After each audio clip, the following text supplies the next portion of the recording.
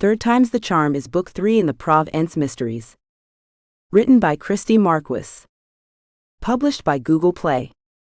Copyright owned by Harley Romance Publishing. Prologue. 1994, 20 years ago. Ethan thought nothing could surprise him anymore. Just 10 years old, he guessed he'd been through it all. His life in Mount Misser was uprooted when his family moved to Ruh Forest. He hadn't many friends since he rarely left home, but he enjoyed the fascinating culture there. The valley was occupied by Muslims and Egyptians who had migrated to Emilius decades ago. His birth father came from an Egyptian family, too.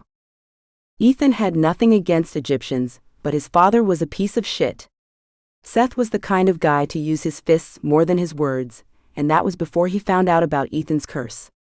His mother, Anna, had told him to say nothing about it in front of Seth, and he never did. He handled it with his mother's help, who placed protective charms all over their house. But 9 months and 13 days ago, Ethan had done something. Something that triggered all the following events and led them here, to Ruh. He had started exploring 2 days ago, and instantly taken a liking to an oak tree not far from his house. The view was breathtaking from up there, and it showed him that despite their best effort at seclusion, they weren't the only ones in the area. There was a yellow cottage closer to the beach than theirs. He hadn't seen anyone enter or leave it yet, which wasn't surprising since he didn't spend all his hours sitting in the tree.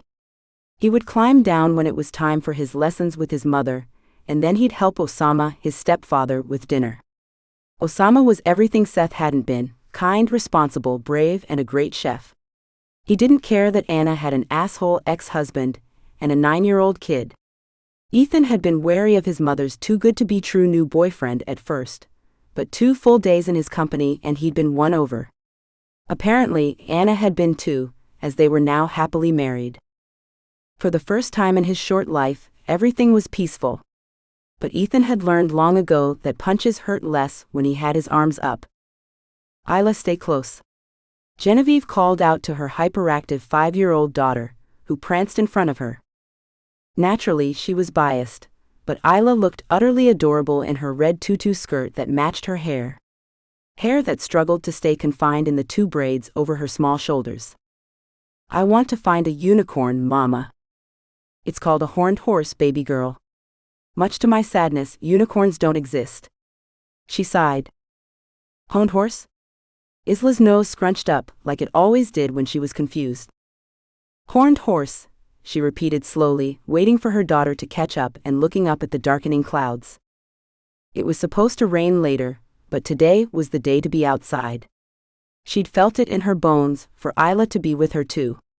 She tried to get a feel on her surroundings, but it was quiet, and had been for several days. It was strange and put her on edge, however. Her sight was completely at ease, so she trusted it and went with the flow. Mama, look. There are people in the empty house. Genevieve's stomach bottomed out as she followed Isla's finger to the cottage they had dubbed Empty House, because in all the years they had lived in the forest, it had always been vacant. She nearly picked up Isla and bolted, until she remembered who had moved in. And then she felt horrible, because she hadn't returned Anna's empty Tupperware container, much less welcomed them formally. From their first meeting, Genevieve had felt like they had been friends forever, 2 sides of a coin. Mama. Isla pulled at her hand to steer her towards the house. Yes, Isla, I know. Remember Anna? She visited us 2 days ago, and brought us homemade koftas. They were very yummy. Isla giggled as she rubbed her stomach, making Genevieve laugh. Well, we owe them a yummy treat too. But you can't cook. Thanks for the reality check, baby girl. She huffed. Can we go say hi? Please. Isla jutted her bottom lip out, and widened her eyes in a pleading gesture. You're getting unnecessarily good at that. They walked to their neighbor's place together. In just a few days, the new arrivals had replaced the haunted house vibe with a cozy and welcoming feel. The lamppost on the corner had been fixed too. She knocked on the screen door to announce their arrival. A man walked into the hallway with a big smile on his face. I hope we're not intruding. This one. Genevieve raised her and Isla's linked hands. Wanted to come say hello. Great call, little one. He praised Isla with a smile, then extended his hand to Genevieve. You must be Genevieve Bloodgood. I'm Osama Murphy. She shook his hand and smiled at the undeniable warmth. Nice to meet you. Come on in. I'll go call Anna. She's been so excited to see you both again. As he walked away, they stepped inside. She watched Isla as her gaze flitted around the unfamiliar surroundings, taking everything in. It was her first time visiting someone else's house, and judging by the growing warmth of Genevieve's necklace, it seemed Isla was overwhelmed. You good, baby girl? My necklace is warm, she said, absent-mindedly clutching her rose pendant, the twin to the one her mother wore. It's because you're channeling the magic in here. Try not to do that. How? Isla asked with her nose wrinkled. Focus on something else. Go look out the window and tell me 10 things you see. Isla's mouth opened, but before she could speak, Genevieve quickly added, the sky and trees do not count. Isla grumbled and trudged to the window, just as Anna came into the lounge room. As the clouds grew thicker, Ethan descended the tree and made his way towards his house, wanting to get home before dark so not worry his parents. His mother had been cautious about moving to a place called the Forest of Spirits, but Osama had reassured her that the remote location would be good for them to get away for a while and they had nothing to worry about. He had been right. The forest was quiet and calm. Ethan was deep in thought as he stepped onto the porch stairs, which was why he didn't see the fiery red blur running towards him through the open main door. He felt the blow before he stumbled on the step, causing them both to tumble down to the ground. Defensive and ready for a fight, he was up on his feet quickly. Though he had thought nothing could surprise him anymore, the sight of a little girl in a tutu did. Strands of red hair covered her face, but her chin trembled as she raised her tiny shaking hands upwards. His heart lurched when he noticed a deeper red dotting her palms. He quickly kneeled down in front of her and took out the handkerchief he always kept with him, another habit he could attribute to Seth. Taking her scraped hands in his, he dabbed them clean. Does it hurt? He looked up at her face and got the wind knocked out of him for the second time when she looked down at the same time. She had the most bizarre eyes he had ever seen, but for some reason he couldn't look away. The tears in her mismatched eyes and the redness on her tiny button nose made his heart clench. She sniffled and shook her head in response to his question. Why were you running? He prompted her to speak. Her lips turned down and a tear fell from her brown eye, quickly followed by a second from her blue one before she whispered between shaky hiccups, I saw a honed horse from the window and now I've missed it. Horned horse? Like a unicorn.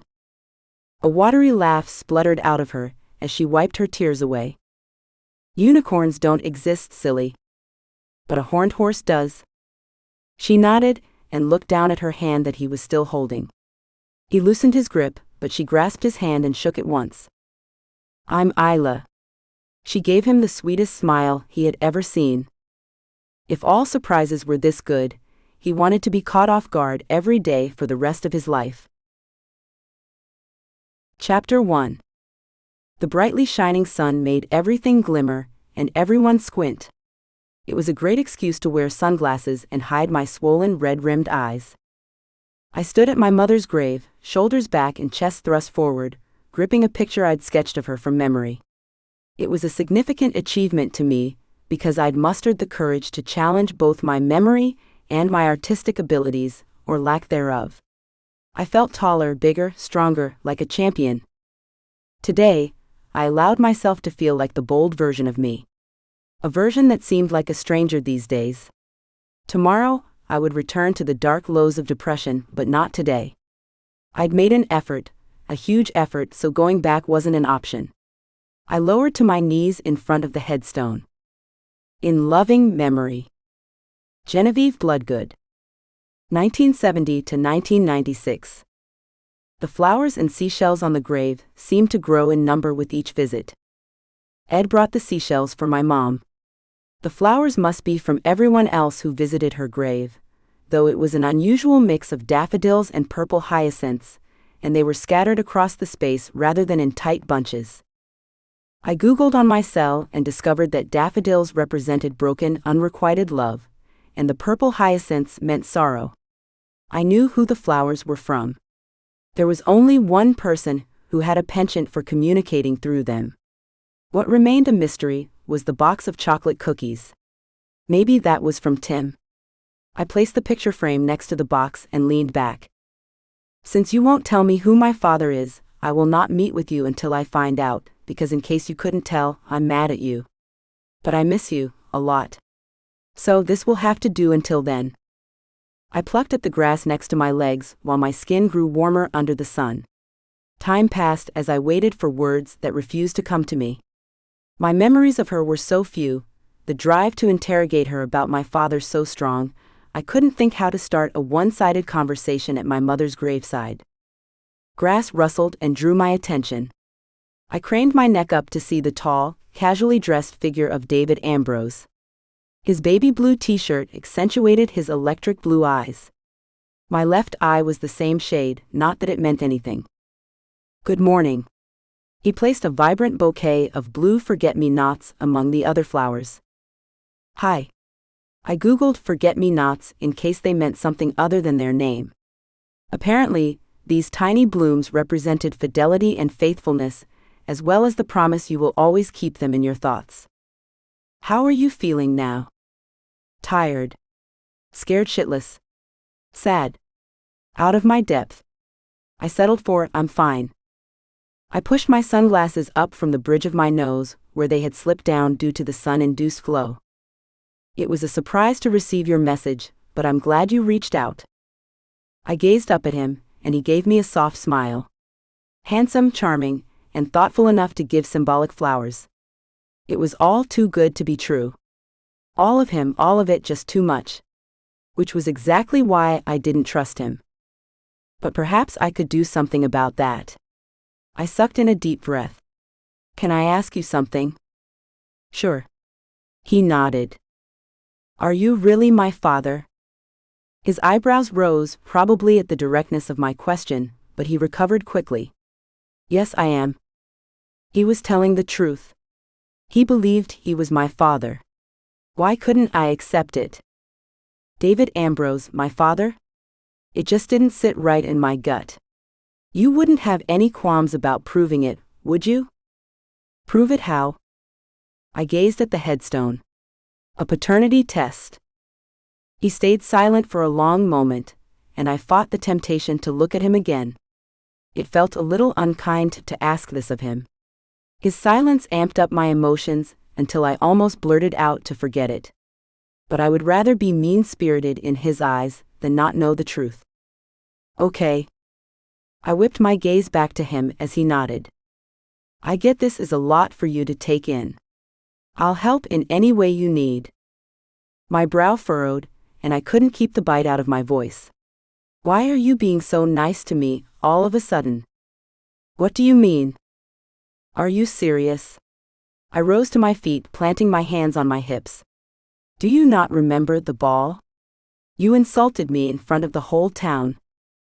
I did it to throw Helena off. She was keeping an eye on you the whole time. But you told her that you are my father. That's why she beat Tim, to get back at me. He shook his head. I didn't tell her. She beat Tim because he tried to take Grace with him during the ball. I pinched my lips shut, and struggled to rearrange everything that I knew in my head. All the times I had longed for a father flipped through my brain like pages of a book. I couldn't put out the wisps of angry flames that licked my skin, and I shot forward, getting into his personal space. What about all the other times you've ignored my existence? Why didn't you ever come to meet me in New York? It's not like it would have been a problem for you. Why didn't you come see me when you brought me to the island? Why all the secrecy? Is that all I am to you, a dirty little secret? Huh. I pushed at his chest when he looked sheepishly to the side. Answer me. He let out a pained sigh. It's complicated. Wow. I gestured my arms out to the sides. Is that the best you can come up with? Isla, I know we didn't get off on the right foot, but can we let bygones be bygones and just start over, please? I wish it were that easy. But there was nothing easy about any of this. Starting over was as far away as the moon, as anger continued to swirl at my core. The walk to the cottage cooled off my outrage, leaving behind a weak mix of frustration and exhaustion. I stopped my thumb from rubbing the side of my index finger, a nervous tick from when I used to paint all the time, and focused on the cottage. The yellow walls dazzled, and the roof glistened in the sunlight. Ocean waves played a soothing symphony in the background, and the familiar sound somewhat calmed my frazzled nerves. Osiris' Range Rover was parked behind the cottage. No idea how he drove such a huge car here without being noticed. The hot sand burned my feet through the flats I was wearing, making me hurry across the cobblestones to the porch. I halted at the front door, while I wiped my sweaty palms on the back of my jeans and gazed at the crooked knocker. Knock or head straight inside like always. As if he had heard my thoughts, the door swung open to reveal Osiris standing on the other side. He wore his hair in his signature bun, jeans and a green crewneck, long-sleeve shirt. But it was the sight of his bare feet that tickled my insides. Did you come here to admire my door? Sometime later tonight, I would think about how absurd it was that the lull of his deep voice calmed me more than the ocean waves did, but I filed it aside for now. He left the door open and walked inside, the invitation clear. No, Ida. I followed him inside. He sat on the couch and pulled on his socks and sneakers that sat nearby, and tied them, seemingly not at all interested in me or the reason for my visit. I didn't know if you were here or not. He raised an eyebrow and his lips quivered. Damn it all to hell. He must have heard me walk past his parked car. I had to give you this. For the mural. I pulled the list of the materials I needed to complete the painting out of my pocket and offered it to him. With a smirk, he took it and read silently. I crossed my fingers behind my back, hoping he wouldn't demand my head on a silver platter for how ridiculously long the list was. I may have added a lot of extra things for him to get annoyed at, and call the whole thing off. It was a chance I was willing to take. But I'd also like to keep my head on my shoulders, thank you very much. Gum Arabic? He sounded surprised, which was understandable since it wasn't a very commonly known ingredient. I use it to make my own paint with the pigments I want. He nodded slowly and looked back down at the list. Is this all? There are a few additional items on the back. He flipped the page over and nodded. Was he rich, insane, or both? I stood, my mouth a little open, speechless. What? He asked. Did you think I'd be put off by a long list? Yes. No. I rolled my eyes with what I hoped was casual indifference, while internally hyperventilating. Had he read my mind or my face? Or just predicted my behavior? Good, because I am looking forward to seeing you work and the result. He folded the list and put it in his pocket. I was just leaving. You can stay if you want. The thought of being all alone sobered me, and I shook my head. I have an errand to run, so I better get going. I'll drop you off wherever you need to go. No, I didn't think I could handle too much time in his presence, not that I was prepared to tell him that, and give him even more leverage over me. I want to walk. But thank you for the offer. I spun to leave, but his hand encircled my elbow and stopped me. I turned to face him, wondering what he wanted. Are you? Don't. I cut him off immediately. Please don't ask me that. His dark eyes remained locked on mine as he thought about it for a second before nodding and releasing my arm. I was almost at the door when he spoke again. Isla? I halted at the sound of my name from his mouth. It was the first time he ever said it, and it nearly did me in. I'm glad you're back. With my heart galloping in my throat among the questions I didn't have the guts to ask, I didn't waste another second to rush out of there. I pushed the door to the host's open and stepped in, but right away looked over my shoulder at the top of the door when I realized a tinkle never came. The bell wasn't in its normal spot. I took it off. I turned around to see Walia standing in her waitress uniform near me. Why? She sighed and Zoe-flavored hurt colored her eyes. I gave her a hug, knowing we both needed it. Every time we heard it ring was just another time that she wasn't here.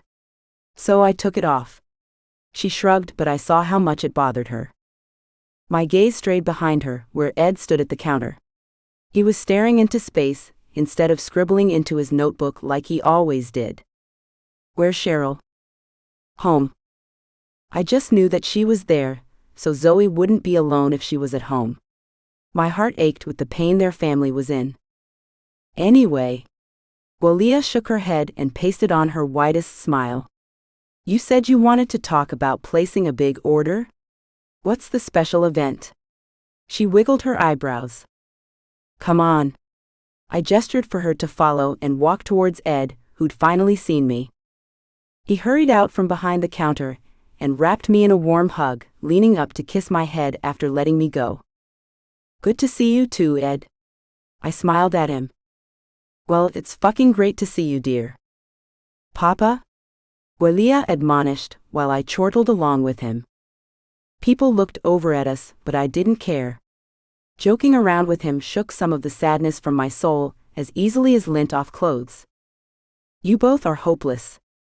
Walia shook her head as she finally laughed too. Ed wiped the corner off his eyes and walked back to his spot as a man came up to place his order. It's Kathy's birthday on Sunday, I whispered to Walia, continuing our previous conversation. We're planning a surprise dinner party for her and need the event catered. Sweet. I'm not working on Sunday. I'll handle it, no sweat. Alone? My eyebrows raised. We have a huge staff, and several guests are coming over too. Walia smirked. I'm going to pretend you didn't just say that. I'll do the prep at my place, and then set everything up at the estate later. Text me when I can come over. I'll ask Tim what the final plan is and let you know the time. She nodded, and I marveled at how easy this had been. Your place? I asked when I remembered what she said. She nodded. I have my own place not too far from our house.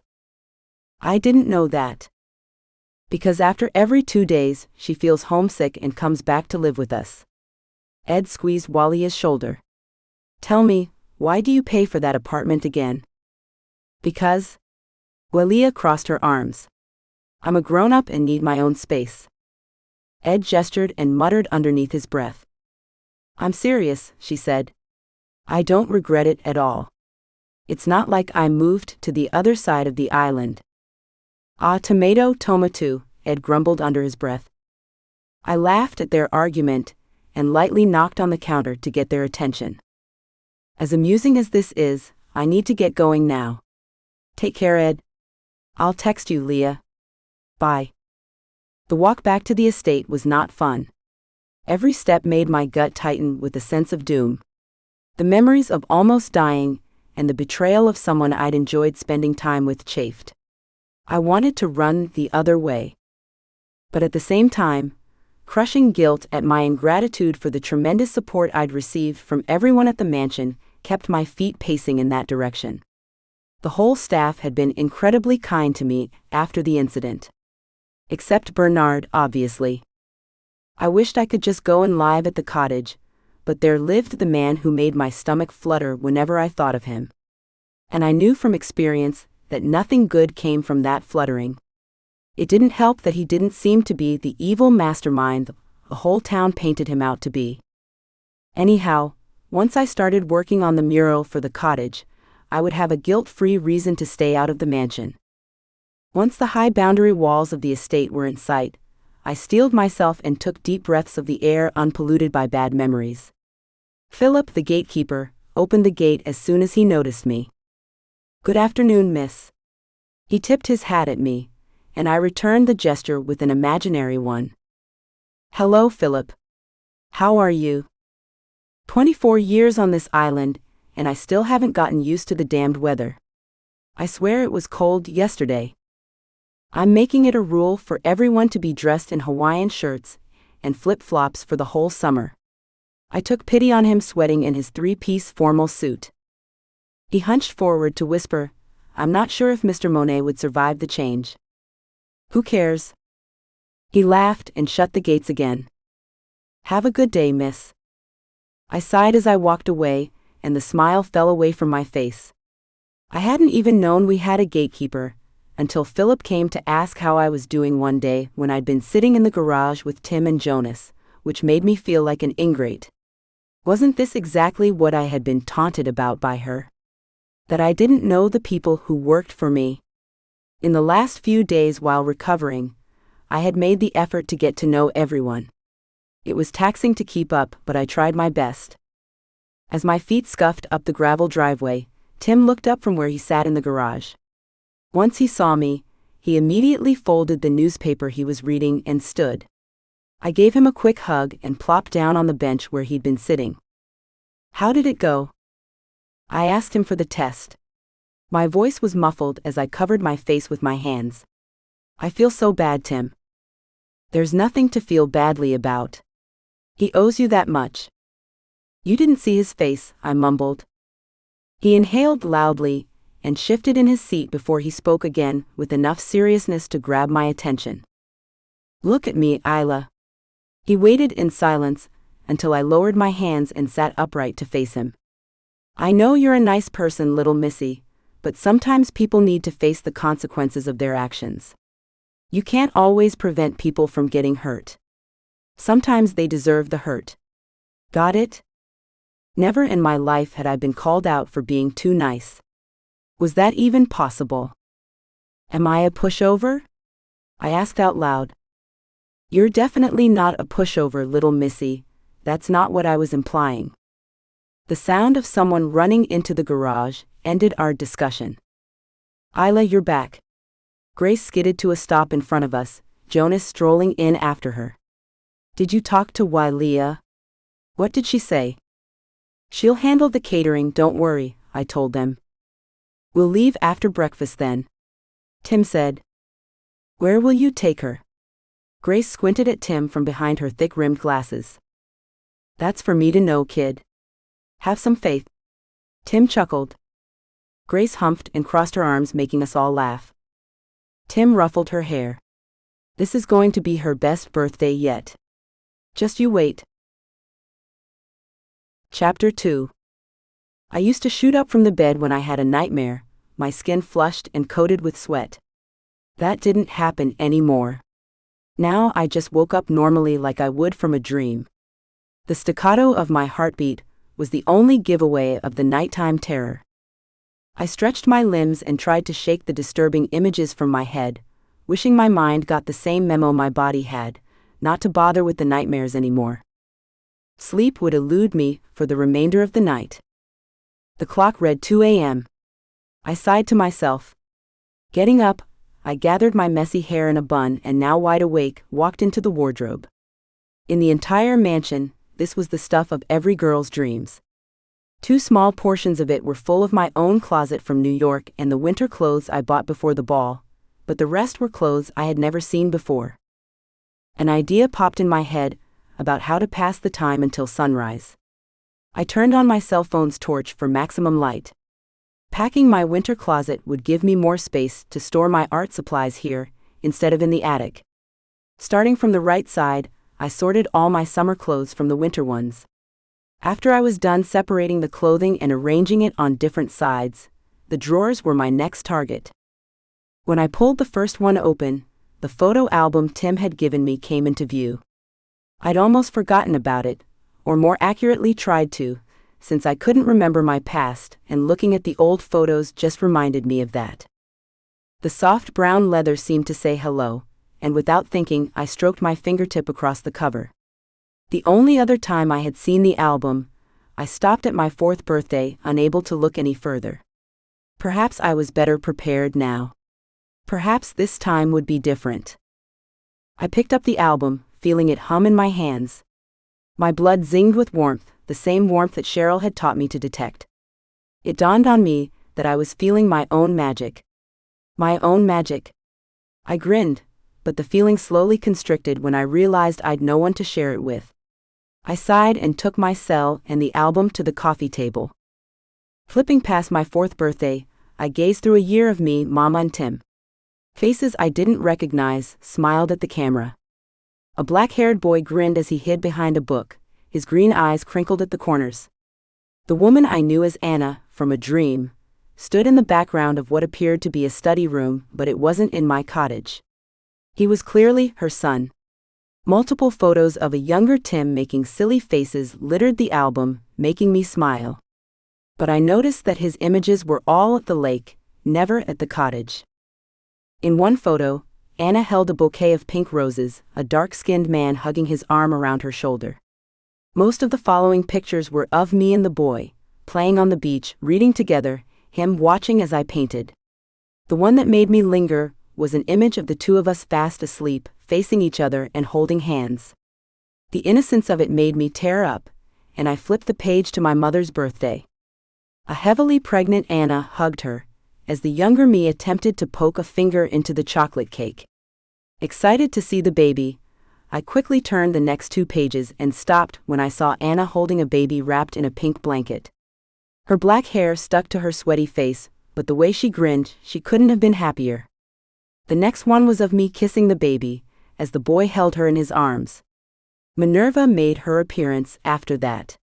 The dream I had had about me whining about wanting a sibling replayed my mind. Mama and I had agreed on a kitten instead. The last photo of the album was of everyone crammed into the frame. Mama, the boy, his sister and parents, Minerva and me.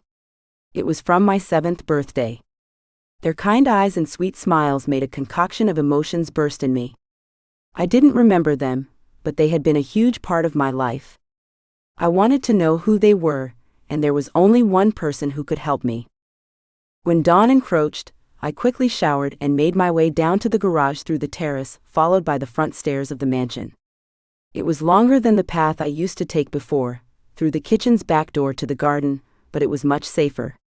The mansion was empty this early in the morning, the reporting time for the staff, 7 a.m. That was when the hustling and bustling started in the corridors. As expected, Tim was standing near the car with a small notepad in hand. In the garden behind him, a shadow hunched over the flower bed, tilling it up with discipline and precise movements. I stumbled for a moment. It had to be the shadow of Helena. But what did it mean? It wasn't exactly a ghost. I sucked in a deep breath, turned my gaze away, and put on a brave smile for Tim.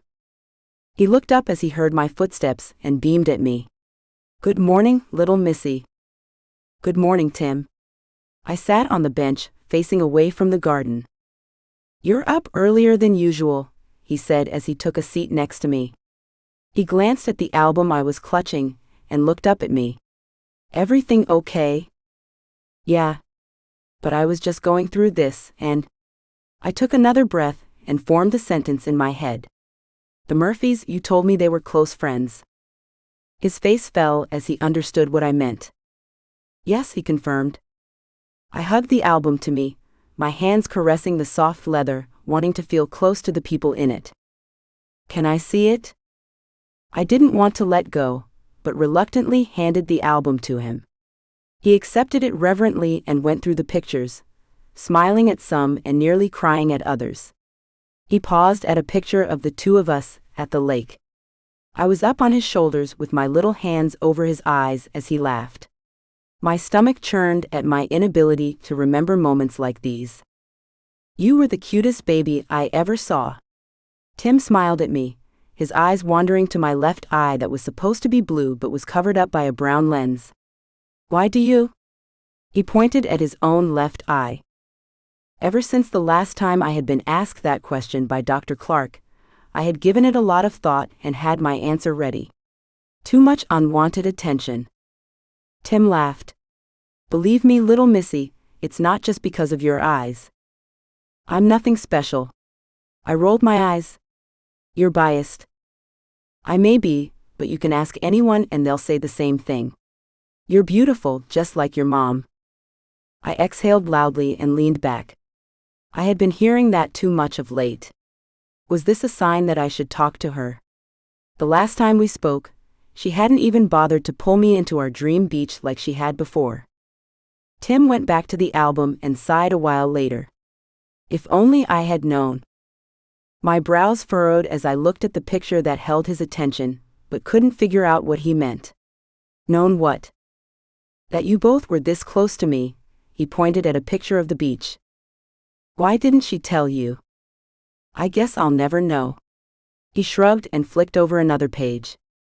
I thought about the possible reasons my mother could have had for not telling him, but gave up after a minute because it was useless.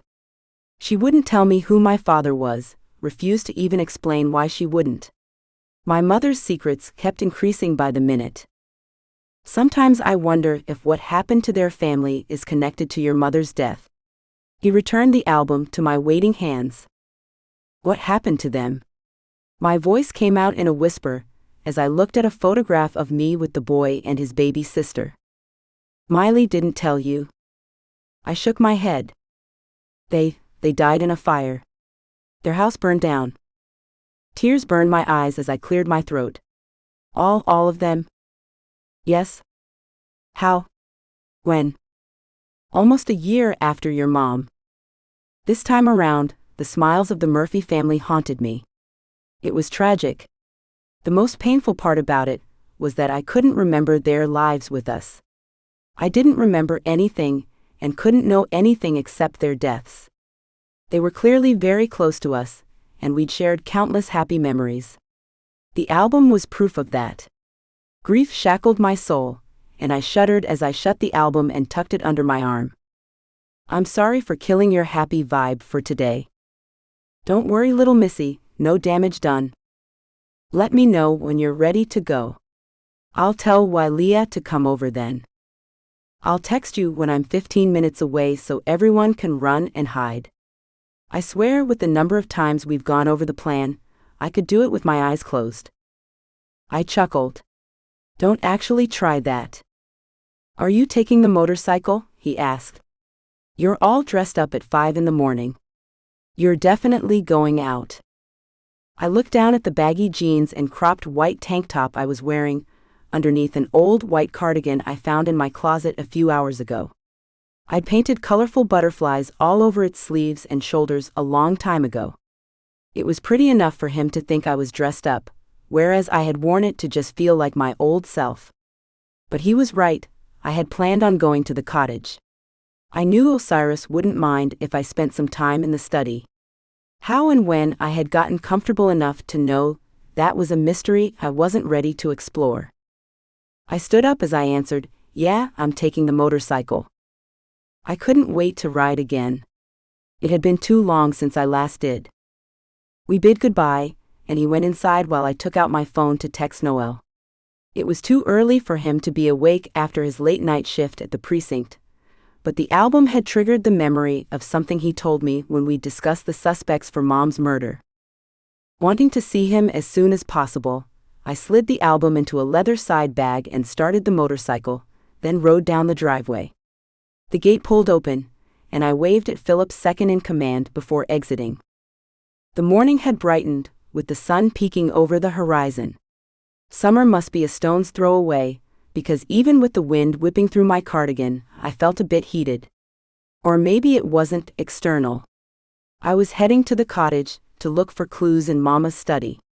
The first time I tried, I'd been too emotional to search properly. Maybe I'd find a clue to my father's identity this morning. My thoughts ran a mile per second and my brain felt overworked. I kept my eyes on the road and took the track that ran through the forest. I parked the bike at the back of the cottage in Osiris' empty parking space, which meant he wasn't home. I had half a mind to go home and come another time when he was there, but one look at the cottage gave me courage. I took off my helmet and grabbed the album from one of the side bags, then walked to the front door. The cottage had always been warm and cozy in the winter, but now it gave the feeling of being splashed with cool water on a sunny day. I instantly felt better, and smiled as I shut the door behind me. Thank you, I said, looking around the empty living room. I know it's really weird that I'm talking to a house, but you don't feel like just a house, more like a friend. I don't know what kind of magic this is, or even if it is magic rather than my crazy imagination. Whatever it is, I think you're psychic. A psychic cottage. I paused and glanced at each wall. When nothing supernatural happened, I laughed at myself and closed the door behind me. Good talk.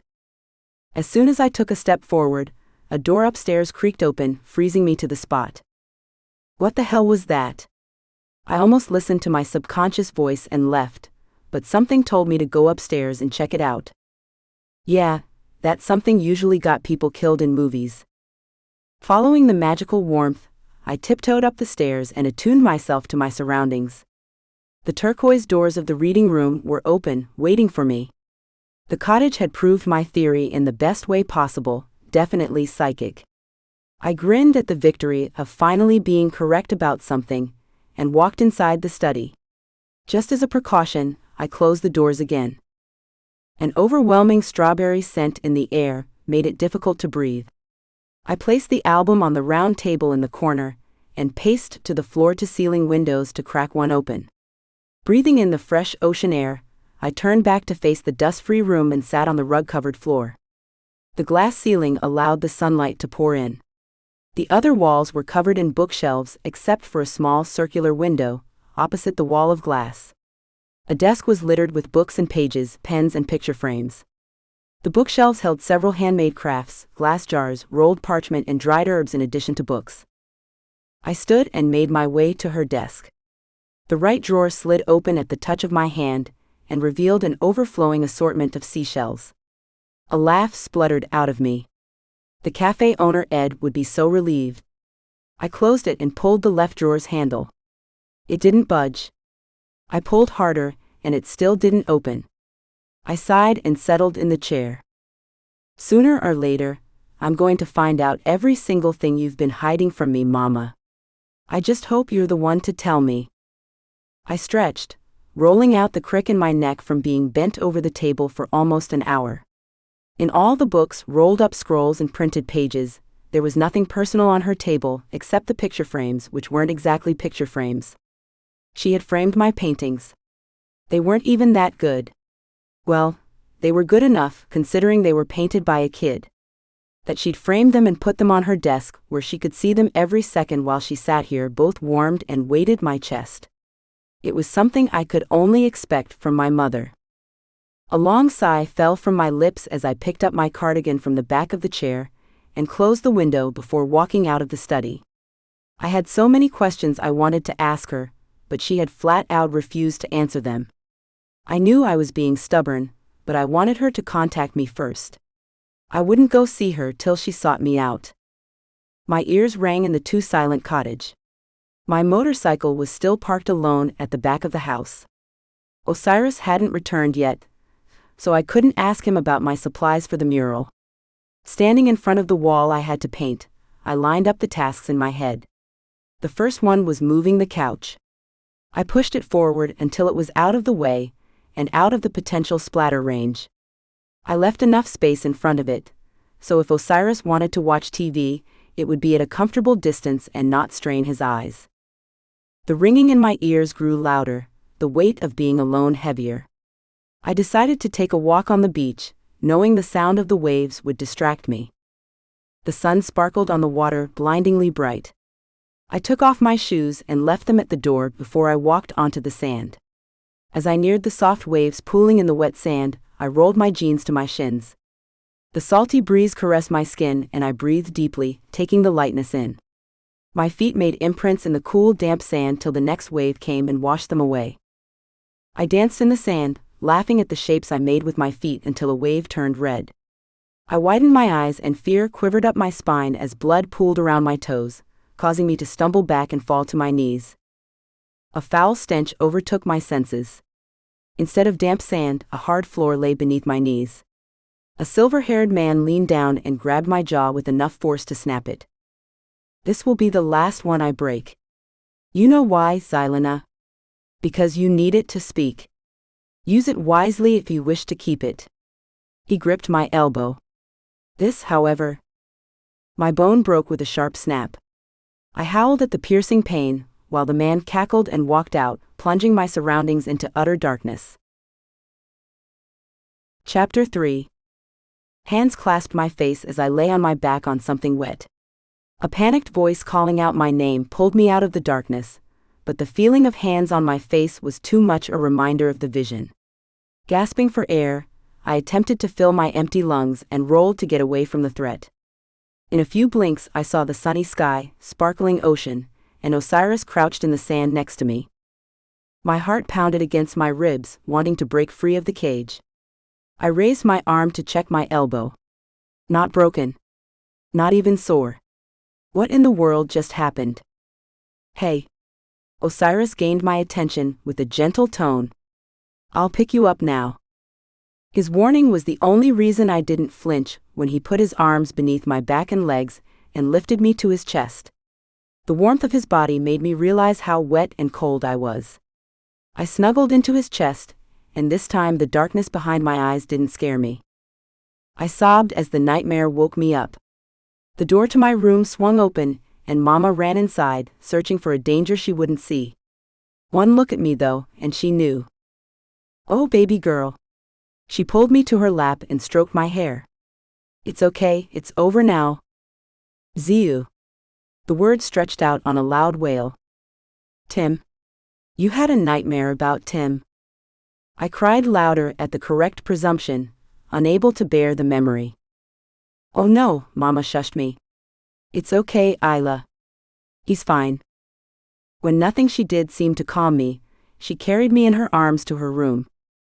Do you want to talk to him? Hear his voice, yeah. I nodded into her neck, taking a breath from crying. She sighed and put me down on her bed while picking up her cell. She chose his name from her contacts, and I fidgeted as the tone beeped. He picked up before the third beep, and a few more tears fell as I heard his voice through the phone. Yeah, everything's fine.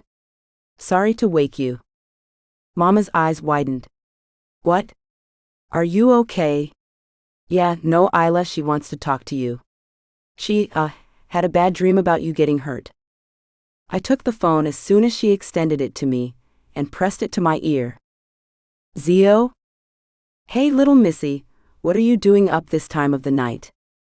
In between hiccups, I told him about the nightmare about him and a car accident. Well, tell you what. I'm completely fine and in bed, ready to go to sleep. Do you want to play the copycat game with me?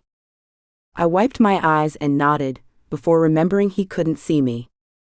Yes? Okay then, give the phone to Jen and lie down. Just so you know, I've closed my eyes too.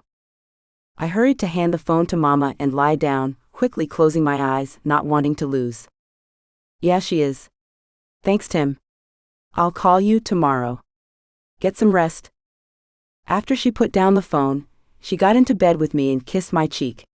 Finally at rest after making sure Zio was fine, I fell right back to sleep. My eyes fluttered open. I was on the couch, inside the cottage. A buzzing sound from the table on my left made me sit up too quickly. I blinked to get rid of the dark spots dotting my vision, and saw that the buzzing came from my phone. This is the fourth call. Osiris stood near the couch. A few frizzy strands hung loose from his bun and framed his long, angular face. He frowned, and I returned the gesture. You should get that. Osiris pointed his chin at my phone. I cursed mentally, and picked it up. Hello? Little missy. Where are you? I've been calling you for an hour.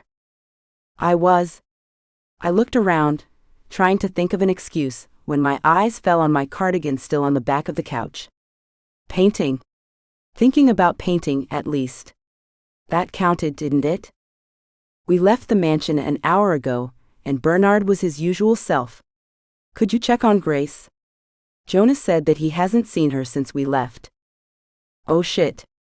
I rubbed my face and stood up. Yeah, sure. Don't worry. Don't rush. Be careful on the motorcycle. Yeah, I will. I cut the call and turned around, only to come face to face with Osiris. Drink. He held out a glass of some sort of milkshake. Why do you always give me a kid's drink?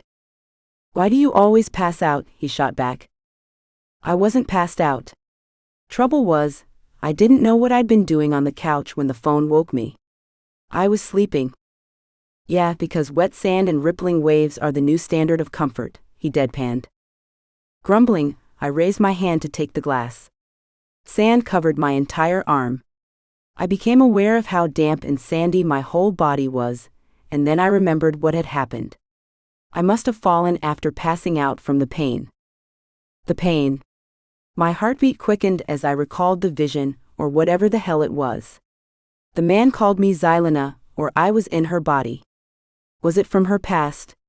Something weird was happening because she was in prison. I had to get away. My chest was too tight, dread lodged at my core, and I couldn't catch my breath. I started towards the door. I have to go. He followed me and blocked my way before I reached the door. What are you doing? You're not going anywhere until you tell me what happened. You can't hold me hostage. I glared at him. He took a step forward. Try me, Bobcat. If he was trying to scare me by crowding my space, it did the opposite, and flipped a switch in my mind. Not backing down, I intensified my glare. Red grew in my vision, but somehow I kept my breathing steady. What the hell happened? He asked again. Leave me alone. Seething at the nerve of his dominant display, I turned towards the kitchen. I didn't have to go through the front door, since my motorcycle was parked at the back. Isla? Leave me alone. Any normal, sane person would have let me go, but he was neither. He clasped my arm and turned me back toward him. I twisted in his unrelenting grasp. The urge to punch him in the face rose, heat burning my skin. Where the hell was this anger coming from? I wasn't a violent person. He wasn't even out of breath as he asked, "Are you okay? Are you fucking serious?" I ground out the words through gritted my teeth. Calm down. His response tipped me over the edge, and I used the same arm he was holding to push him back against the window next to the front door, and the other one to pin him by the throat. The window rattled as his body hit the frame. A small, rational brain cell told me to enjoy my last breath, because he was surely going to kill me now. But he didn't flinch.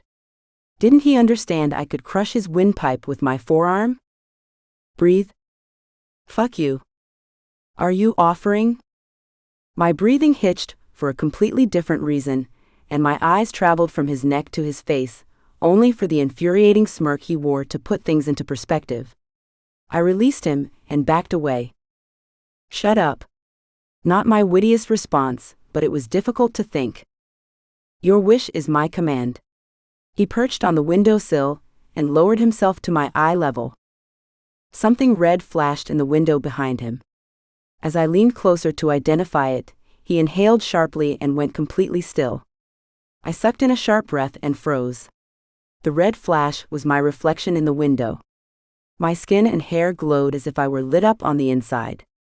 My right eye was liquid amber while my left was the normal brown of the lens. In a daze, I looked down at my hands, turning them upside down. The glow faded gradually underneath my inquisitive gaze. Have you never seen yourself glow before? Still looking at my sandy hands, I shook my head. What a shame. As he sighed, I felt his minty breath on my face, and it dawned on me that I was standing in between his legs. Heat crawled up to my ears and I swiftly took a step back. He stood to his full height, and I couldn't keep my gaze from the sand dotting his shirt. I had put it there. I'm sorry. I couldn't face him, apologizing to his shirt, though not fully meaning it. I wasn't sure what was happening here. I'll go wash up. You'll find clean clothes in the bathroom. Still not able to meet his gaze, I nodded and darted to the bathroom, leaning against the locked door to catch my breath. I stared at myself in the mirror. Good grief, woman, get a grip. I washed the saltiness from my skin and shook sand out of my hair. When I stood and glanced in the mirror again, I almost died from embarrassment. My white tank top had slightly dried off, but it was still see-through. He'd seen me when it was fully wet, which meant he saw my whole torso and my pale purple bra with a tiny red bow in the middle. No wonder he'd tried so hard to get me to talk. He must think I'm a weirdo who still thought she was 16. Nursing my wounded dignity, I changed into the clothes he'd mentioned. The half-sleeve shirt covered my elbows, and I tucked it into the trousers to look somewhat presentable. My cell buzzed with several texts in rapid succession. I took it out while folding my clothes and watched Walia's messages pop up. You did not tell me you live at a mansion. It's SOOOBIGGGG. Okay, that sounded bad. But GIRLLLLLLLLLL. This is a legit mansion. Anyways, I'm starting to cook now. Prepare to be amazed. Page S. Grace helped me set up BCUZ. She OBVSLY knows Kathy best, and I don't know if I'm allowed to say this about a kid, but man is she bossy. Smiling at the messages and Walia's evident excitement, I typed out a reply. I'm glad you're enjoying yourself. Do me a favor, please. Keep Grace with you and away from a jerk named Bernard. She answered within seconds. You got it. I sighed in relief and readied myself to face Osiris, even though a part of me wanted to stay hidden in the bathroom forever. I pulled the door open and walked out with my own clothes clutched in front of my chest like a shield. He gave me a quick once-over as I moved toward him. Here. I ground to a halt. Chocolate. Osiris held out chocolate for me. I glanced at his face and then back at the bar. I didn't miss his free hand fidgeting at his side. It's not drugged or poisoned or whatever shit you're wary of. Look. He flipped the candy sideways. It's not opened. In silence, I accepted and unwrapped the chocolate bar as I dropped my clothes on a stool. He rounded the counter. I wanted him to return to his room and not come back out so I could exit in peace. Of course that didn't happen. Instead, he pushed the milkshake in front of me again. He visited the fridge, poured himself a glass too, and sat on the opposite side of the counter. With a smirk, he watched me stuff my face with chocolate, then he drank the whole glass in one go and raised his brows in a silent challenge. Oh, it was on. I quickly swallowed the chocolate and gulped down the thick, strange-tasting milkshake. What the hell was in that? I scrubbed my hands across my mouth. He smirked at my contorted face. Dates? Dates? It's a fruit. Now. He leaned forward on his elbows. Tell me what happened to you this morning. Why are you so pushy? He pointedly glanced over my shoulder at the window I'd shoved him against, and then back at me. I flushed and ducked my head. Damn, I didn't want him to witness the tomato that was my face. I wouldn't have done it if you had left me alone, like I asked. I tried to defend myself. You were better off angry than terrified. It took a second for his words to sink in, but when they did, my heart did a funny squishy twist. He had risked me going batshit crazy on him, just so I wouldn't be afraid. Hell, how did he know I was scared? Are you a mind reader or something? He scoffed, a bitter smile bringing his lips down. Or something. I waited for him to elaborate, but he didn't. I know you don't trust me, and I'm not the most popular person in town.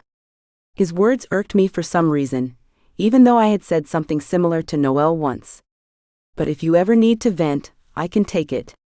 Think of it as my first condition. I tried to figure him out, I really did. But my brain just couldn't comprehend how our unruly encounters had led us here to this point. Why? Why what? Why are you helping me? We don't always see eye to eye and... I have my reasons. He cut me off with a don't argue tone. And I'd like to keep them mine. His phone rang. I started at the sound and broke off my stare. I wasn't likely to win a staring contest with him anyway.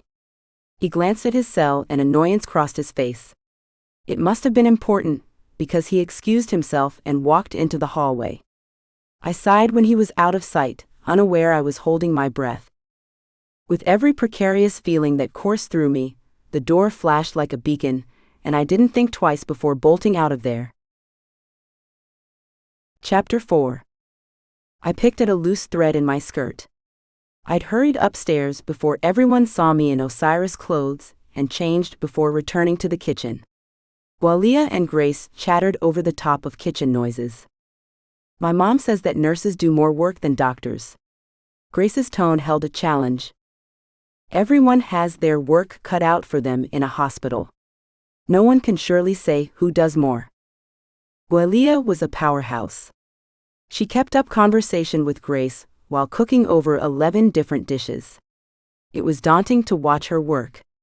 I would burn everything if I attempted something like this. How do you know? Do you work in a hospital? Grace wasn't one to back down. Walia didn't answer at once, as she tossed the onions that were frying in a pan and set the flame low before opening the oven and setting another tray inside. Going back to chopping, she resumed speaking to Grace. I work in a hospice. But no matter where you work, every person has their own job to do. What's a hospice? Why don't you look that up in your fancy book? Walia smiled as she gestured towards the dictionary in Grace's lap. I stifled a chuckle. That might buy her a minute. My phone buzzed, and I picked it up from the shelf. Where are you? Noel asked. At the mansion. Why? You said you wanted to meet, Noel reminded me. Feeling foolish at my forgetfulness, I rubbed my face. Yeah, I did say that. Is it okay if I come to the mansion? I'm nearby. Yeah, sure. I disconnected the call, hearing the two girls still talking about hospitals. Wow, you know so much. Are you a doctor too? I sucked in a breath at Grace's question, knowing she'd hit a touchy nerve. Walia, on the other hand, just smiled and shook her head. No, but I'd like to be one day. But you're a great cook and caterer. Grace frowned. Walia shrugged. So? Shouldn't you be a chef? Cooking is my hobby and I love it. The timer on the oven beeped, cutting Walia off. She shuffled around the space, completing more tasks as Grace and I watched in a trance. But it's something that I do easily. Grace stared back, open-mouthed. Walia glanced at the ceiling as if looking for help. How do I explain this? Just because you're good at something doesn't mean you have to take it up as a profession. I cook at the hosts to help out, and because it relaxes me. But it's not something I want to do all day long, every day for the rest of my life. Get it? I tried to relate it to art and myself, but I didn't get it. I looked at Grace, and by the frown still on her face, I could see she didn't as well. Why don't you want to cook professionally? Because it doesn't challenge her. Noel stood in the doorway. Even though he answered Grace, his eyes were on Walia. Or strain her enough to relax at the end of the day, which leaves her longing for something more, something worth the effort. That's exactly what I was trying to say. Walia gazed at Noel with a slight smile on her lips. Grace glanced between them, and then wiggled her eyebrows at me. I couldn't help chuckling. The sound broke them out of the reverie. Noel grinned at Grace. Hey. You're Grace, right? Yup. She nodded. You're Deputy Gage, right? Yup. Noel beamed at her. My teacher says you're the best thing that ever happened to this town. Noel's head dipped to the ground as color rose to his face. Grace's words held the honesty and power only a child's words could. With everything that had happened at the precinct not 2 weeks ago, Noel had been working double his usual hours to keep everyone motivated and everything under control. She must be a smart woman, Walia said. Noel scratched the back of his head and managed to whisper out a thank you to them. I decided to put him out of his misery and stood. Let's talk outside. He looked at the back door that led to the garden, and I blocked his way at once, knowing the shadow still loomed outside. Not there. Noel's eyes narrowed suspiciously, but he quietly followed me out as I walked to the pool area through the veranda at the back of the mansion. Staff bustled about setting up tables and chairs around the sparkling pool, working hard for Kathy's birthday party. It's Kathy's birthday today. Will you join us for dinner? I asked him. I don't want to intrude. You won't be. Don't you know? You're the best thing that happened to this town. I couldn't help teasing him as I sat down on a sun lounger next to the pool. You're rude. With a slight grumble, he sat on the lounger facing me. You are surprisingly modest. I wasn't expecting her to say that. Either of them. What's going on between you and Walia? To my surprise, Noel burst out laughing. You're funny. I crossed my arms and scowled at him. What's even so funny? Walia is a remarkable young woman, and anyone would be lucky to have her in their life. Noel straightened up and shook his head at my tirade. I know that. He ran a hand through his curls. She's 10 years my junior. She's practically a baby compared to me. So no, nothing's going on between her and me, and nothing ever will. I might have believed him, if he hadn't looked so dejected while saying it. Letting the silence run its course between us, I turned my head towards the pool. He let out a low sigh. Why did you want to see me? Photographs from the album played out inside my head, and ended up on the one framed on his desk. The picture in your office. Who's the black-haired boy? He stiffened as his eyes widened. Looked like my question surprised him. Blinking himself out of his stupor, he opened his mouth to speak before shutting it again. My best friend, he finally answered. And? I probed when he didn't add anything else. And what? A flicker of annoyance flashed in his expression. Who is he? How did you meet? When did you meet him? We were 12. Did he have a little sister?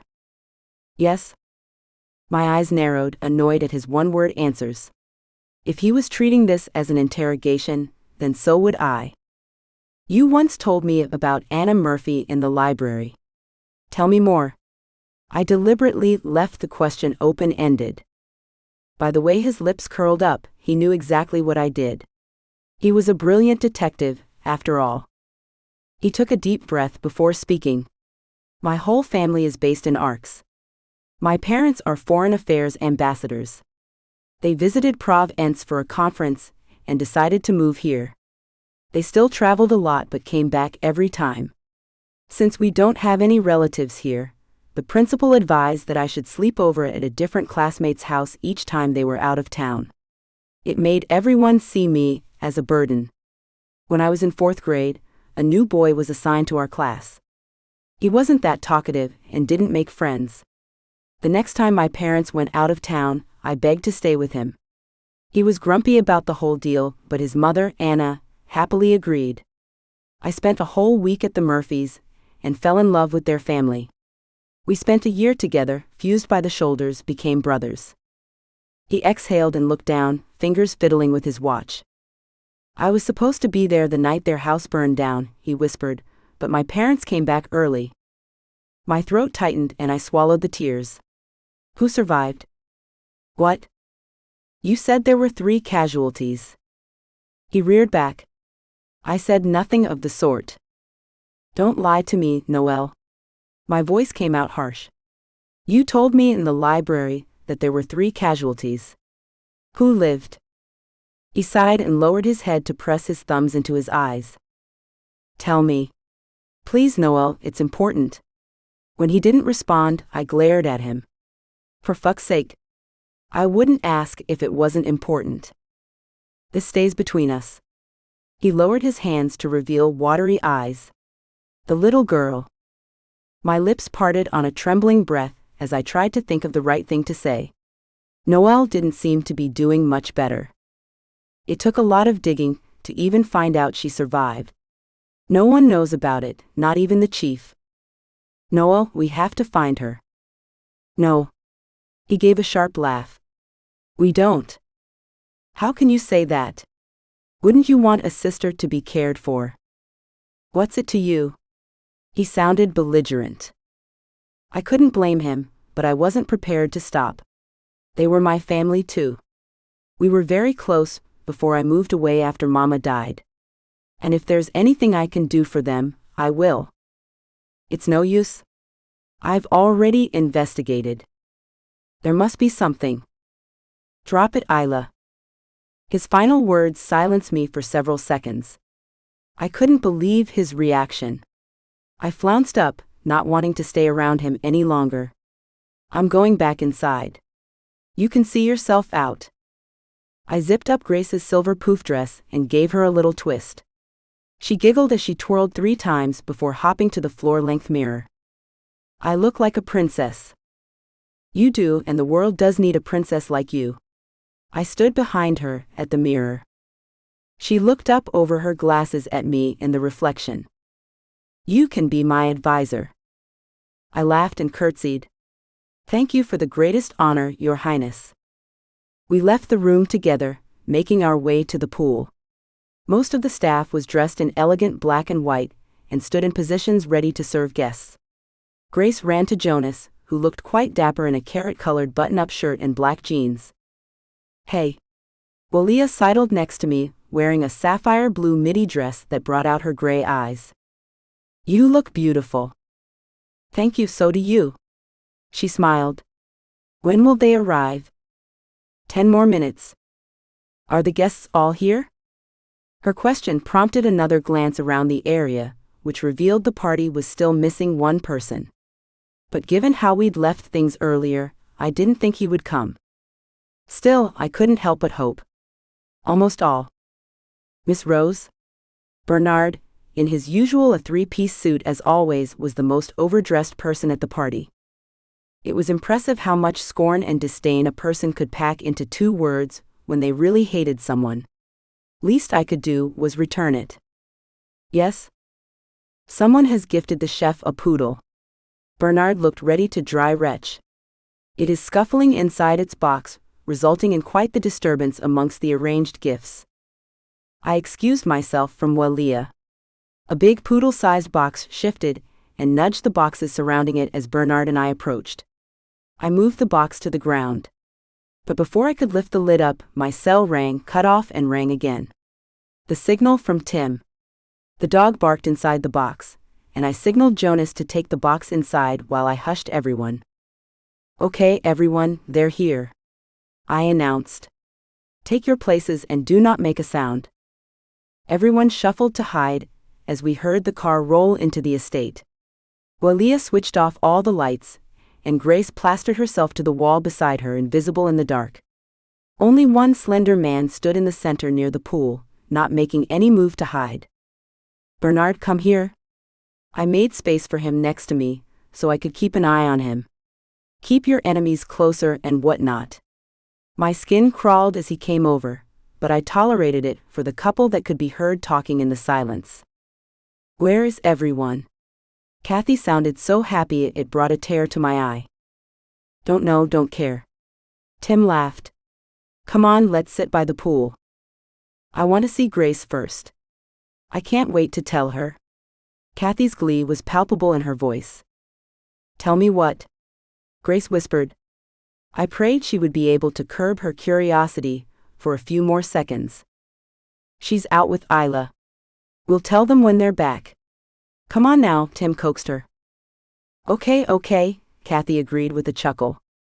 I fist-pumped when they walked out to the veranda hand in hand. As soon as they reached poolside, Walia flicked the lights on and everyone else jumped out, yelling. Surprise? Kathy stumbled back in shock, her jaw hanging open. What in the world? Happy birthday. She was bundled in hug after hug, and Grace ran over, parting the crowd to reach her mother. She tugged at her hand to gain Kathy's attention. Tell me what, Mom? Kathy opened her mouth to speak, but then looked at Tim, who stood silently to the side with a smile on his face. They communicated with a meaningful glance, and Tim stepped forward, kneeling in front of Grace. Grace, would you do me the honor of accepting me as your father? I'm sure everyone stopped breathing as they waited for Grace's response. Jonas came to stand beside me as we all waited, his eyes fixed on the scene like everyone else's. Grace turned to Kathy and asked, Was today your best birthday ever? The bestest. Kathy beamed. Grace turned back to Tim with sparkling eyes. I'd love to. Everyone cheered and hollered, and a watery chuckle spluttered out of my lips as I, too, clapped along with everyone. Tim, Kathy, and Grace hugged each other, and my heart melted when they shared a kiss over Grace's head. I urged myself to remember this scene forever, so I could paint it for the family. I tugged Jonas towards them, before they were surrounded by the crowd again. Tim grinned as he saw us approaching. Folding myself into his waiting arms, I hugged him tightly. "What say, little missy, you ready for a wedding?" "I wouldn't miss it for the world, Zio." He quickly backed up, still holding me by the shoulders. His wide eyes made me realize what I had called him. "You." He trailed off. "Is it okay if I call you Zio?" His eyes watered and he sniffed as a tremulous smile took over his face. I couldn't be happier. I congratulated Kathy and Grace too, before stepping back to give everyone the chance to do the same. Something shifted in the dark, an eerie shadow rolling across the balcony above us. The dense shape moved into the light. My pulse quickened as it turned from a shadow into a complete apparition. Xylena's gaze roamed the party till it landed on me. It was difficult to divert my eyes from hers. My vision started tunneling. Trembling, I searched for an escape. A brown mop of curls rushed towards me. "Come with me." Noel grabbed me and maneuvered us through the crowd. With everyone outside, the corridors were empty. Noel sat me down on the first couch he found and ran towards the kitchen. I looked down at my tingling hands and saw them glowing. Trying to get my breathing under control was the hardest. I could deal with the glow later. "Here." He handed me a glass of water, and I gulped it down. Noel's presence helped with the fear, and the glow dimmed. How long would this keep happening? A lone tear trickled down my cheek that I wiped away before he could see it. "I'm really sorry for the way I behaved today." He brushed his shoulder against mine. "It's okay. You really need to see Kayleen." Yeah, I did. If I didn't get this glowing under control, I'd end up accused of witchcraft and locked away. I know. Chapter 5. The heat from the sunlight streaming in through the window woke me. I tried to stretch my legs but stilled as my feet hit something. All at once, memories from last night hit me. When the party ended and everyone left, I realized the shadow of Xylena was probably still on the same floor I slept on. I asked Walia if I could crash at her place. So here I was, crammed into the confines of her couch. I didn't regret arguing for her to have the bed. Her one-bedroom apartment had a small, cozy lounge with an open kitchen, perfect for one person. I sat up, feeling well-rested after the dreamless night. The idea I had last night pressed onto my mind. I picked up my phone and called the first number I had saved after moving to the island, clearing my throat to get the sleep out of my voice. The lawyer picked up on the second ring. "Miss Rose?" "Hello, Mr. Geller, how are you?" "I'm sorry to sound so surprised, but I wasn't expecting to hear from you this soon." "I hope everything's okay." "Yes, but I've had an idea and wanted to ask you a few questions before doing something about it." "Sure. I'd be happy to be of assistance." "The estate that I live at, whose is it?" "It belongs to the mayor, but upon the sad event of his passing it will be transferred to your name." Damn, his passing could be many years away. "It legally belongs to him right now?" "Yes." "So, if I wanted to do something to it, I would have to ask his permission?" "It would be advised to avoid future troubles." "And if I wanted to gift it to someone?" "I regret to inform you, Miss Rose, that in order for you to be able to gift it, you need to own it." "And how many ways are there for me to own it?" "Just one. You have to ask the current owner, the mayor, to transfer ownership." Do I have to be the one to ask him? Can't you do it for me?" He sighed and I could picture his pinched expression. "I'm his lawyer, Miss Rose. I'll ask him." I thanked him and cut the call. It would be convenient if I talked to the mayor myself, so we could set a date for the paternity test. But I couldn't bring myself to face him again so soon. Trying to divert my attention, I circled the small space, looking at the picture frames littering the space around the TV. Something neon caught my eye, and I picked up a bright, eye-catching flyer from the ones piled on her table. "Summer clothes needed. Help the children and women at our shelter. Take care of them now, so they may take care of you when you need it." Contact the number below to pick up your donations, or drop them off at any of the 2 locations mentioned. A full wardrobe at the mansion and the cottage came to mind as I replaced the flyer. Oh, that expression looks ominous. I glanced at Walia as she walked from her bedroom. For the first time since I had met her, her long dark hair flowed in open waves down to her lower back. It reminded me of Anna, maybe because they were the only 2 women I'd seen with such lustrous black hair. What look? You look like someone ate the last pizza slice you were saving for yourself. I chuckled at her food analogy, following her to the kitchen as she rummaged through the fridge and placed a few containers on the counter. Now usually, I would heat up something from last night, but since it's your first time at my humble abode. She dramatically batted her lashes. I'd like to make my special chocolate waffles for you. Oh no, Leah, I'm not used to having a big breakfast, so you don't have to do too much. Nah. She wagged her finger at me. She put her hair up before washing her hands. Go wash up. I'll be done when you come back out. Resigned to my fate, I walked to her bedroom, which was everything I expected. Medical books lay scattered on top of her dresser, and her mirror was decorated with fairy lights and countless motivational quotations. It took my time to use the bathroom, then wash my hands and splash water on my face. As I left the bedroom, one quote near the door caught my attention. Focus on who wants you in their life, not on who didn't. Was this aimed at Zoe? It didn't look new. My stomach growled at the sweet aroma wafting from the kitchen. True to her word, 2 plates of waffles with a bowl full of chocolate syrup on the side sat on the counter. She grinned at me. Come on, we'll sit on the couch. We grabbed a plate each and moved to the living room. I sat while she switched on the TV, and a medical show came on. Do you mind if we watch this?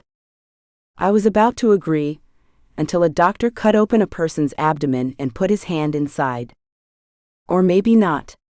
Walia grimaced and changed the channel. Oh.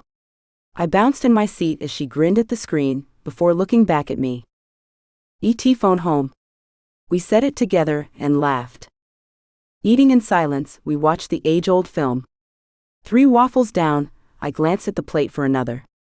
Walia noticed, and pointed her finger at me. Aha! I'm not one for big breakfasts, she mimicked me. I do not speak like that. I laughed. I prepared more just in case. Give me your plate. I shamelessly handed it to her, and she returned with 2 more. I placed one on her plate and kept one for myself. I dug in, and it occurred to me half a waffle later that she wasn't eating, staring down at it instead. Walia? Yeah? She kept her eyes downcast. What is wrong? It's just Zoe. She sighed. She does the same thing. Says she won't eat much but then steals food off my plate. I sighed too and hugged my arm around her shoulder. Have you talked to her again? I asked her if she pissed someone off at the tattoo parlor, and is in trouble with a gang or a drug dealer or someone dangerous. She told me to fuck off, but her eyes said it all. Never, not once in our whole lives, have we ever kept secrets from each other. I am willing to bet my liver that she's in trouble, and is pushing us away to keep us out of harm's way. I considered her theory, and it certainly did feel like something Zoe would do. Even when I visited her, she told me to stay away if I truly cared. However, she also told me I was trouble, and death and mayhem followed wherever I went. I'm thinking about stalking her to find out who she meets and who's threatening her. Walia added, when I didn't say anything. Don't do that, Leah. It really could be dangerous, and Zoe would kill you herself if she found out. I don't know what else to do, Isla. Her voice trembled as it rose in volume. She's my sister. I can't let her go through this alone. I had resources, maybe I could help. Certain faces popped up in my head, along with the pros and cons associated with each person. I'll talk to someone, and we'll think of a safer solution. Zoe has never been, and will never be alone. I gave her hand a squeeze. Neither will you. She squeezed back. Thank you. Sweat dipped down the hollow curve of my back as I stepped up the stairs to the library. Even though the sun was about to set, the air was humid. I wiped my brow with my free hand, while the other was holding a bag full of food containers for Kai, courtesy of Walia. The psychedelic library was unsurprisingly empty. I was searching for the silver-haired woman when she appeared out of thin air in front of me. God! I jolted back. I swear your jump scares are worse than horror movies. She cackled and reached up to pinch my cheek hard before heading to her desk. While rubbing my cheek, I observed her. She looked like her previous, ethereal self again. After Winona died, she had to share her magic with her coven, which tired her and made her look decades older than she looked now. The time I took to examine her, she did the same to me. Before I could say something, she frowned. Why aren't you sleeping? You're not that boring, Kai. I smirked. She clicked her tongue and shook her head in derision. Don't be a smartass with me. Are you having nightmares or visions? I averted my eyes and played with the cloth of the bag I had placed on the desk, trying to think of something to change the conversation as a distraction. No amount of diversion would help, so why not jump into explaining what I needed? I have an important question for you. She gave me a small nod. Go ahead. The day I found Minerva, I ran into Helena's niece. It was snowing, but when she asked me to take my coat off, I listened. I still don't know why. What did she do? The Crawfords are notorious for dabbling on the dark side of magic. She must have coerced you in some way. A person can be coerced to act on his or her urges, or simply ordered around without bringing their own thinking into the process. It depends on how strong the coercion is. That said, it is against the laws of magic to influence someone against their will. Even people with magic? Yes, all of us. And it is unlawful to practice any sort of magic on a normie? I confirmed what Dr. Clark had told me in her clinic. The thought reminded me that I still had the perma lens in my eye. Correct. She nodded. Unless they have given their permission. Have you seen Minerva again? No. I blinked at the sudden turn in the conversation. Osiris said that it will be a while before she comes back again. Did he now? I tilted my head at her tone. She narrowed her eyes at me.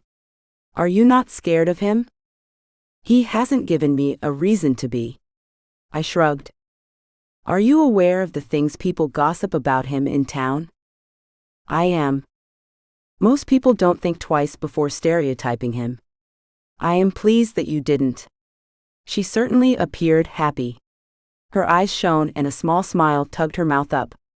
Her gaze went to the bag on her desk for the first time since I had arrived. What's this?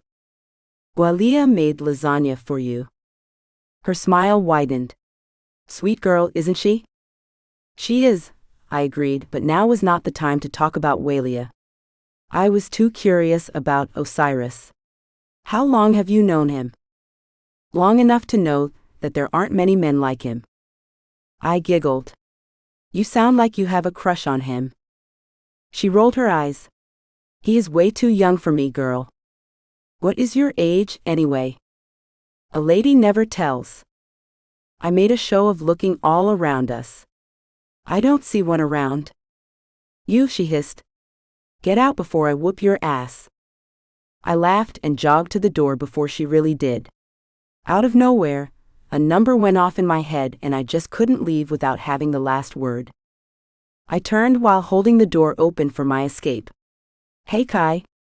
96 isn't that old. Her jaw dropped open. How? Bye. I waved over my head and ran out. I was dashing down the stairs, grinning like a lunatic, when my phone buzzed in my pocket. I took it out and saw David Ambrose flashing on the screen. My stomach flipped and my grin dropped as my feet halted in place. I sat on the bottom step to answer the call. Hello? Good evening, Isla. His grim voice suggested that Mr. Geller had called him. I braced myself for the backlash and stayed quiet, letting him do the talking. My lawyer called. I thought we were past talking through a third party, after our meeting on Saturday. He paused as if waiting for an answer, but I didn't have one for him. Nonetheless, I'd like to tell you that the estate is yours. I will sign the papers of the transfer as soon as they are drawn up. I gulped down the guilt of being the shittiest person ever and nodded, before remembering he couldn't see me. Yes, that's fine. Whatever suits you. My voice ended on a whisper. David broke the uncomfortable silence between us. When should I set an appointment for the test? Wasn't this the same thing I'd been thinking in the morning? He was saying all the right and important things, but here I was, tongue-tied and scared of saying something wrong. If he knew what was going inside my head, would he still think I was like Mama? Can I ask you something about my mother? Why, yes, the mayor stuttered. You knew her in high school. Was she the type of person who hated wearing the same clothes as someone else? He went silent on the other side, and I checked if the call was still connected. Your mother had unique taste in clothing. His voice wasn't serious anymore. She never had to worry about being seen in the same clothes as someone else. But if it ever happened, I'm sure she would have made best friends with whoever it was. I smiled at his words. I can imagine that. His next sentence gave me the answer to the real question in my mind. I was just thinking about her today. I received a flyer from the Plemons shelter. She used to donate her clothes there every season. Everyone at the shelter loved her dearly. He paused and added as an afterthought, actually anyone who really knew her did. It was the way his voice cracked that I knew he was one of the people who loved her with his whole heart. Chapter 6. Rum burned its way down my throat as I drank straight from the bottle I'd bought on my way to the beach. Its beauty at this time of the day took my breath away. The sun melted into the ocean, slowly dissolving its deeply orange self into the rippling water. I kept my distance from the shore this time. No way in hell I wanted to experience another horrid vision like the last time I'd visited. The cottage was a few steps away. Osiris wasn't home. I guessed he would return in the morning. But then again, I'd also seen him leave in the morning.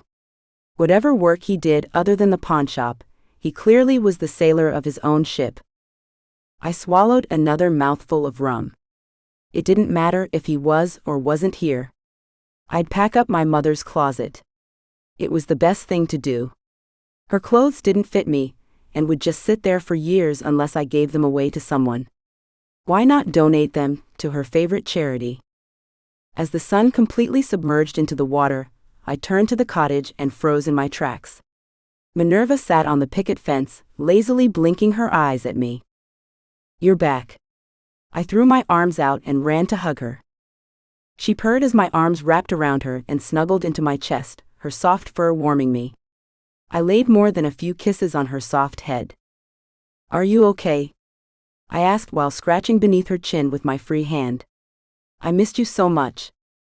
Her purrs morphed into low vibrating meows. I carried her to her favorite spot on the porch stairs and sat down on the top step. She stayed in my lap for a while before jumping down on the wood. I laughed as she rolled around and stretched, baring her belly to me, one that I knew better than to rub. Minerva? I know you're. I swallowed the word as she stopped rolling around. You don't have to take a solid form every time you're around me. She looked at me with her intelligent eyes, and I knew she understood what I was saying. I rubbed my thumb on the top of her head once and backed up a little. It's okay. I encouraged her. She gave me another slow blink, and I watched in awe as she transformed into her ghost self. Her whole outline glowed with a bluish tinge to her presence. I slowly extended my hand, giving her the time to retreat, and tried to touch the tip of her ear, but my hand went right through it. Oh. I tilted my head as I took her in. So that's what a ghost looks like. I reached for the bottle, took another swig, wincing again at the burn. The sky darkened from indigo to navy to obsidian above my watchful gaze. I looked at my sleeping partner and drew the courage to do what I had to. Getting up, I stumbled on the stairs and grabbed the railing to stabilize myself. My head swam from the rum I'd downed. Another sip and I'd be drunk as hell. Inside the cottage, the lights switched on themselves. Every single one. I groaned and shielded my eyes with my free hand, then placed the bottle on the kitchen counter to use both hands. "You're mean." I grumbled at the cottage, and wobbled to my mother's bedroom. Her strawberry scent had faded since the first time I opened this door. With a heavy heart, and even heavier feet, I trudged towards the closet and opened the door. The clothes still held her scent. One by one, I placed her folded clothes on the bed and emptied all the partitions and drawers. I stopped as my hand hit something beneath the dresses hanging in the closet. A treasure chest. My eyes widened. It was a medium-sized box, not too heavy, not too light, with swirly leafy patterns engraved on the wood. Its weight suggested it wasn't empty. I took it to the bed and sat down. Thankfully, it wasn't locked. I unlatched the lid and flipped it open, not sure what I'd been expecting, but it wasn't letters. I opened the first one from the stack. There were 2 different handwritings on it, the second one picking up where the first one ended. I was torn between reading it or doing the right thing and putting it back inside. Just one, I told myself, and started reading. Dear Jen. It's been 87 days since I last saw you. I wish I could say that in that time I've learned to live without you, learned to unlove you, but I can't. My day still starts and ends with thoughts about you, where you are, what you must be doing, if you're okay.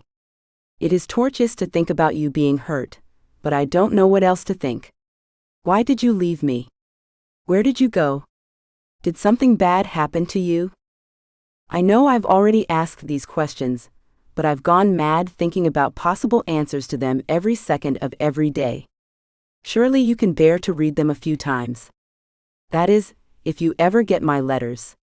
I have left every single one with Kayleen. I just know that if you ever come back, you'll go see her even if you don't see anyone else, even me. Sometimes I feel like she knows. She knows where you are, and she doesn't want to tell me. Or maybe you told her not to tell me. I just miss you so fucking much, Genevieve. It hurts so badly. Can you come back once? Just say goodbye. Please.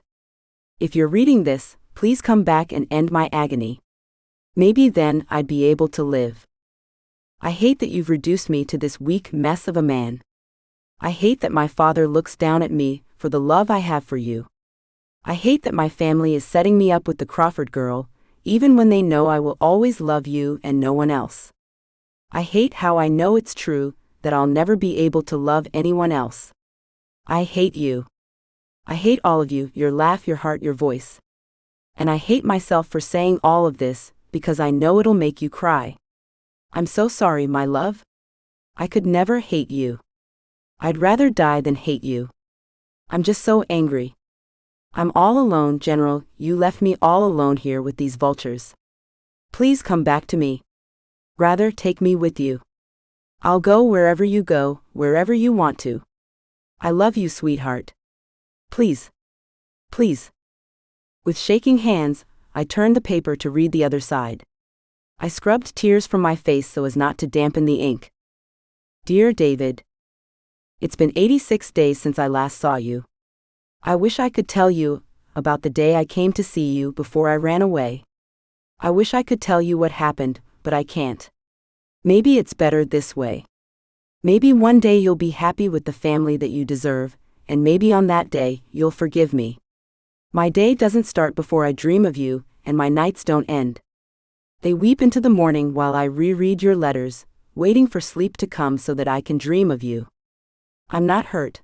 I'm looked after by a very loving family. I have come up with an easy answer to your recurring question. I left you because I couldn't be the one to hold you back. Your mother was right. I would only ruin your life with all the baggage I brought. The town needs your family, needs you. I'm tired of hiding my magic because it spooks the townspeople. My magic has always been bigger than me. I'm learning to manage it without Miley. I have to. For my baby. For my baby girl. I do get your letters. Kai sends them to me as soon as you walk out of the library. It tears me apart to let you suffer like this alone.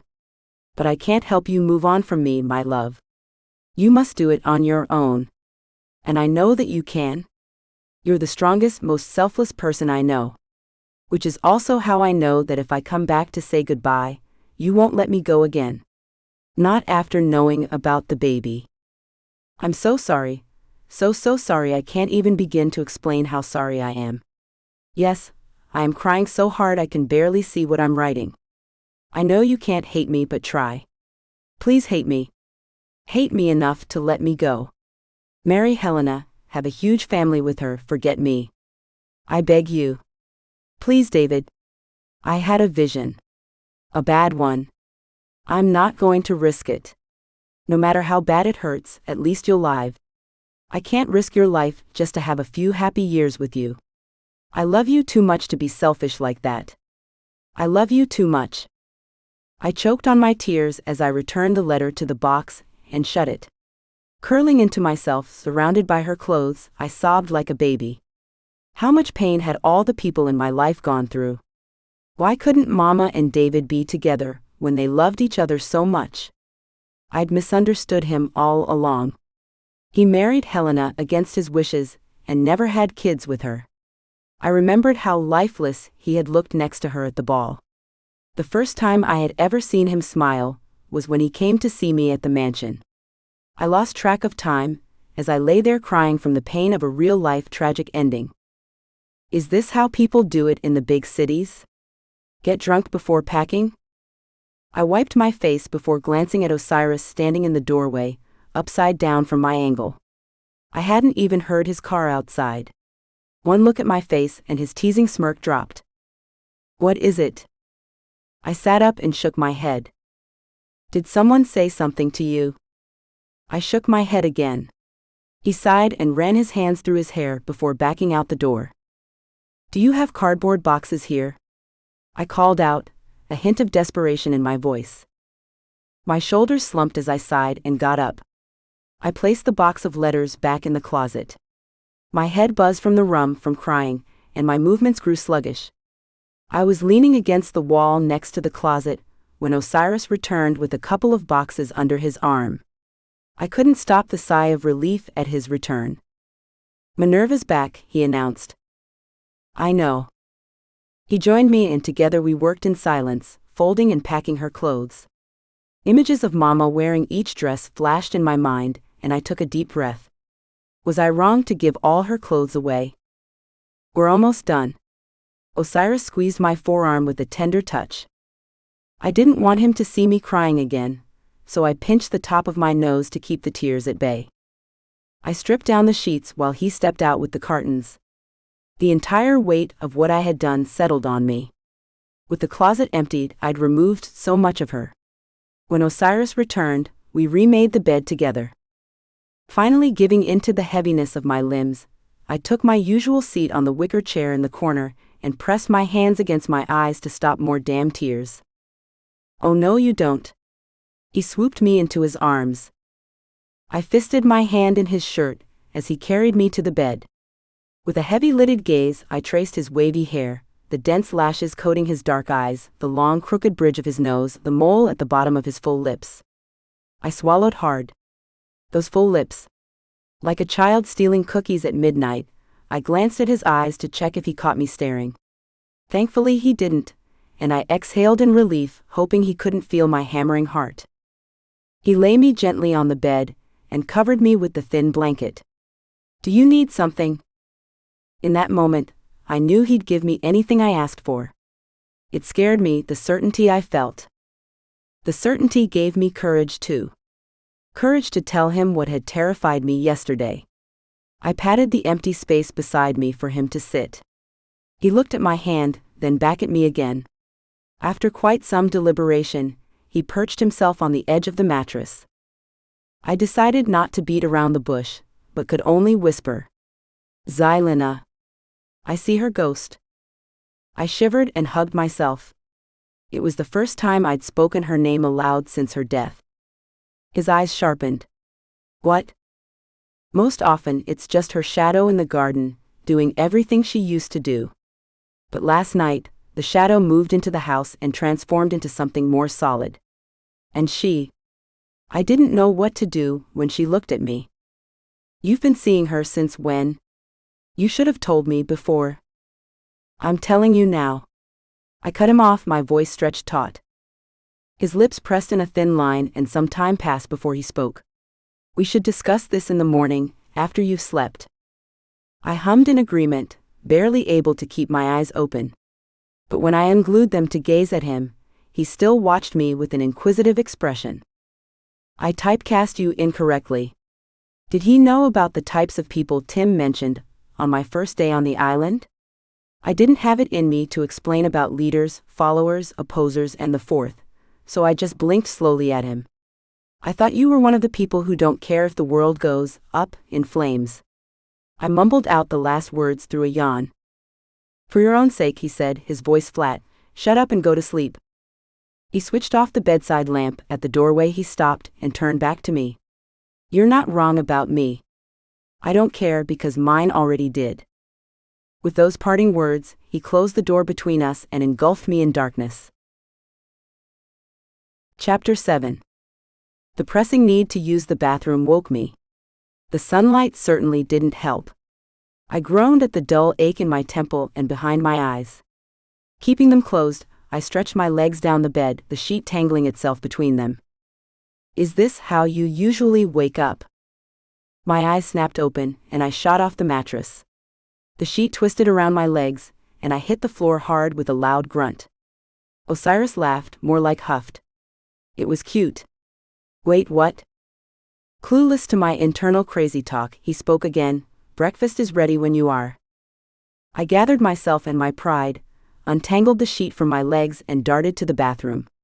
After hand-combing my hair, righting my clothes and splashing my face with cold water, I felt a bit better. At the kitchen, my mouth dropped open. Osiris was casually whipping up an omelet, while something sizzled in the pan on the stove. He grinned when he saw me. Hey, can you flip the fish? He tossed me a spatula. Caught off guard, I almost didn't catch it. With the spatula clutched like a baseball bat in front of me, I rounded the counter towards the stove. How was I supposed to flip a fish? I hadn't even been able to tell it was fish meat. I wasn't a big fan of seafood, which was ironic considering I lived on an island, and it was a common cuisine here. I hope you know how to cook. He cocked an eyebrow at me when I just stood there. I hope you know how to duck. What? I threw the spatula back at him, just like he'd thrown it to me, except I aimed straight for his head. Sadly, he knew how to duck, catch, and chuckle at the same time, whereas I certainly did not know how to cook. No need to be so vicious, Bobcat. He stood next to me to do what he'd asked of me, close enough that the smell his freshly showered skin filled my head. He wore a black sweatshirt that clung to his biceps, pushed-up sleeves exposing his muscular forearms. A few small scars littered his exposed skin, and I wondered if they were from the same source as those on his upper body. Pass me the salt if you're done checking me out. I was not checking you out. My denial came out with a little too much vehemence as I handed the salt to him. Sure. Have a seat. He gestured towards the stool. I cast a glare at him as I made my way to it. With my chin in my hands, I watched him do his thing. It still amazed me that he cooked, and he was almost as graceful as Walia. But the thing that surprised me the most was that he cooked for me, uncaring of how at odds he was being with his reputation. He placed 2 plates on the counter and pushed a glass of mango juice toward me. I stared as he sat opposite me. How could he know that mango was my favorite juice? What is it? I decided to test him. I don't drink mango juice. He furrowed his brow before standing. I'll get you something else. No, it's okay. Always try something new, right? Right. He nodded absent-mindedly. I'd thrown him. He was sure that I liked mango juice, but how did he know that? Both lost in our thoughts, we ate in silence. I polished the toast, omelet, and fruits off my plate. He hadn't offered me the fish, probably knowing I wouldn't eat it. The how and why of it all looped around my brain. Are you feeling better now? His voice broke me from reverie, and I blinked my thoughts away. Yes, thanks a lot for the help last night and for this. I gestured at our empty plates. What made you pack up your mother's old clothes yesterday? His shoulders tensed and jaw clenched as if bracing himself. Perhaps for me to go batshit crazy again. I want to donate all those clothes to the shelter. I glanced at him as he relaxed and nodded encouragingly for me to continue. My mother used to do it, and I figured that's what she would want. He gave me a small smile and a question poked in. Did he even know it was Mama's room? I guess you knew it was her room. Upstairs is her study. Of course. It is the master bedroom, he answered carefully. Do you use her room, go into it often? He was quick in answering this time. No, I keep it locked. Didn't make much sense as he claimed to own the cottage. I added it the list of questions building in my head. Let's talk about Helena. He wrapped his fingertips on the counter. Let's. I shrugged. When did you first see her? I sucked in a breath. A day after she died. You said you saw her shadow in the garden? Yeah. And you saw her face for the first time a night ago? I nodded. Did she have a light about her? Was she glowing like Minerva was? I thought about it for a second. I hadn't looked at her for too long, but I remembered it clearly. No. He nodded like he had expected my answer. She's not a spirit then. It was her ghost. Wait. I frowned at his words. What do you mean? Aren't they the same thing? Spirits are pure and only appear when a person really needs them. Ghosts, on the other hand. He shook his head. They're vengeful, malicious. They hate that they're dead, and cause trouble for the living and hurt people in whatever way they can. A shiver went up my spine, and I interlaced my hands to keep my fingers from rubbing together. His gaze softened. I'll talk to Kai about casting protective spells around your mansion. Have you seen her anywhere outside it? I shook my head in reply, not capable of speaking at the moment. Then it'll be enough to keep her away. If you see her anywhere outside, let me know and I'll take care of it. Do you look ghosts in the eyes? I try. He answered with a humility I appreciated. It tells me what kind of person they were. I'm not as brave as you. You're brave in your own way, Bobcat. Why do you call me that? He gave me a soft smile that squeezed my heart in a vice. I liked a girl once. You remind me of her. Was she a bobcat? My heart ran a marathon in my chest, slipping at every step, elated at the fact that I reminded him of someone he liked, but sinking at the comparison at the same time. He snorted. You have no idea. He stacked the boxes and loaded them in the back of his car. A car that smelled exactly like him. Soapy with a woody undertone and the beach. If I was a wuss for roping him into doing this with me, I didn't mind. Neither did he. Osiris was calm and collected as always, while I sat fiddling with the latch on the treasure chest in the passenger seat. I had plans for it later, so I was taking it with me. You sure you want to go donate clothes with me? I asked him. Why not? He shrugged. Don't you have a reputation to uphold? What reputation? My head twisted from the window towards him. He had to be joking. But his face was as impassive as ever. He glanced at me from the corner of his eye and huffed at my expression.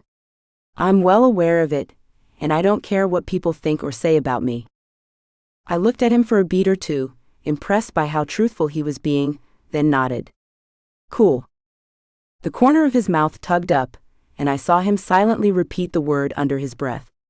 Still, I didn't know why it made me smile like a schoolgirl with her first crush. I ducked my head towards the window for some time, till we passed the hosts and it reminded me of Walia and Zoe. I straightened up and faced him. But seeing him concentrating on the road, I hesitated. What is it? I almost said nothing and let it go, but recalling Walia's sad face, I spoke up. Remember the favor you would owe me at the end of our deal? He gave me a sideways glance before giving a sharp nod. I gulped, hoping he wouldn't think my request presumptuous. Can I cash it in now? He swerved the car and stopped at the side of the road, before turning to me. That wasn't our deal. I know. My voice came out high-pitched, and even though I knew a word vomit would follow, I couldn't stop it. I know, but my friend Zoe is in some kind of trouble, and she's been really mean to everyone lately, and no one could understand why, until Walia, her sister, also my friend, figured out that she's pushing everyone away so she can keep us safe. Now Walia had this really dangerous plan of stalking Zoe herself to find out who's bothering her, but I reasoned with her not to do it, since it's dangerous. But then I'll do it. Made a pros and cons list about Isla. My words instantly died in my throat at his stern voice. I'll do it. Sincerity dripped off his words, and I had no doubt that he would. I wished my voice sounded just as sincere when I spoke next. I won't back out on our deal. I'm just really worried about them both. He laid a reassuring hand on my shoulder and squeezed it gently. I'll handle it. Don't worry. I nodded, trying to ignore the way my blood zinged again, the warmth originating from where he touched me on the shoulder. We didn't speak for the rest of the ride, until we parked at the shelter. I left the chest on the seat and trailed Osiris to the trunk of the car, where he was already taking the boxes out. Do you need help? I bit my tongue as he looked up with an, "Are you serious?" expression. Of course you don't. With a shake of my head, I walked to the shelter's entrance. A chirpy young woman sat at the reception desk, merrily chatting with an old woman standing next to her. Hello. I gave a nervous wave to the receptionist as the old lady walked away. Hello, the receptionist greeted excitedly as if we were old friends. Welcome to the Plemons shelter. How may I help you? I glanced over my shoulder for Osiris, but he still hadn't come in. My friend and I would like to donate some clothes. Well, that's just wonderful, the receptionist squealed. I tried to speak again. They're in one. What did you say your name was? She ruffled through the pages on her notebook. I didn't. My patience faded. You look like you're a scarlet. I rubbed at my face to hold in the sarcasm that threatened. My name is Osiris. This time it was Osiris's voice that cut me off. Utter silence followed his name. He easily held all 3 cardboard boxes.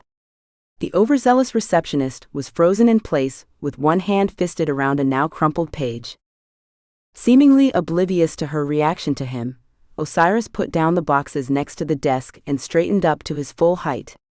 Without warning, he pressed his hand to my lower back, his touch grounding me. What Isla was trying to say while you kept interrupting her was that they are all in one size and will benefit a petite woman. His tone was perfectly calm and normal. Still, the receptionist turned white as a sheet and trembled. I'm sorry, she whispered. Osiris turned his head to me. I realized a second later that he wanted me to reply however I wished. It's okay. I nodded to the receptionist, who was just excited to get a donation. I also want to add that my mother used to donate her clothes here when I gulped to ease the tightness in my throat, and the hand at my back twitched before he rolled his thumb across my spine. Just one tiny rub, and I felt the warmth and comfort I needed to carry on. This is her whole wardrobe. I hope it helps someone. The receptionist gave me a bright smile. I promise it will. I nodded, biting my lip, trying to ease the tightness in my throat. Thank you. The words were on the tip of my tongue, but came from his mouth. The receptionist dropped her smile and refroze. I frowned, annoyed by her reaction. He had just thanked her, not sentenced her to death. He had this ridiculous negative reputation, when he'd been nothing but kind to me. Without waiting for a response, Osiris gently added pressure to my back to lead me away. I resisted, wanting to give her a piece of my mind, but when he nearly pushed me out, I gave in, still glaring into space as we walked to the car. He opened my door and seated me inside before going to his side. I shifted my glare at him. You should have let me talk to her. People here treat you like a leper. It's not fair. Starting arguments won't help. Deep. I'm impressed. I deadpanned. I'm serious. He started the car. While I appreciate your anger. Justified anger. It won't make a difference. Except putting you in the line of fire with me. I'd rather be hated on the right side than be scared on the wrong one. Something flashed in his eyes, something almost like admiration. But I wasn't that naive. I knew all about his feelings towards me, and admiration wasn't one of them. I crossed my arms and faced the window as the scenery changed from the town center to its outskirts. What do you want me to paint for the mural? I turned around to face him while he kept his eyes on the road. Do you have something specific in mind? You're free to do whatever you want with it. It will be easier if you guide me. The steering wheel glided seamlessly through his hands as he turned the car on the last turn before the estate. It's not my decision. It was never for me. Do what you want. You have to be clearer than that. It can't get clearer than this. What do you want to do? My brain shuddered, and I stared at a random spot between us. What did I want? He stopped the car a few yards behind the gates and slightly turned in his seat to face me. I glanced at his downturned lips and up at his heated eyes. When was the last time you did something for yourself? I thought about it for a second, then two, which turned into a minute. I sketched my mother's portrait. He sighed as he looked upwards, then he turned his attention back to me. Were you happy while doing it? I tried to find words for everything I'd felt while doing it. Mostly I felt anxious, but I felt victorious after completing it. I smiled. Think of something for the mural that leaves anxiety out of the equation. Can I ask you something? Don't you ask anyway? He grinned. How does this benefit you? He shrugged, but I noticed the tick in his jaw. That wall is boring. The TV is on the opposite side. He rolled his eyes. Yes, because I must love Bob Ross. The loud snort that escaped me was not normal. I covered my mouth with my hand to stop any more sound, but I couldn't stop the laughter that followed. The last thing I'd expected to witness on this island was Osiris making a joke. His eyes shined as his lips turned up in that half-smile of his. I shook my head to put a lid on the delirium that made me think maybe he was pleased at making me laugh. Still breathless from the laughing fit, I wheezed out, I better get going. He shifted his grip on the wheel and nodded, biting the inside of his cheek. Something must have possessed me at that second, because I leaned forward and kissed said cheek. He froze. I froze. Hell, the whole world froze. A second later, he shook himself free and slowly turned his head to look at me. The tip of his nose lightly brushed mine when he did, and I pulled back. Ah, thank you for everything, I muttered. At least, I hope that's what I said before nearly falling out of his car in my haste to get away. With the box of letters cradled to my chest, I ran to the gates, trying not to think about the astonished expression on his face. Chapter 8. I showered and changed into motorcycle-appropriate clothes, tucked the box of letters safe inside my tote bag, and walked downstairs to the sound of loud chatter from the living room. They're exactly the same. Tim's exasperated voice reached me first. They're not at all the same. Kathy and Grace yelled, each holding a square of fabric while Tim sat on a separate couch, as far away from them as possible, literally pulling at his hair. This is beige. Kathy waved the fabric in her hand. And this is cream. I inspected the fabric in Grace's hand. Actually, I interjected, it's ivory. Uccia di mi ora. Things were bad if poor Tim had started complaining in Italian. He dragged his hands down his face. Tim. I took pity on him. Jonas is looking for you. He's in the garden. He shot me a grateful look and sped from the room. Chicken. Kathy yelled after him. What's going on? The wedding is less than a month away, and we haven't decided on our color scheme. Kathy sighed. Or the dress, Grace chipped in. Or the venue, or the invites. So basically, I interjected again before Kathy fainted, we have a lot of work on our hands and very little time. They both nodded. Why don't we hire a wedding organizer? That'll take the pressure off you. We would if we could find one in Provence. Grace rolled her eyes. I'm seriously considering becoming one.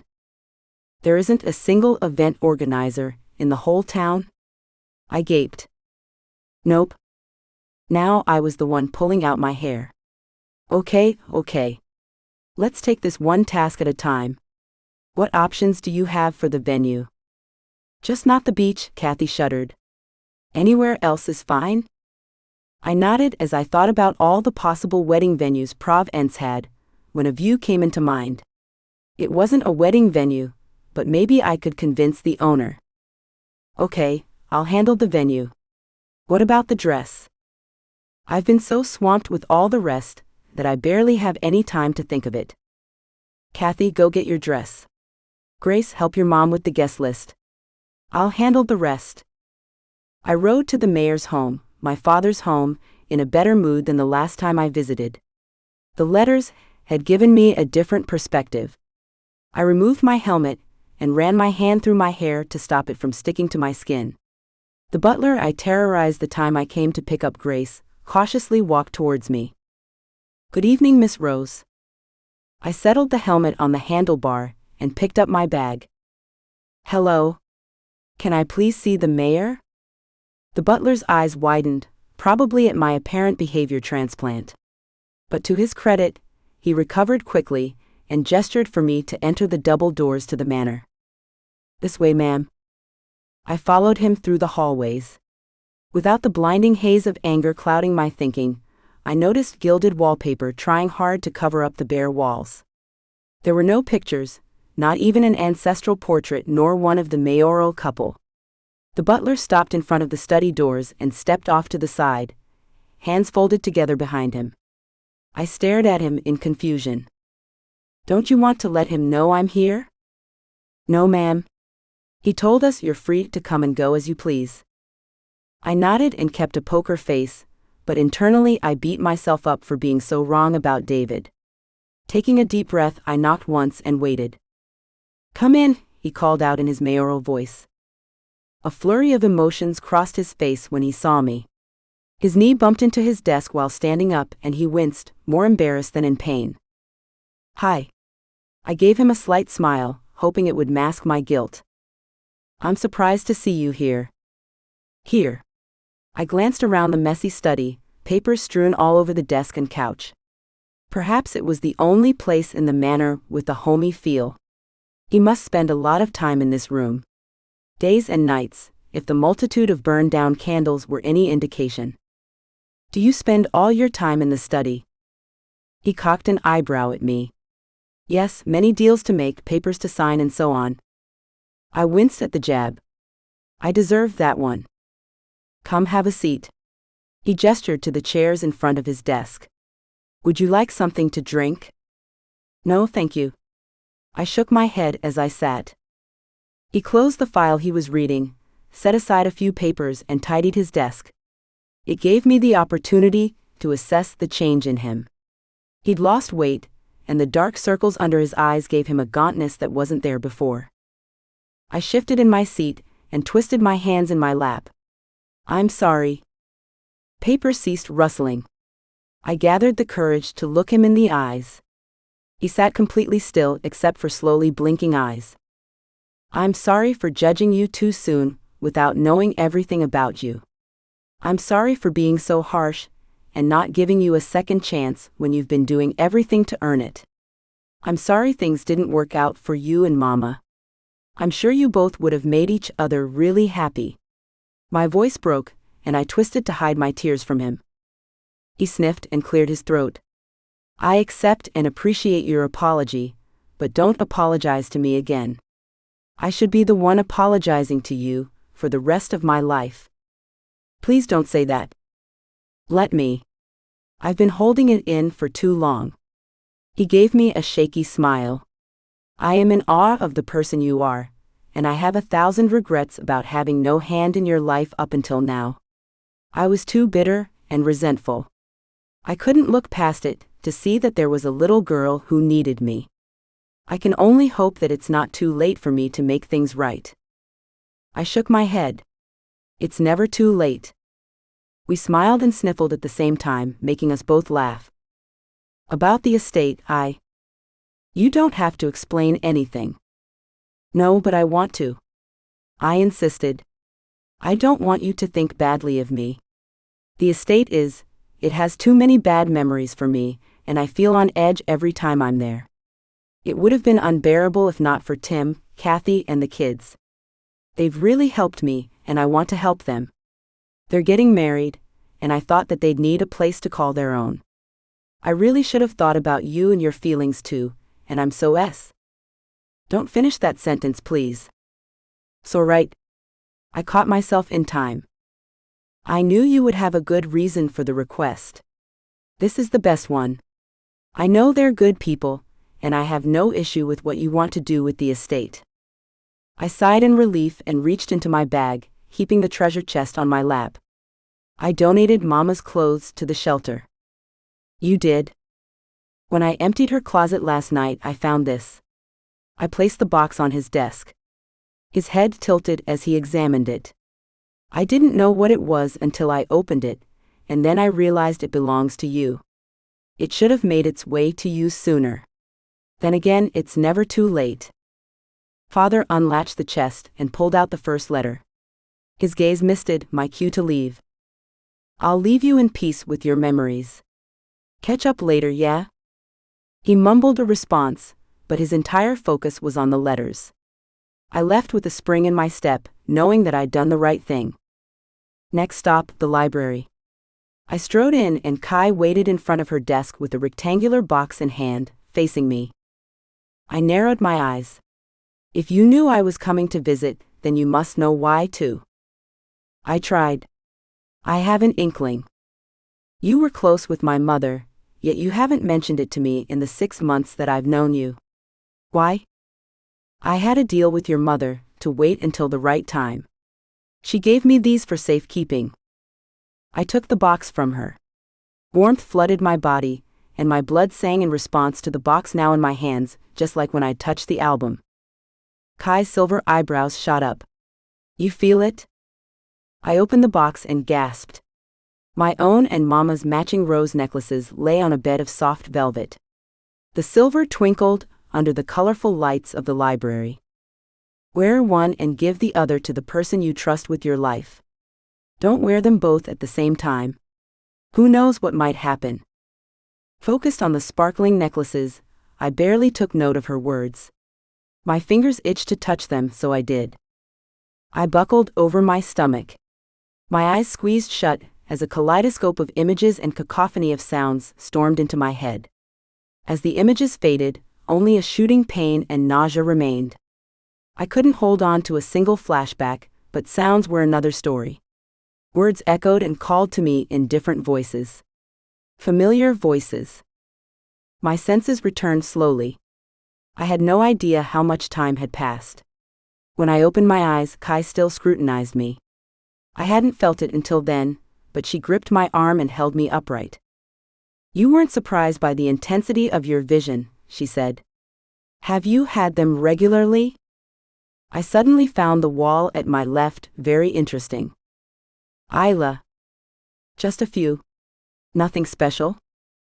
"I asked you about visions before and you lied." "Maybe I had, but I wasn't the only one. That's rich coming from you." Her expression softened. "Isla, why didn't you tell me?" "I wasn't ready to accept it." I slammed the box shut and exploded. "Maybe I'm still not. I had a normal life just half a year ago. Now I see ghosts, have visions, have trouble sleeping through the night, feel my magic, feel other people's magic, grieve a family I can't even remember, and loathe the fact that I can't remember. I'm trying to make peace with the man my mother loved.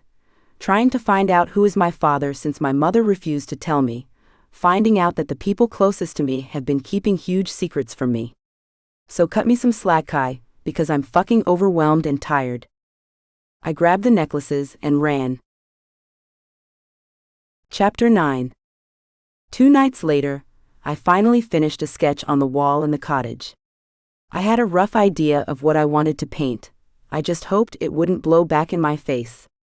Osiris popped in and out of the cottage at expected and unexpected times.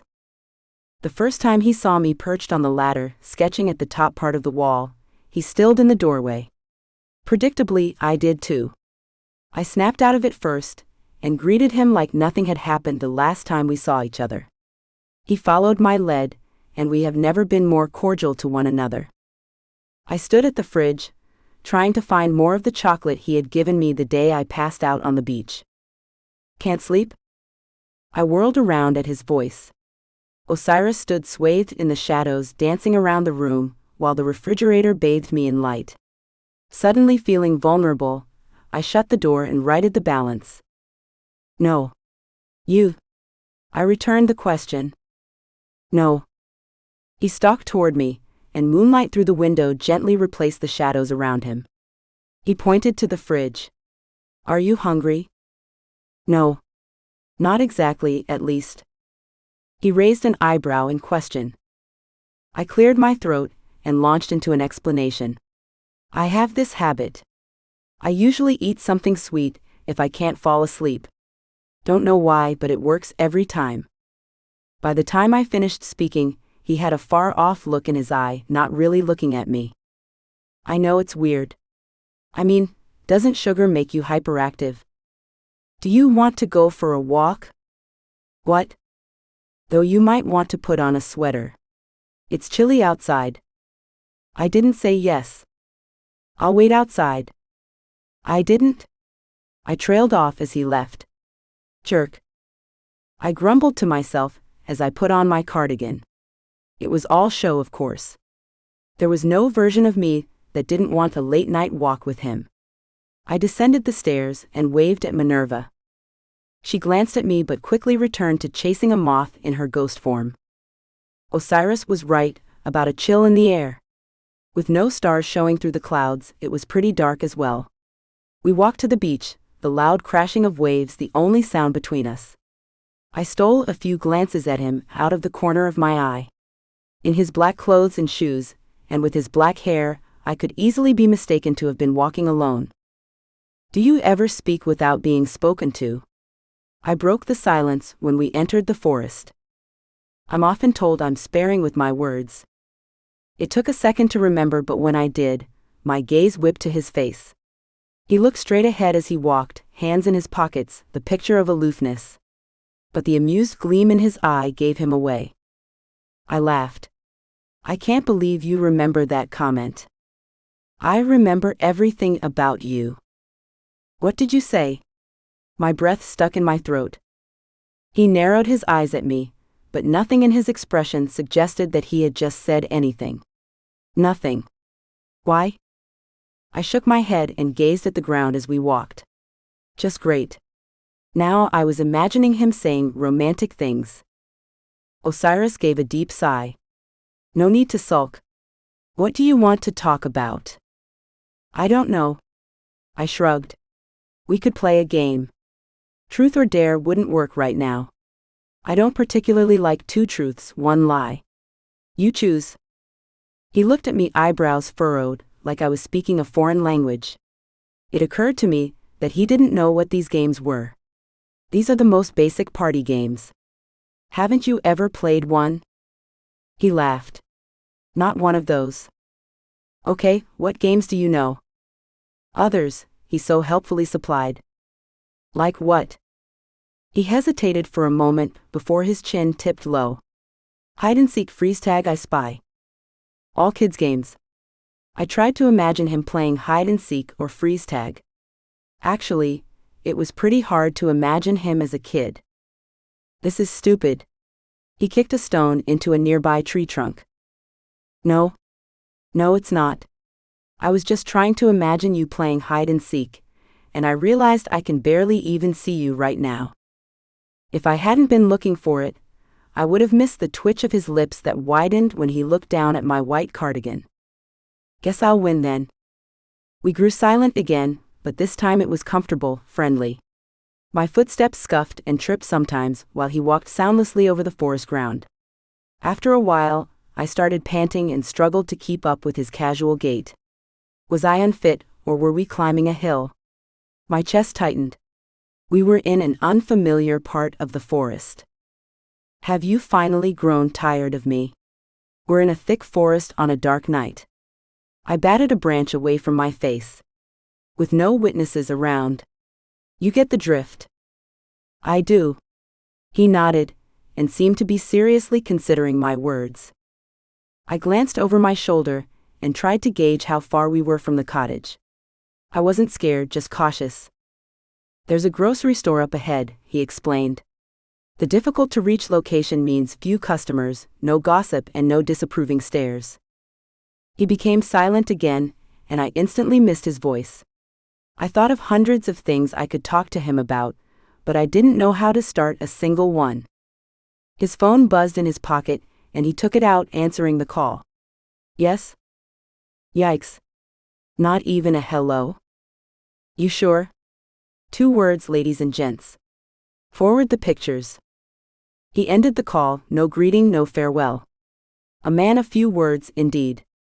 He checked his phone and swiped a few times before pocketing it again. Everything okay? He nodded once and took a sharp right turn. I followed and emptied my lungs in a gush. The trees thinned out to a road up ahead, and my feet found level gravel. A neon board blinked a few feet away and announced Sam's Groceries. Not that it looked like a grocery store. More like a tiny town delicatessen. A slow jazz melody filtered through the open door. We entered, and a short man, shorter than the both of us at least, stood up from behind the counter. He was probably in his 60s, and wore a red beret that matched his plaid shirt. Why, hello, young miss. What brings you here tonight? Hey, Sam, Osiris greeted from behind me as I faced the counter. Oh. I didn't even see you there, boy. Sam exclaimed. Of course not. You were too busy gawking at the beautiful lady. I would have turned to look at him, but shock rooted me to the spot. He was engaging in small talk. And he'd called me beautiful, or did I imagine that too? In our reflections in the large mirror behind the counter, his gaze locked on mine. I didn't know what to make of it. I snapped my focus back to Sam. I love your beret. Where did you get it? Sam preened and adjusted the beret to its perfect position. It was my wife's. She'd be dancing in her grave right now. This oaf never compliments my clothing. Sam glared at Osiris, and I understood why he liked coming here. Sam treated him like a normal person. That's because this oaf, I gestured to Osiris, has no taste. He only owns black clothes. Less talk about him, more about you. Sam leaned forward and pointed to the butterflies on my cardigan. Is this paint? Yes. Did you do them yourself? I nodded and he gasped. My goodness. This is brilliant. Osiris, come see. Heat rose to my cheeks as Osiris leaned in over my shoulder. Heat emanated from his body and seemed to warm me from the inside out. Hum. Brilliant. His breath brushed across my skin. Everything tingled. I couldn't control my reaction to him. A faint glow radiated underneath my skin. The last thing I wanted was to glow like the neon sign outside. Fingering my neckline, I stepped away. I'll get something. Ice cream. Needing something to cool my heated core, I darted to the freezer at the back of the store. There I selected a tub of ice cream, then meandered to the front to pay for it. Is she the girl you told me about? Sam lowered his voice, but I still heard. I slowed to hear how Osiris answered. He didn't, he distracted instead. Don't you want to know what happened to the escaped horde of unicorns? No doubt Osiris knew I could hear, and as usual was keeping his secrets to himself. There were no tables inside the store or seating outside, so I sat cross-legged on the pavement with my Ben & Jerry's ice cream cup. Osiris sat next to me, though he couldn't manage to fold his long legs and left them stretched out in front of him. I did a double take at the box in his hands. It was the same box of chocolate cookies I'd seen on Mama's grave. He squinted at the wrapper, struggling to open it. With a sigh, I stretched my hand to him. "Give it to me." The wrapper was a second away from his teeth, but he handed it over and I opened it on the first try. He huffed, then smirked. "I suppose you think you're clever. Thanks. Ask me anything you like. You deserve an answer as a reward." The sudden offer took me by surprise. I didn't want to spoil the light-hearted evening with anything deep. I tried to think of a clever question, but just a stupid one clutched my mind like a leech and wouldn't let go. "What's your favorite color?" "Blue. My favorite color is blue. Not black." It is seriously offended right now. He shrugged. "Too bad. What shade of blue?" He nudged me with his elbow. "Isn't it my turn to ask you a question?" "I'm counting this as your question. What shade of blue?" "You are cutthroat when you want to be." "What shade?" "A cutthroat bobcat." "Ha. That would teach him for underestimating me. The kind that takes days to explain but moments to drown in." I didn't miss the way his gaze flicked to my left eye. "The blue one. Do you want to move back to New York?" No time mull over his answer, he hit me with a difficult question of his own. I didn't need to think about it. "No, I don't." "Is black your natural eye color?" "No." Seemed we were back to one-word responses. He took the empty cup and box and threw them in the bin. We said goodnight to Sam and paced side by side to the forest. "What do you want to be doing in 2 years?" That's an interview question. But I could answer it honestly. I don't know yet. I had my whole life planned out when I was younger. I gestured to the surrounding forest, trying to encompass the entire island. But then all of this happened and I'm not making plans now. I decided to tease him with a few of the many rumors I'd heard about him. "Did you get a girl pregnant and force her to abort the baby?" "What? No." "Ha, another win for me." I grinned at him. "Were you part of a drug-dealing gang?" "No, and it's my turn. If you had the chance to pursue something other than art, what would you do? Were you a counselor or a teacher in your previous life or something?" I pursed my lips at him. "I love painting. It's who I am and all I've ever wanted to do. I'm good at math, though I doubt I could teach algebra. I'm good at organizing events, but wouldn't want to do it as a career. Which brings me to my next question." I turned to face him while walking. "The lake that you fenced up. Can you open it for a wedding?" "Tim and Kathy's wedding?" "Sure, I'll have the fence removed."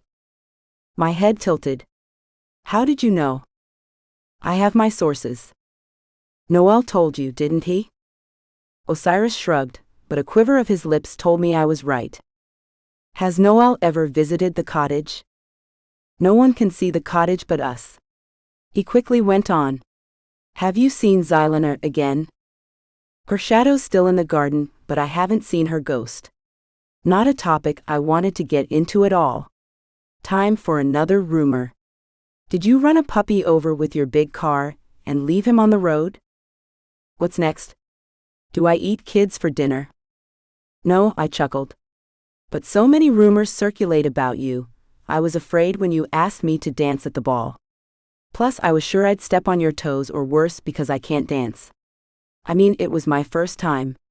My first dance ever, I mean. Damn my nervous mouth." He stepped in front of me. "I was the first person you've ever danced with." At my nod, a sinful grin curled his lips, lifting his cheeks and crinkling his dark eyes at the corners. Damn, it was for the best that he didn't often smile like this. It was unfair how handsome he was. And was God actually thinking when he gave Osiris dimples in both cheeks? He didn't have one bad feature. Not that I'd seen, anyway. I let out a low breath. I guess he mistook my groan for irritation at his teasing smile, and he quickly raised his hands in a non-threatening gesture. "Hey, I never would have guessed that was your first time. You were perfect." "I think it was beginner's luck." "Let's test that theory." He extended his hand to me. Shall we? Here.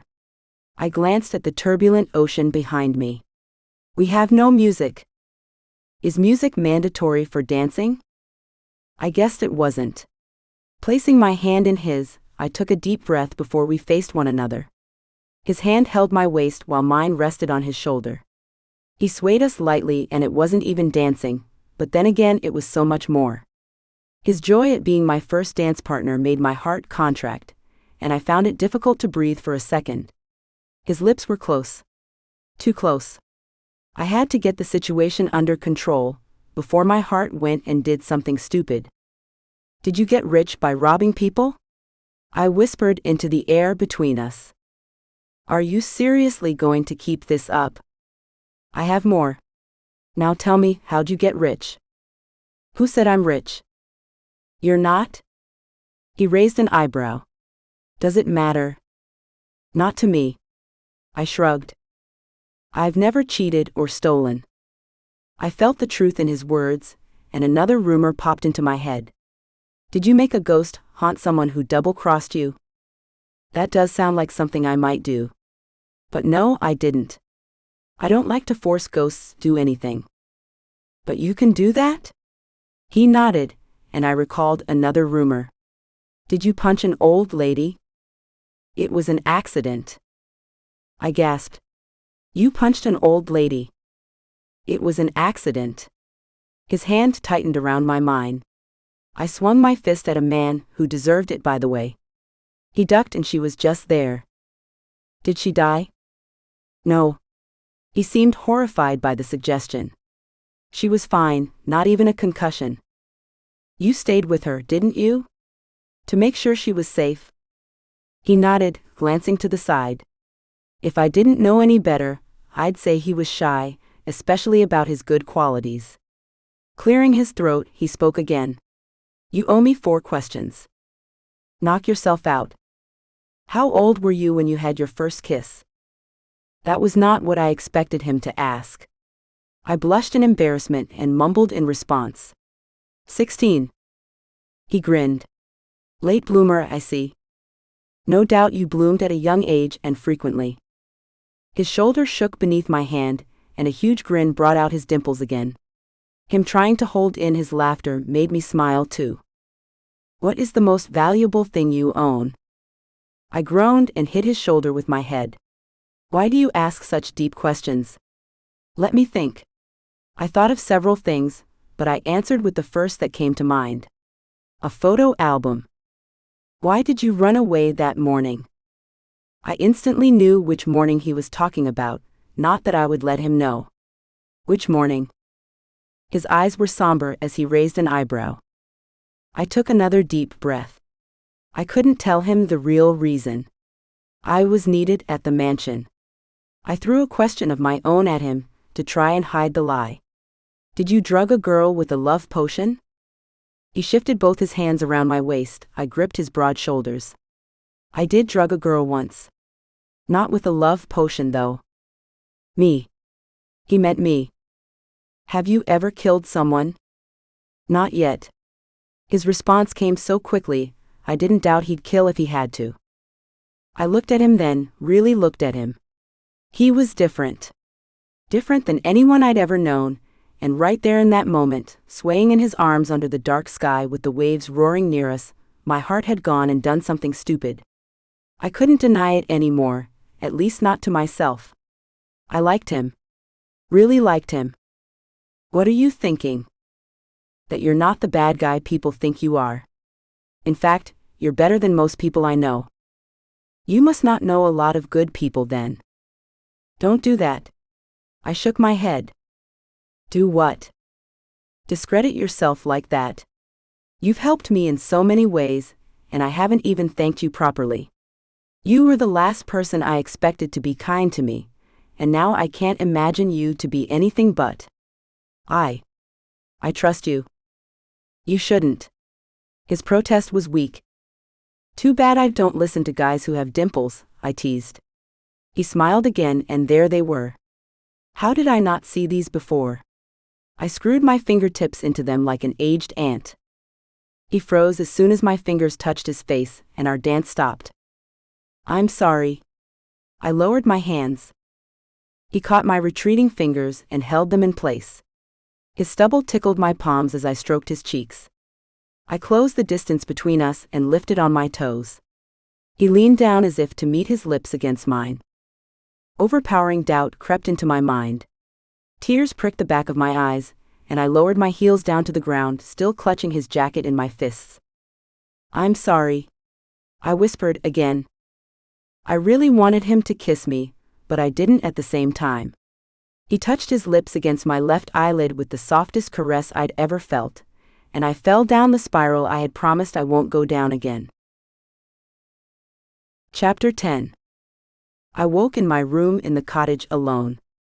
Steady rain hit the roof and bounced off the road, but Osiris and his vehicle were both gone. An envelope sat on the counter. There was no note or message, but I guessed it was from Osiris and for me. I opened it, and photographs of a troubled Zoe with a furious-looking man tumbled out. I didn't even have a flimsy explanation about what happened last night, but I jammed on my shoes and ran out. Normally, the heavy downpour wouldn't have bothered me, but because of the valuable envelope in my hand, I grabbed an umbrella from the side of the door and stopped at the mansion for the car. Mud transferred from my filthy jeans and shoes, both wet and covered in muck from running across the beach in the forest, to the pristine back seat. I glanced at Jonas in the rearview mirror. I'm making a mess of the car. Don't worry about it. He gave me one of his rare smiles. I won't stay at the host's, just have to give Walia this envelope. He responded with a nod of his head, and kept the engine running when he parked. When I left the restaurant, a cyclist whizzed past me, nearly running me over. Thanks to my sixth sense, I took a step back just in time. I tried to catch a look at the girl's face, but too late, she'd already turned the corner. That cyclist, Jonas started when I climbed into the car. I shook my head. I don't want to push it. Let's get back to the mansion so I can change. A smiling Tim greeted me. Can I talk to? He stopped short when he saw the state of my clothes. I'm sorry, I got swamped. Tim's eyes crinkled as he chuckled at my pun. Come find me later. Shower first, okay?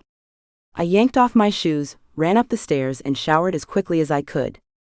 Tim paced in the foyer, his hands fidgeting at his sides. Hey. Are you okay? He spun to face me, took several deep breaths. Can we talk?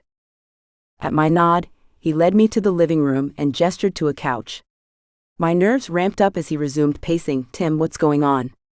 Tell me before I imagine every bad thing possible. Sorry. I don't know why I'm so nervous. He sighed and plopped down next to me. A few seconds passed and he straightened and turned to me. Little Missy, will you be my best man? A giggle fell from my lips at his words. But I sucked in my lip at his dejected expression. Oh my God, you're serious. I wouldn't prank you about this. I gawked at him. He wanted me to be his best man. I laughed again, this time out of amazement. Must I organize the strippers for your bachelor party? No. He shook his head rapidly. No, wait. You'll do it? I couldn't help myself from teasing him further. Do what? Get the strippers for you. That's not, no, what I meant was. Zio, I'm just messing with you. I squeezed his hand. I'm beyond happy that you asked. I'd love to be your best woman. He sighed in relief, then chuckled and bent over to hug me. Will your male friends mind? They'll survive. He leaned closer and whispered, you know, I'd like to meet your friends one day, even the ones who drive big black cars. I stopped to face him. What? Philip saw him drop you off and he was scared to talk to you about it, so he told me. Why are people so judgmental here? He's a good guy. I frowned. Are you going to tell me to stay away from him? Depends. He shrugged. Is he good to you? Probably depended on your definition of good. But by my definition, the answer was yes, so I nodded. Any friend of yours is a friend of mine. I'd like to meet all your friends. His tone was so caring and supportive. Appreciative warmth enveloped me, and I hugged him again. We were in a corner of our own, the perfect time to tell him about my gift. Not sure how he'd react, I just blurted it out. I'm giving you ownership of this estate as a wedding gift. My teeth jarred as he jerked up. Cosa Nel. Before you start cursing in Italian, it's already done. I talked to David, and he agreed. You can't refuse. Please, Zio. I grabbed his hand to stop him from viciously rubbing his forehead. This place was never meant to be mine. I'm not made for living in castles. Grace, however. I trailed off. He finally broke the silence. You are the most frustratingly kind person I know. We cannot accept it. It is too much. You will break my heart if you don't. Hit me where it hurts, why don't you? He gave a pained sigh. I couldn't live with that. I smiled, satisfied with myself. I know. Kathy was the opposite of a bridezilla. In fact, instead of breathing fire, she looked more relaxed with each passing day. She'd selected a dress, sent out invitations, and chosen the catering. None of us could wait for the first week of June. Tim was over the moon when I told him I'd secured the lakeside venue for the wedding. He kept asking me how I'd managed it. I wanted to tell him everything about Osiris, how he wasn't the devious crook the town said he was, how he helped me, and how I felt invincible when he was around. But this was all for Tim and Kathy, so I held back my thoughts on Osiris and just smiled as he told Kathy how much he loved the place. I hadn't seen Osiris in 4 days, but he had organized maintenance of the lakeside area. On my first visit to map out the seating, the number of people working there had left me gobsmacked. It took me a good 5 minutes to gather the chutzpah to walk inside. Now my visits were a daily occurrence. The overgrown greenery in the park was now neatly trimmed with cotton candy-shaped shrubs on the sidelines. The curtain of vines that led to the lake were left as they were, much to my relief. I really liked them the way they were. The workers all knew me by name, and it wasn't a surprise that they were all courteous to me. I tried to extract information about Osiris from them, but they were all extremely loyal to him and kept their mouths shut. I was sitting on a swing in the park when my phone chimed with 8 consecutive texts. Before checking it, I just knew it was Walia. I lay my sketching pad to one side, grabbed the cell, and swiped to read. I did it. I talked to her. She nearly bit my head off when she saw the pictures. It's a long story, but it's her dad. I told you he looked familiar, but I just couldn't place him. We talked it out. I hope things get better now. I can't thank you enough, Isla. I love you so, so much. I didn't do it for the thank you, Walia. Love you too. I replied with the biggest grin. The Zoe-sized boulder sitting on my chest was finally lifted. Relief poured through every cell of mine. If she only knew who'd done it. My cell rang in my hand and I answered the call. Hi, Noel. You sound happy. Should I start cleaning my gun? I frowned. Why? You know, to scare off whoever you're thinking of dating. He ignored my laugh. I'll have to see if he passes the gun cleaning test and move on to the handshake. Then I'll let him stay for dinner, maybe. Cool your jets, Benny. I chuckled. Can't I be happy without a man in my life? I don't care why you're happy as long as you are happy. The earnestness in his voice made me even happier. I gripped the chain of the swing and grinned like a fool. Oh. Before I go, I've been asked to tell you by a certain someone that your painting supplies have arrived. I jerked straight back up. Is that code of some sort? Is that what the kids are calling it these days? It's not code and you're the same age as him. So, I will always see you both as my kids. You're disturbing. Did he tell you this today? Is he back? Why? Do you miss him? I snorted. No. If you say so. Hey, listen, I have to go. All right. Isla? Yeah? Quit hoarding my best friend. I couldn't keep the smile off my face for the whole day. Chapter 11. Osiris hadn't been home for over 2 weeks. I took advantage of his absence, and after long days of wedding planning, I stayed at the cottage every night to work on the mural. Not that I was counting the days or nights. I just happened to observe it. Bullshit. Fine. I wanted to be here when he returned. But he hadn't. His absence shouldn't have mattered so much to me, but it did. I'd gotten used to his presence, and after 2 weeks of not seeing him, I felt the void of his absence growing with each passing day. The cottage was colder and quieter without him, which was crazy because he wasn't much of a talker. The mural was almost complete. I was proud of it, couldn't wait to see his reaction. There was a chance for this to completely blow up in my face, but it was a chance I was willing to take. It just needed a few finishing touches, but sitting on the plastic sheet-covered floor, I dithered with the brush in my hand. I'd have no excuse to stay the night anymore. I took a deep breath, swirled my paintbrush in water, and suddenly my surroundings faded. I was transported to the forest, walking behind 2 kids under a sunny, cloudless sky, with autumn leaves crunching beneath our feet. The young girl glanced over her shoulder, and her odd-colored eyes fixed on me before moving on. Somehow, I wasn't surprised to recognize the younger me. The hard glint in her eyes shocked me. She looked wise beyond her years. The boy noticed her alarm. "What are you looking at?" I thought I heard something. "It's friendly," the boy said without looking behind him. "Don't worry." I thought back on one of the earliest dreams I'd had in the cottage. I'd been about the same age in that vision, but such a kid. A normal, innocent child. What had happened to me? I muttered a curse that I could not remember my childhood. I tried to get in her head, to experience the vision as her, but couldn't.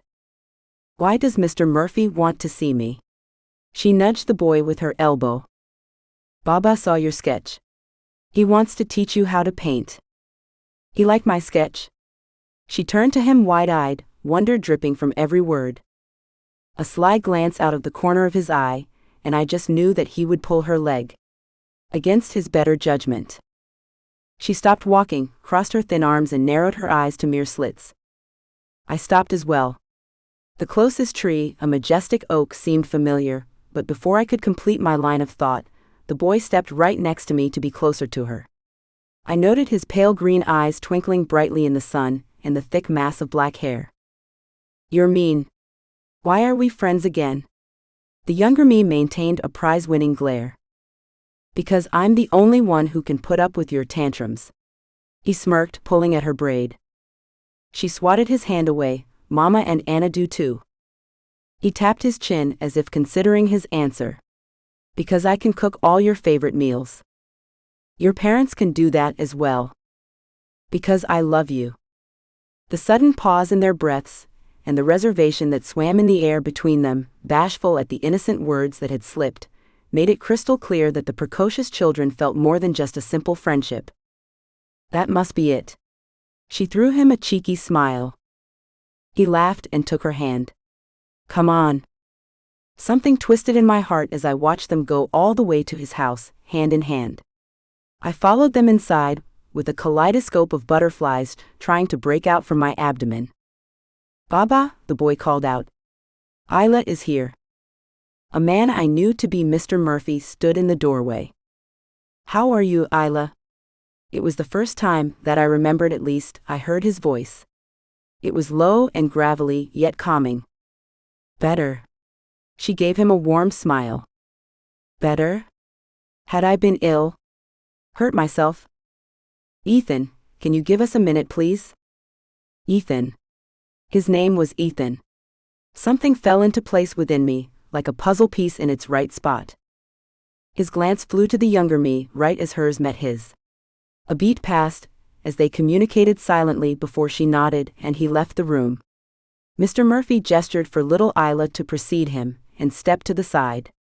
I followed them to an artist's studio, and gaped around the huge room. Various easels stood along the wall, a whole range of painted canvases displayed in the room. The theme surely must have been serenity, because that was what all his artwork portrayed. I was about to touch a very realistic bird, wanting to see if its feather would flutter beneath my hand, when little Isla spoke. "What is this?" I walked over to the small desk where she stood, and stared at a page he'd placed in front of her. My eyes widened at the demonic sketch, the pencil strokes so forceful that they had nearly ripped through the paper. "This is my very first sketch." I'd been shaking with anger, the need to destroy trying to claw its way out of me. Such hot-headedness wasn't tolerated, but instead of berating me, my teacher handed me a pencil and a paper. This was the result. "Do you want to see what I painted yesterday?" Curiosity overtook my senses, and I nodded eagerly before remembering he couldn't see me. But little Isla did the same. He turned the easel in front of the window around, and my mouth dropped open at the medium-sized canvas. It was an abstract oil painting of golds and yellows, with a blinding ball of lightness near the top. Sunlight had never seemed so exquisite. "This is?" Little Isla trailed off, her jaw hanging open too. "Art has given me a safe space to express my emotions, no matter how big or small they may be. Even anger." "Mainly anger." He smiled gently. She frowned. "But you're so calm all the time." "I wasn't always like this. What happened yesterday could have been seriously injured you and Anna. You have too much magic, Isla. More than you can control. Maybe art can be your outlet too. Would you like to try?" My brow furrowed at his words. What the hell happened yesterday? Too much magic? More magic than I could control? Little Isla's mouth turned down and she lowered her gaze to her feet. "I'm sorry for putting your wife in danger, Mr. Murphy." He lowered to his knees in front of her, putting them at eye level. "Anna chooses to guide you each day because she believes in you, little one. We all do." His words ignited a fire in her that burned out all the sadness in her eyes. Her shoulders straightened and she tipped her chin up, making him smile. "When do we start, Mr. Murphy?" "Tomorrow. Right after your lesson with Anna." He stood back up, and little Isla gave him the shortest meaningful hug in history before running out. "Isla?" She turned in the doorway as he called out, "Please call me Osama or Baba, whatever you like." I followed her out of the studio with a smile on my face, and ended up sprawled on the living room floor in the cottage. I blinked my eyes to clear the vision. Art was the one thing from my childhood that I held onto with both hands, even when I couldn't remember anything else.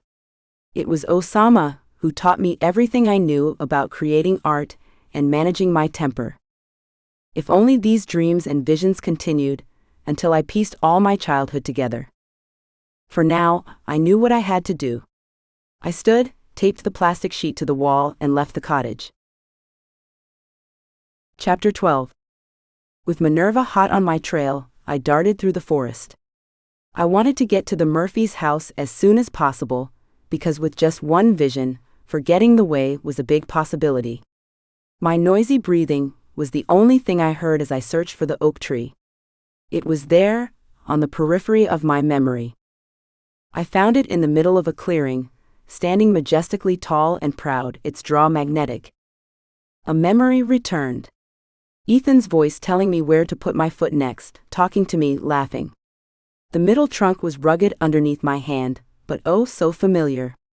A breeze whooshed through the tree, and some old leaves slowly floated through the air to the ground. Something wet streaked down my cheeks and Minerva meowed, calling for my attention. I lowered my head towards her, and realized the wetness was my own tears. I cuddled Minerva to me, as my stomach shrank to the size of a pea. "Come on, we have to find it." I followed the path I had just walked on in my vision, but it was so different. It felt cold, bereft.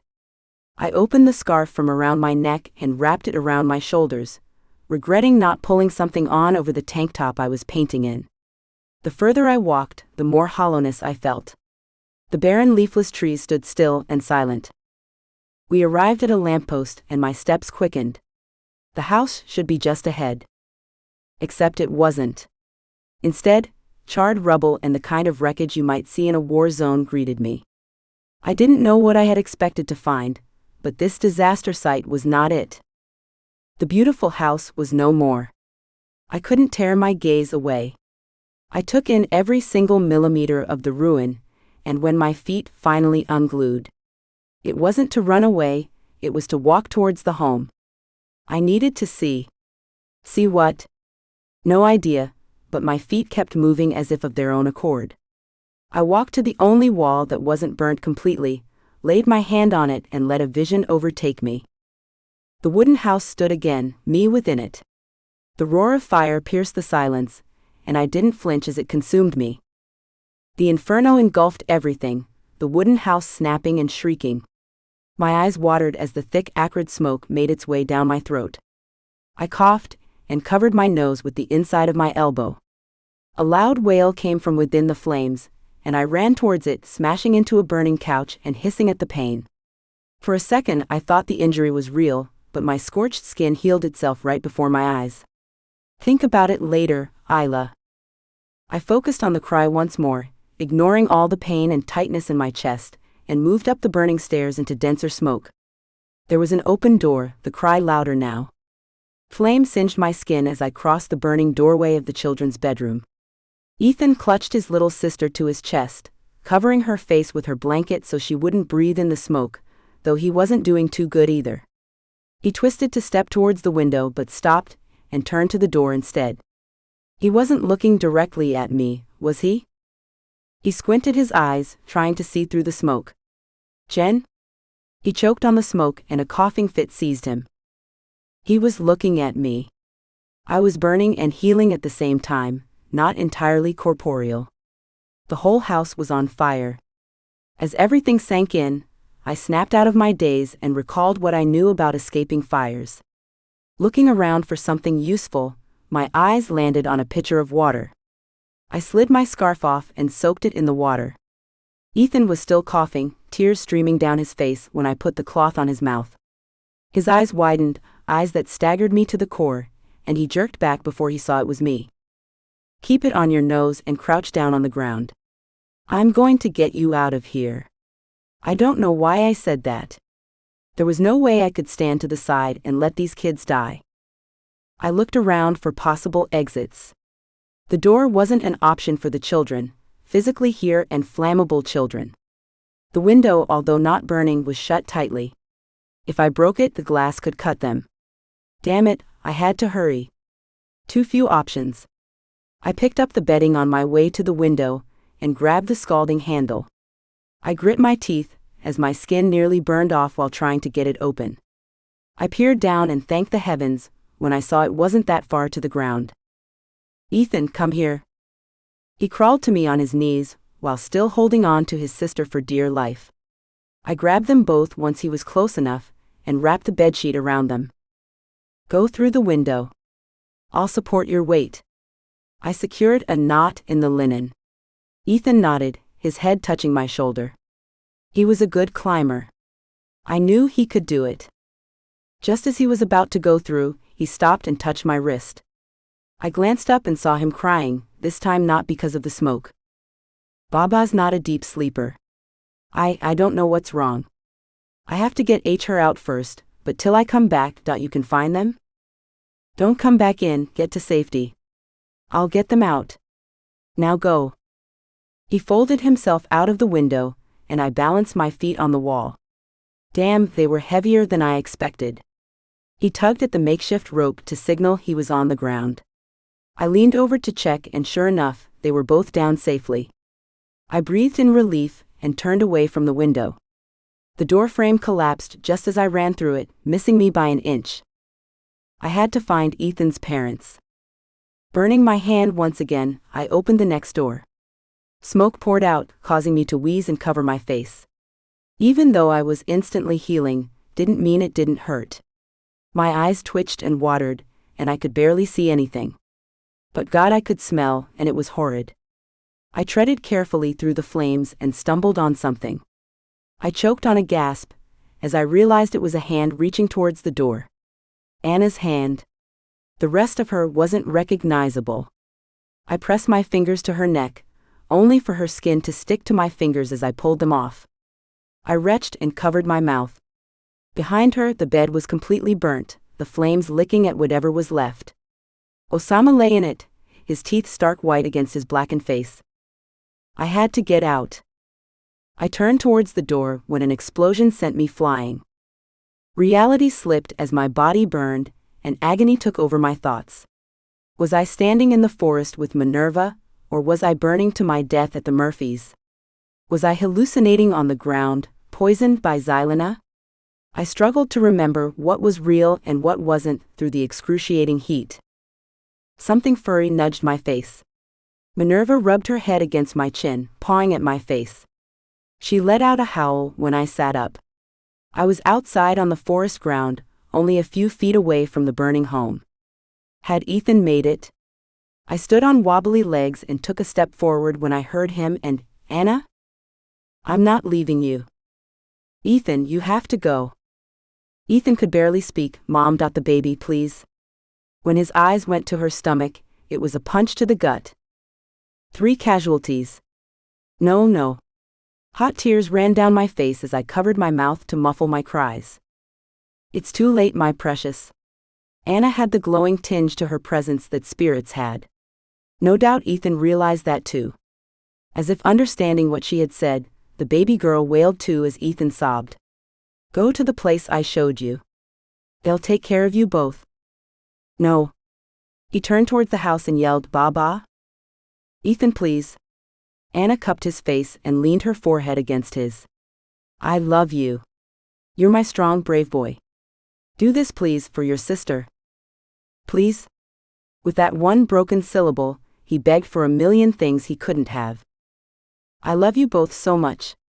Anna disappeared into the night.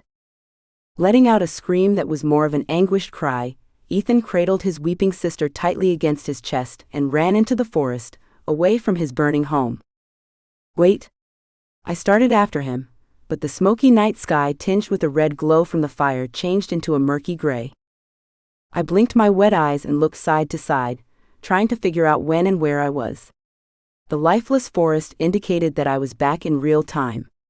Minerva whined and switched to her physical form, rubbing against me and trying to comfort me. What she didn't know was that I could still smell the smoke and soot of the burning home, still hear the roar of the flames as they ate up the house, still feel the heat on my skin. I shivered as I wiped the tears with my arm, more for her benefit than mine, and stroked her head. She nudged me ahead and we managed to get to the oak tree, our tree, before I broke down again. He was alive. Ethan was alive. Minerva nudged me when I stopped, unable to see through the tears.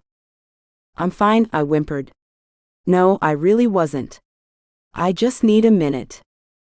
I didn't need a minute. I needed to find him. And I knew exactly where to go. Chapter 13.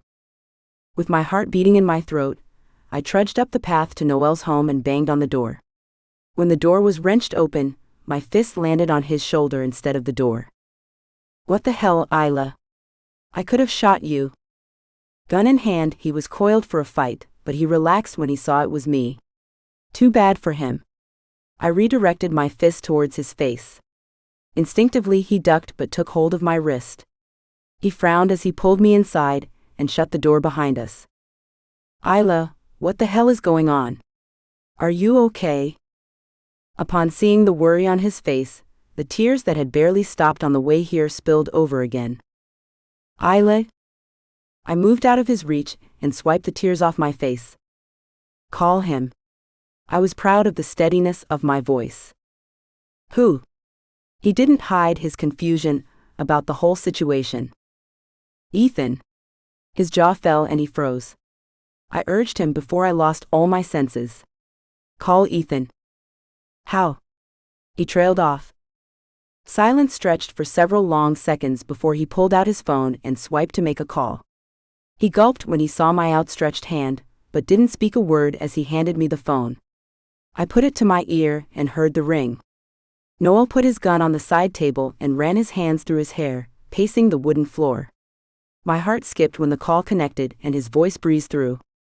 "Noel, I'm driving." "What is it?" I bit down on my lip and cut the call. I couldn't do this while he was driving. The phone rang but I ignored it. Noel let go of the chunk of hair he'd been gripping, and grabbed the ringing device from my hands.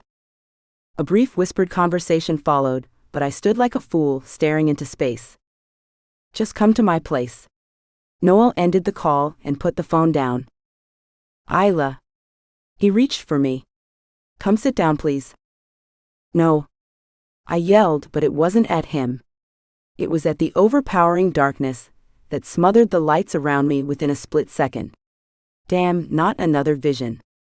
I couldn't take any more. I stiffened at the sudden and unwelcome change in environment. Intense pain pierced me, every part of my body stung and ached.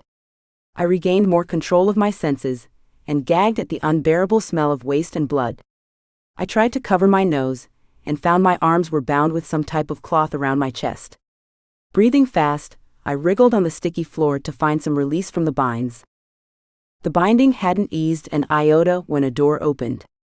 A sliver of light and conversation filtered in. "Your wrong information made me look like a bumbling fool, asking about my daughter's spirit from a lowly green witch. You will be punished for it, Killian." "Yes, my lord." "Open it." Someone, Killian I guessed, yanked the door open and I squinted in the sudden burst of light. "Good. You're awake for a change." His voice. Dread filled me. I was in Xylena's body again. His silver hair glinted in the light that came from behind him, as he crouched down near me. I tried to scoot away from him, before he broke my elbow again. I shut my eyes and chanted to myself, "It's just a dream, it's just a dream, it's just," I screamed out as his hand clasped my sore arm and twisted. Without even opening my eyes, I knew the terror had pulled me out from wherever I'd been, but as my knees crumpled, I couldn't take the touch of hands that tried to keep me upright. I fell to the ground with a scream mixed in with wails and tears. Needles pricked my skin as I felt my magic release. My hands covered my ears to block out my own painful shrieks. I had truly lost it, lost myself. Another voice overpowered mine, and even though my brain had registered it, my body had not. It still thrummed with all the magic I had expelled. Heavy footsteps ran towards me, and warm arms cocooned me in a desperately tight embrace that muffled my wails to whimpers. "Shush, I've got you." He gently rocked me in his tight embrace. "Just breathe. I've got you, Bobcat. Breathe." Finally feeling safe and too tired to lift my heavy and prickly limbs, I passed out. It was my first time visiting our new neighbors, and Mama was making me play the Name 10 Things You See game. Unbelievable. I kept a grip on my necklace as I looked out the window. Dark clouds covered the sky, and grumbled after short intervals, just like my stomach did when I was hungry. Diligently I started listing off the things I could see: lamppost, rosebush, birdbox, a crow, a horned horse, a discarded ribbon, a horned horse. I twisted on my feet and stopped for a split second. When did Anna come in? I decided to apologize later, and just waved hello to her as I ran out of there to see the horned horse more closely. "Did you feel that?" I heard Mama ask. "Something's about to." But I didn't stop to ask her what she was talking about. Maybe I should have stopped, or at least slowed down, because when I jumped down the step, I collided with someone coming up, making us both trip and fall to the ground. I tried to break my fall with my hands, which was a mistake, since I ended up with burning, dirt-covered palms. I felt sharp needles in my arms as I raised my hands up to look at the drops of blood already trickling from the small cuts. Heat rose to my face, and it took everything in me to not cry and be the brave girl Mama always said I was. Suddenly, a hand appeared in my line of sight, and I looked up. A boy was kneeling in front of me, with his brows furrowed down over his lowered eyelids. His jet-black hair was cropped close to his scalp at the sides, and left just a bit longer at the top. I had never seen a boy from this close before. I looked down to our hands, as he gently cleaned my bleeding palms with a handkerchief. "Does it still hurt?" I looked up again at the sound of his voice. "Green." He had beautiful light green eyes. I shook my head, but my gaze didn't stray from his eyes. They were so sad. Something bad had happened to him. I could feel it. But I didn't think he would tell me if I just asked now. Would it make him happy if we were friends? I had to try. I wiped my tears and looked down at our joined hands. He was about to let go, and suddenly it felt exactly like the time I had lost my comfort pillow and couldn't sleep properly for days. I gripped his hand before it fell away and told him my name, hoping he would never forget it. I woke up gasping for air and rubbing at my chest to soothe the tightness that I could only attribute to the dream I just had. Noel rushed to the bed from the chair he'd been in once he saw I was awake. "Lie down, Isla." He tried to gently push me down. "You must rest." I stopped him and sat up. "Where is he? Where's Ethan?" "Who the hell is Ethan?" My heart wept in relief at the sight of Osiris standing in the doorway. His brow furrowed as he looked between me and Noel. Noel shook his head and stood. "I'm out of here." He leaned down and kissed my cheek. "Call me later." Noel muttered something to Osiris as he passed by him. His dark eyes shuddered, but Osiris didn't lose the hard edge to his face. The front door shut with a bang as Noel left. Osiris finally moved and came inside, placing the tray he'd been holding down on the bedside table. "How are you?" "Sit down." Osiris rolled his eyes but did as I said, sitting in front of me on the bed. "I know who you are." I thought that was an already established fact, considering we've known each other for months. "Look at me." I willed his gaze to meet mine. "Tell me you're not Ethan." His jaw clenched as he gritted his teeth. My voice softened. "You can't because that would be a lie. And you've never lied to me. Why didn't you tell me?" "You didn't remember me." "You still don't." "Not everything, but I know you were my first friend ever, and I loved you when I didn't even know what love was, and—" He scoffed. "And you do now?" "Yes." "No." He shot up from the bed like he'd been electrocuted. "You do not.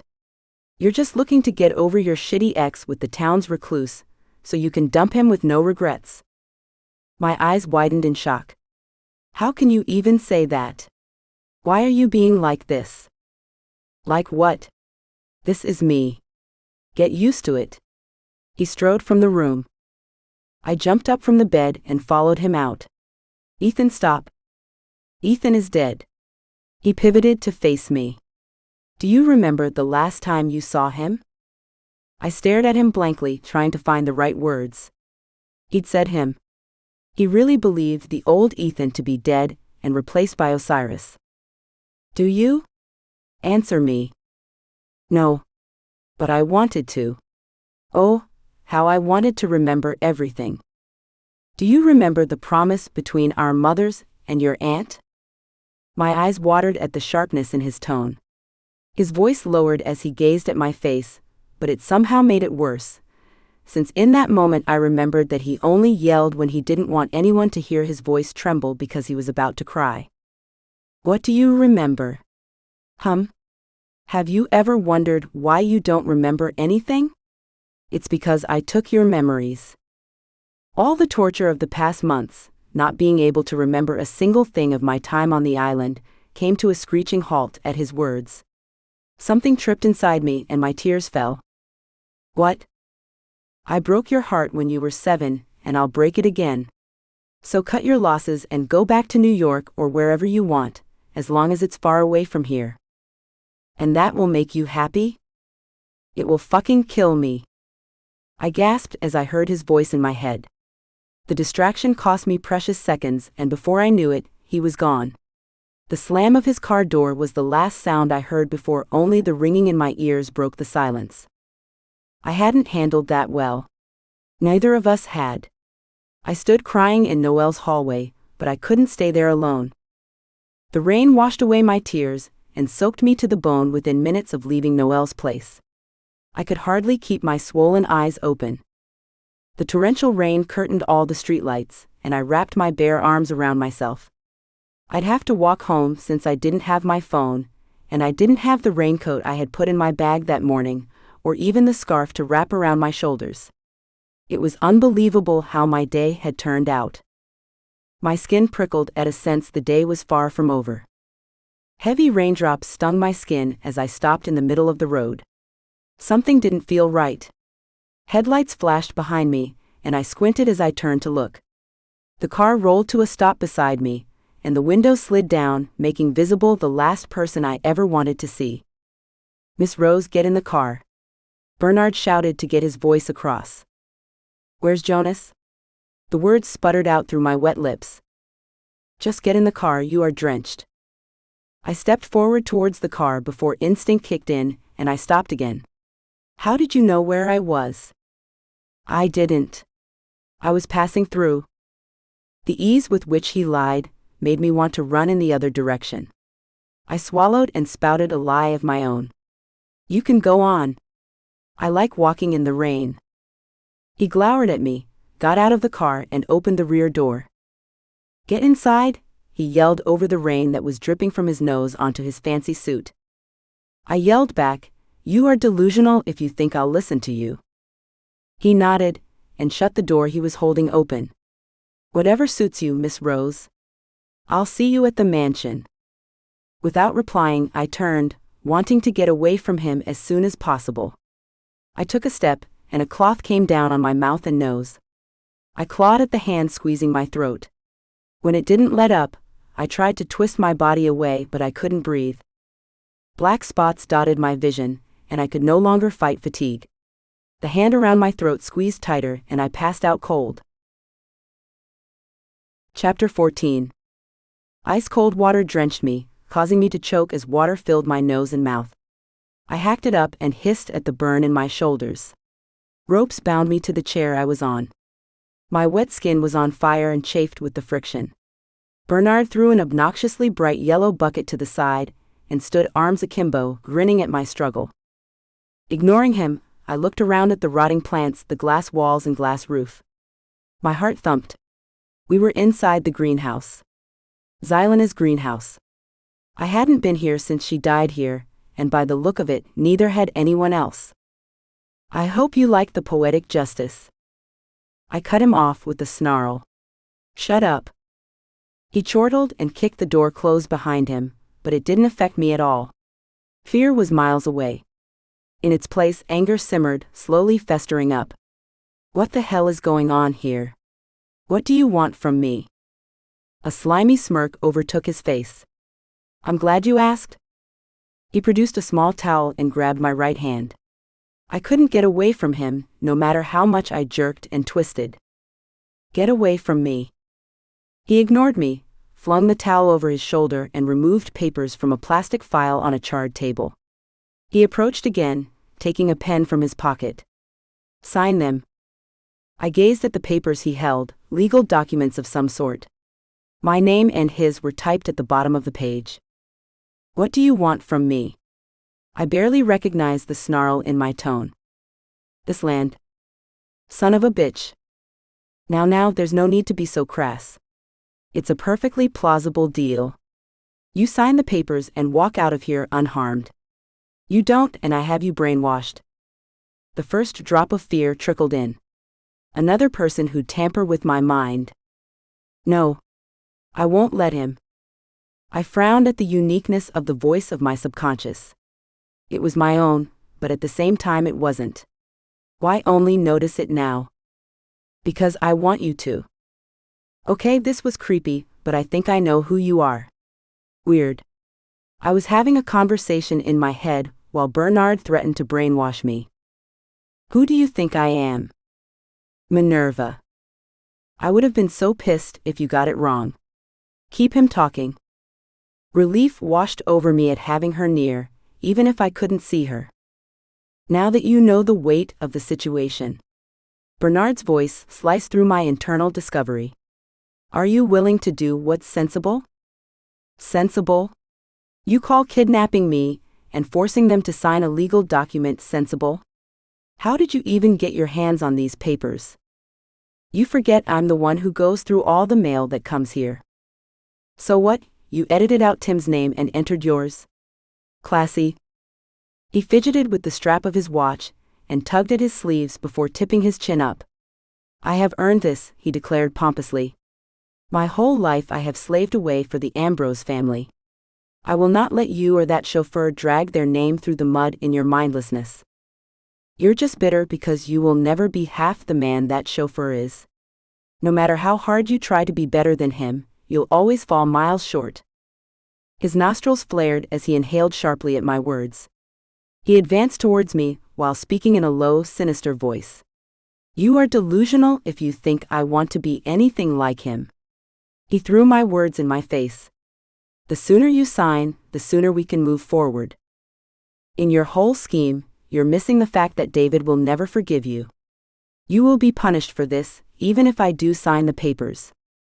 A flicker of fear flashed in his eyes before it was pushed behind anger. David, now. Not so long ago you wanted nothing to do with him, and now look at you. His voice climbed as fury raged. You're just another person who is using him for his wealth. Once I'm through, he'll see you for the gold-digging bitch you are. The ropes burned into my skin as my fists itched with the need to punch him. He meant to give me the estate long before I even asked him. I didn't? That's because he is a sissy. Bernard bellowed. He's always been so weak.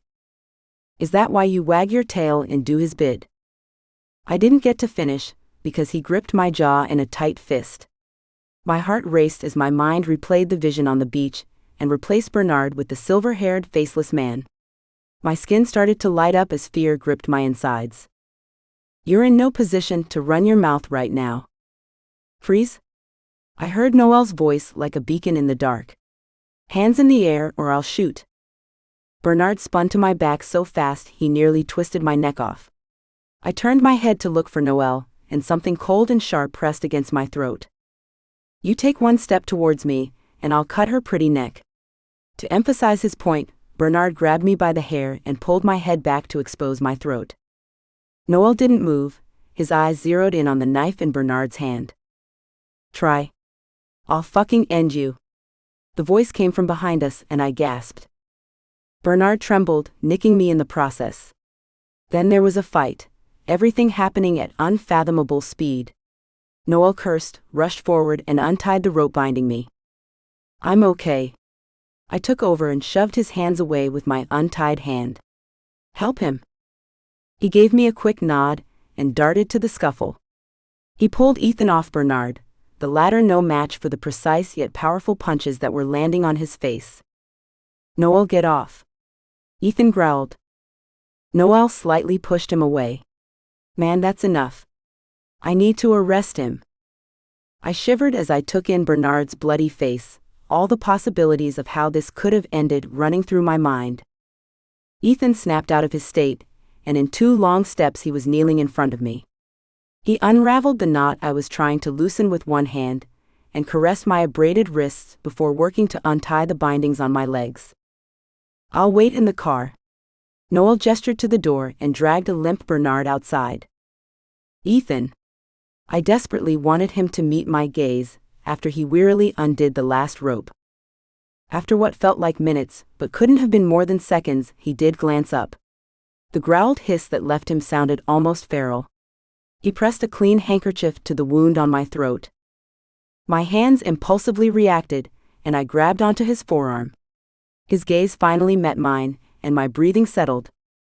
You must be in pain. His tender tone did me in. I crumpled. Trusting him to catch me, and take care of me exactly like he did the first time I met him, I fell into his chest and let go of the brave facade. He cradled my head and hugged me tightly. Shish, don't cry. I'm so sorry. So fucking sorry, it's all my fault. He kept repeating his apology between ragged breaths. I'm going to kill him. I shook my head. I just want to get out of here, please. He lifted me back into the chair, took off his jacket and wrapped it around me before bending to pick me up. I can walk. I'm fine, I protested, though my voice trembled. I'm sure you can, Bobcat. And that was that. He walked us out of the dreadful place. Noel drove us to the mansion before leaving with Bernard. 2 people waited at the foot of the stairs. Tim engulfed me in a hug as soon as Ethan set me on my feet. He'd barely released me when I was attacked with another bear hug. Jonas's curly hair brushed the bottom of my chin. My eyes pricked with tears at the profoundness of the moment, because I knew he didn't go around hugging people. I lowered my head on his, and returned the most special hug I'd ever received. Mio Dio. Tim gasped as he came forward again. You're bleeding. I looked down to where he was pointing at my torso. My wet top was indeed bloodied underneath the jacket. But it wasn't my blood. Chapter 15. I twisted towards Ethan. He stood just a step away from where Noel had dropped us, slumped against a wall. The sinking feeling in my gut corroded my insides. Osiris? I called out, mindful of the company. He clutched his right side, his hand pressed hard against his stomach, something dark coating his fingers. I gasped, scurried to him, and pulled his arm across my shoulders to support his weight. He groaned, and while he kept his arm there, he didn't put any weight on me. Tim, get the car. No. Ethan panted through gritted teeth, stopping Tim in his tracks even with his weak voice. Here. Have you gone mad? You're injured. Not. The hospital. He released a pained grunt between each word, and nearly keeled over again. Damn it. I cursed to myself, but started guiding him up the stairs. Tim took his other arm, while instructing Jonas to bring the emergency kit to the guest room. It drove me crazy that the stubborn ass was still walking on his own. Stop being so pig-headed and let us help you. I bit out angrily. He did as I asked and put more weight on us. Perhaps more because the hand I was holding over my shoulder had gone colder. Hold on, amico, Tim soothed. We'll get you better in no time. Between us, we manhandled Ethan to the closest guest room. He passed out as soon as Tim dropped him on the bed. No. I'd only just found him. I couldn't lose him now. I crumpled to the floor and rubbed his cold hand, while Tim and Jonas took out everything they needed from the medical kit. Beneath the lights, it was clear how much blood he had lost. Behind me, Jonas sucked in a breath. I stood and took the gauze from his shaking hands. Please wait outside, Jonas, you don't need you to see this.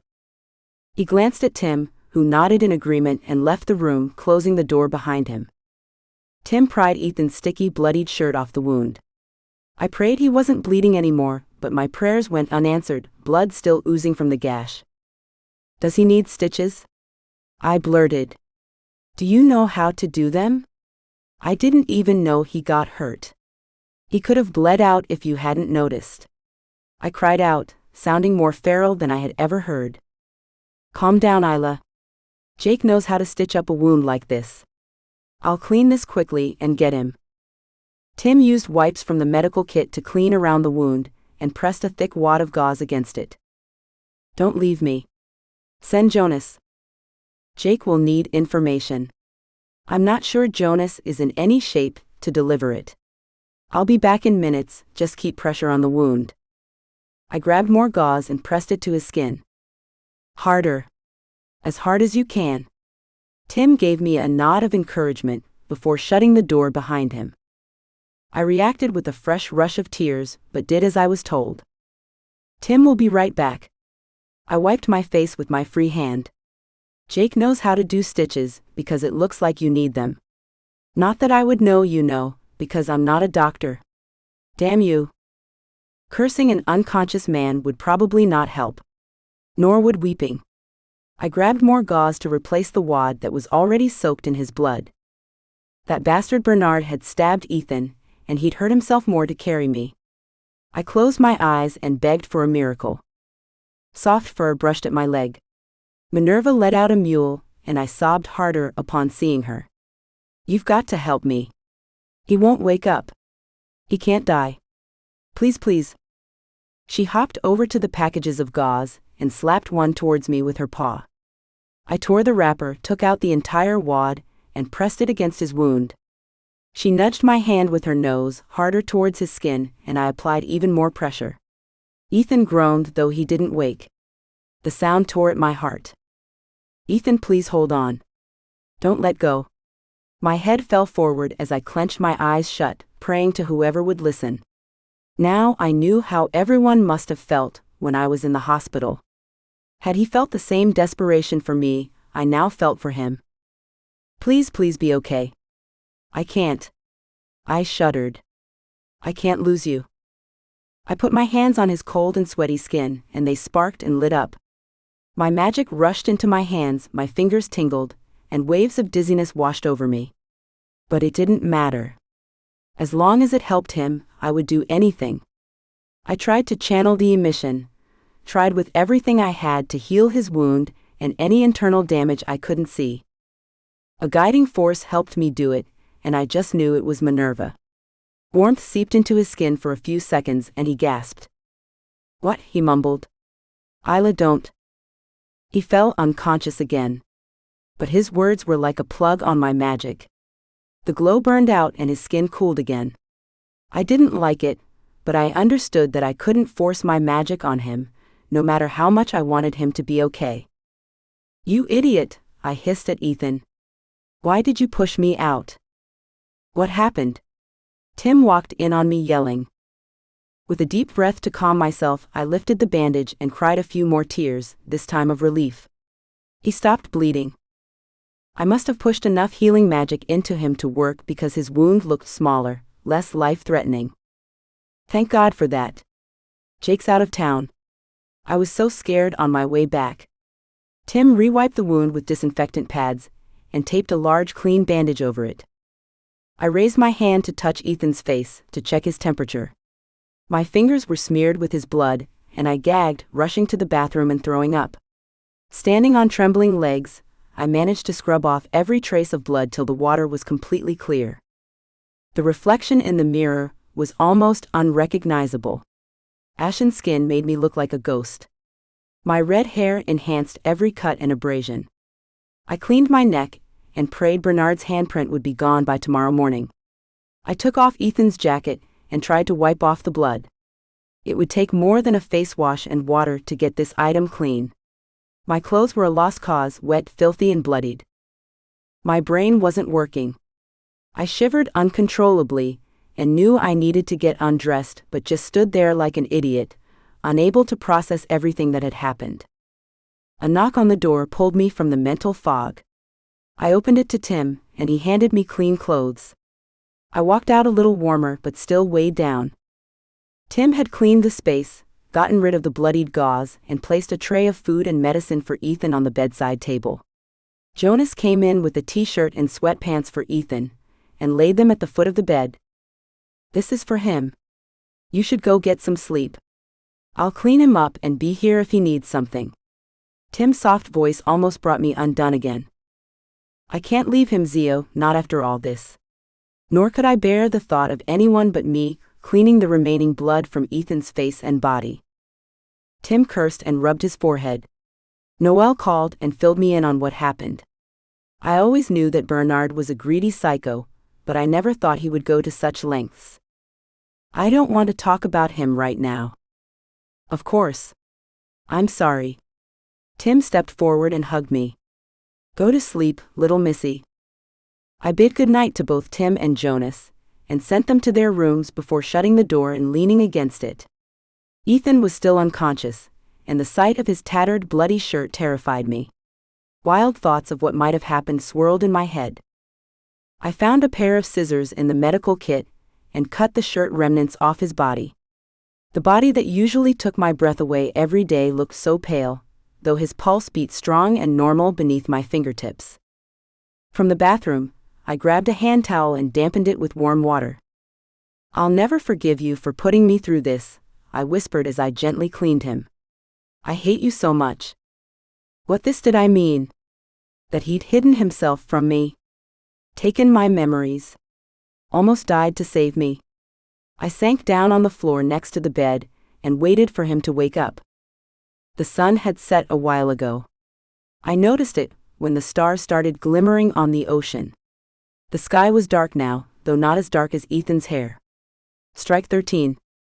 I sighed and looked down at my lanky legs crossed in the sand.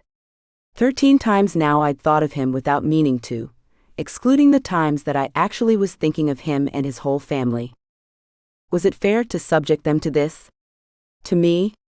They never made me feel like a burden, but I could see the toll I had taken on them. Ethan would die before he told me that he missed his magic. Even worse, he felt guilty that I now had more magic to bear. But it wasn't his fault that the spell went wrong. There was something wrong with me, not him. Hey. I glanced up and saw Ethan taking his place next to me. Unable to look him in the eyes, I turned my gaze back to the ocean. Hi. The sun went down an hour ago. You should go inside. Jen's waiting. When I didn't look away from the rippling water, he sighed. Are you still upset over what happened with Kai? I couldn't take any more skirting around.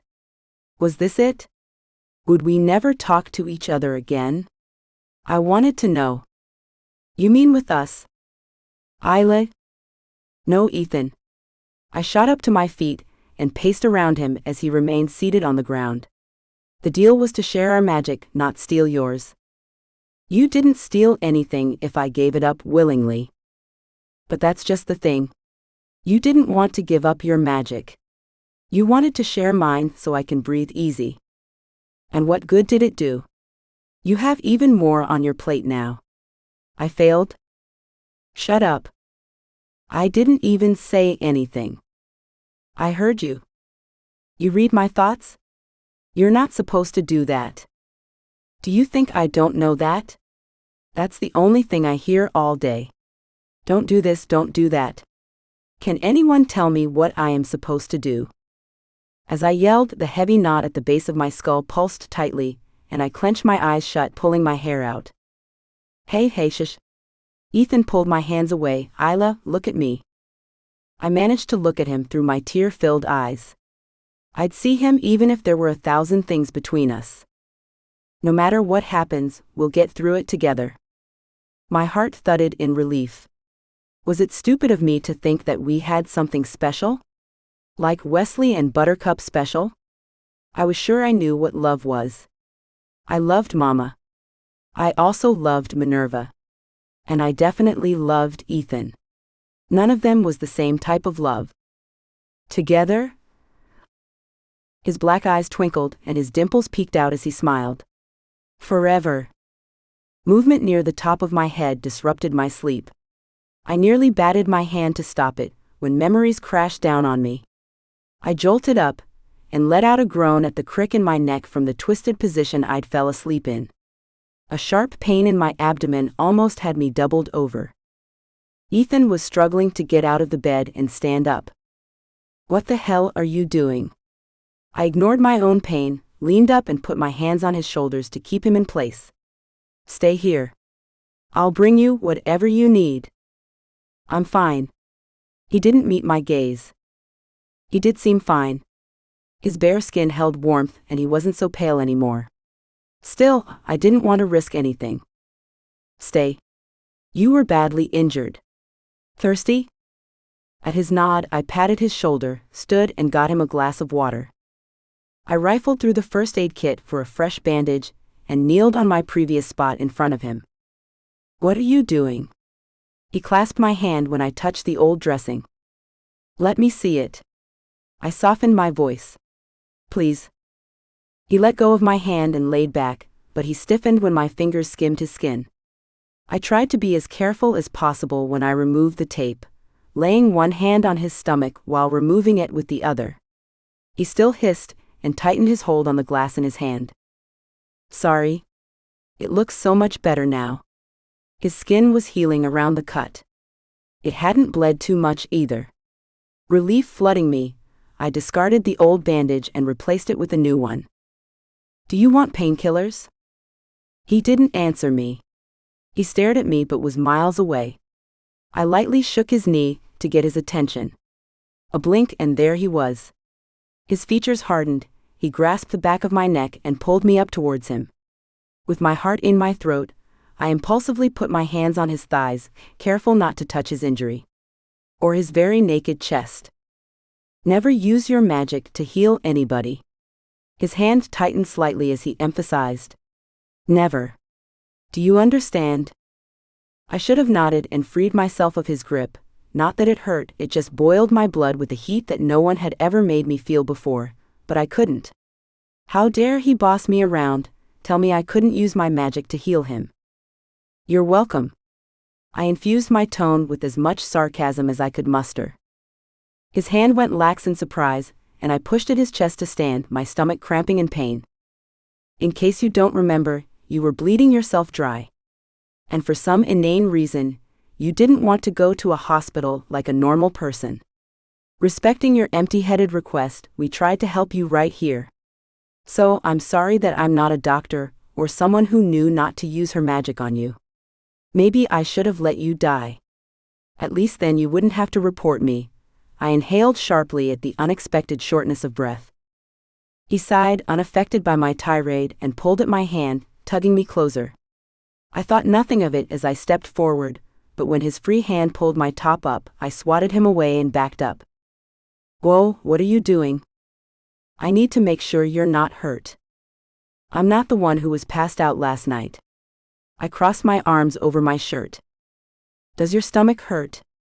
Right about here. He circled the bandage that covered his wound. Yes, I said impassively. Because I'm on my period. Cramping pains. What else could it be? He pinched the bridge of his nose. I should get going. He slowly stood, testing his strength. Like hell. I intersected his path. You're not going anywhere. He glared at me. I gather you're going to stop me? Yes. He acquiesced, knowing I wasn't going to back down. He must really be feeling weak right now. All the energy left me as he went to the bathroom, and I slumped on the couch to catch my breath for a second. I lifted my shirt and touched the bottom left corner where it hurt, right where his wound was. It was sore and it ached, but there was nothing visible on my skin. I righted my shirt and shut my eyes as I heard the water running. He was fine. That was all that mattered. Chapter 16. I blinked, consciousness returning slowly along with disorienting waves of dizziness. The bed I lay in smelled like Ethan, but he wasn't with me, and a heavy loneliness settled in my chest. The other side of the bed didn't even look slept in. I tried not to take it personally, and turned to stare at the boring, standard white ceiling instead. I needed something familiar, wanted my familiar. I called for her in my mind. What's wrong? Was her instant reply.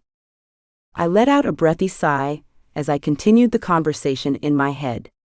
Everything. Yesterday was a long, hard day. Did his family die because of me?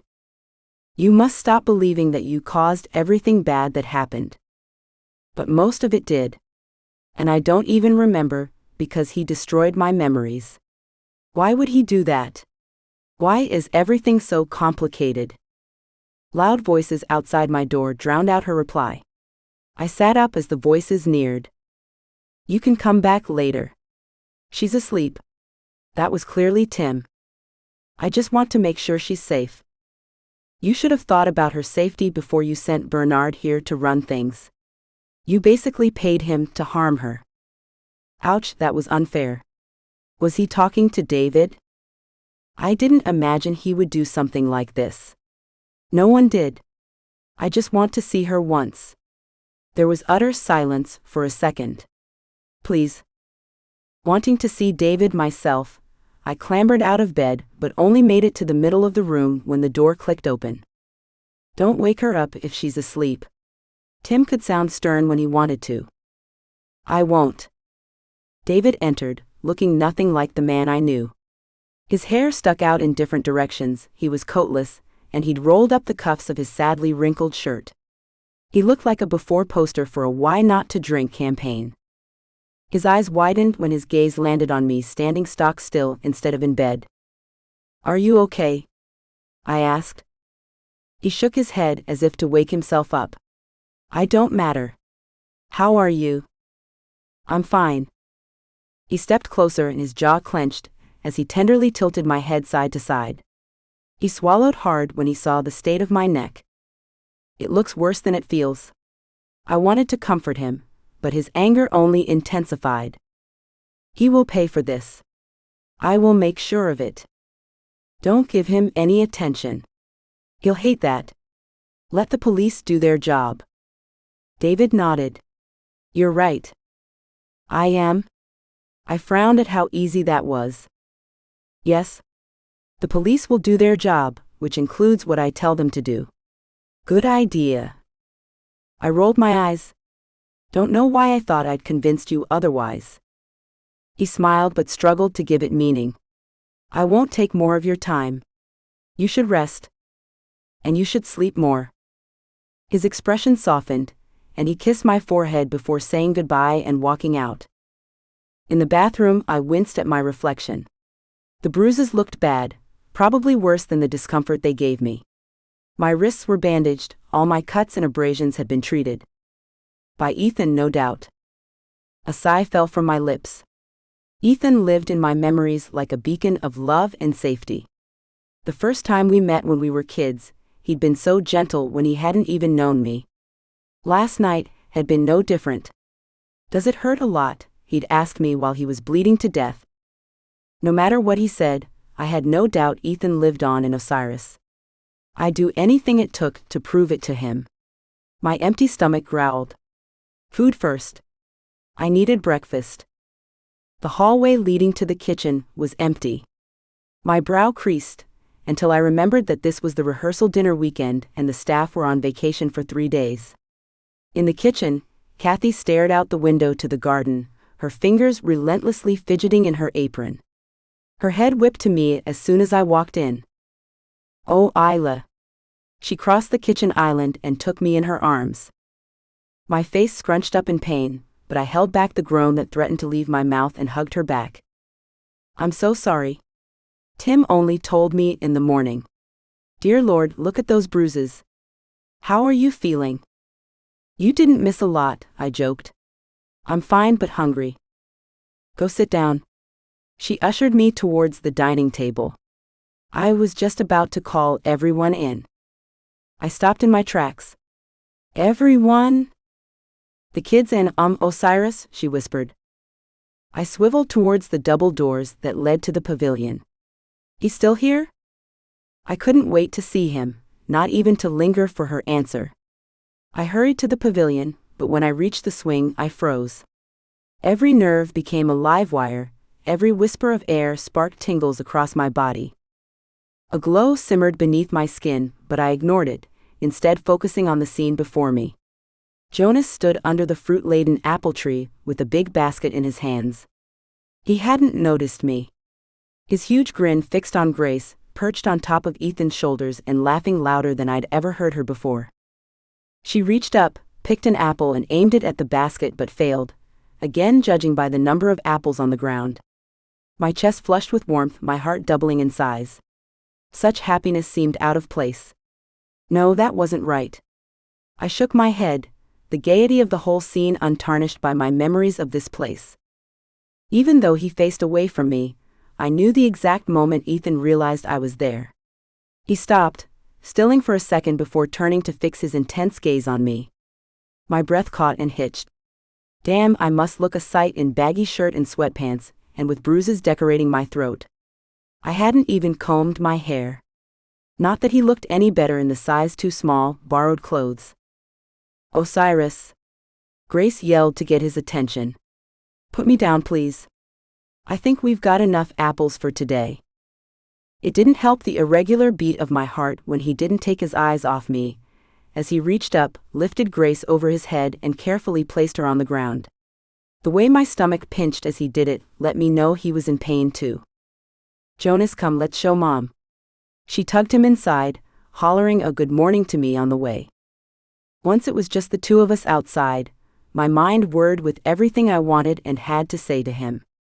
A barrage of thoughts and emotions arose and flitted for mere nanoseconds, but none stayed, not as he strolled up to me and took my hand in his.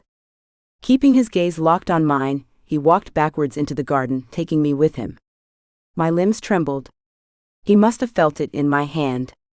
But I kept following him, despite the nervous arrows arising from deep within. I knew deep in my bones that I would follow him into hell if he wanted me to. My feelings for him terrified me. The things I didn't know, things I didn't remember about him scared me.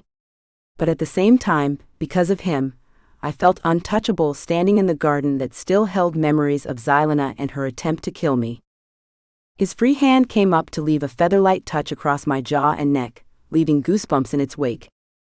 I sucked in a shaky breath. Ethan.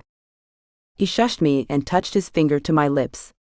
His voice was melted chocolate when he leaned down to whisper in my ear. How did you figure out who I am? So many signs. I was breathless, my voice quivering. It was almost impossible to breathe. He tipped my chin up as he caressed my hair. Enlighten me. A vision was the last confirmation. In it I saw you.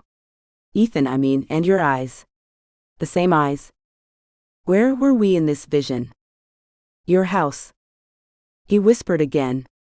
His lips touched my ear, so tenderly I let out a soft moan. And what were you doing at my house? My eyes fell shut.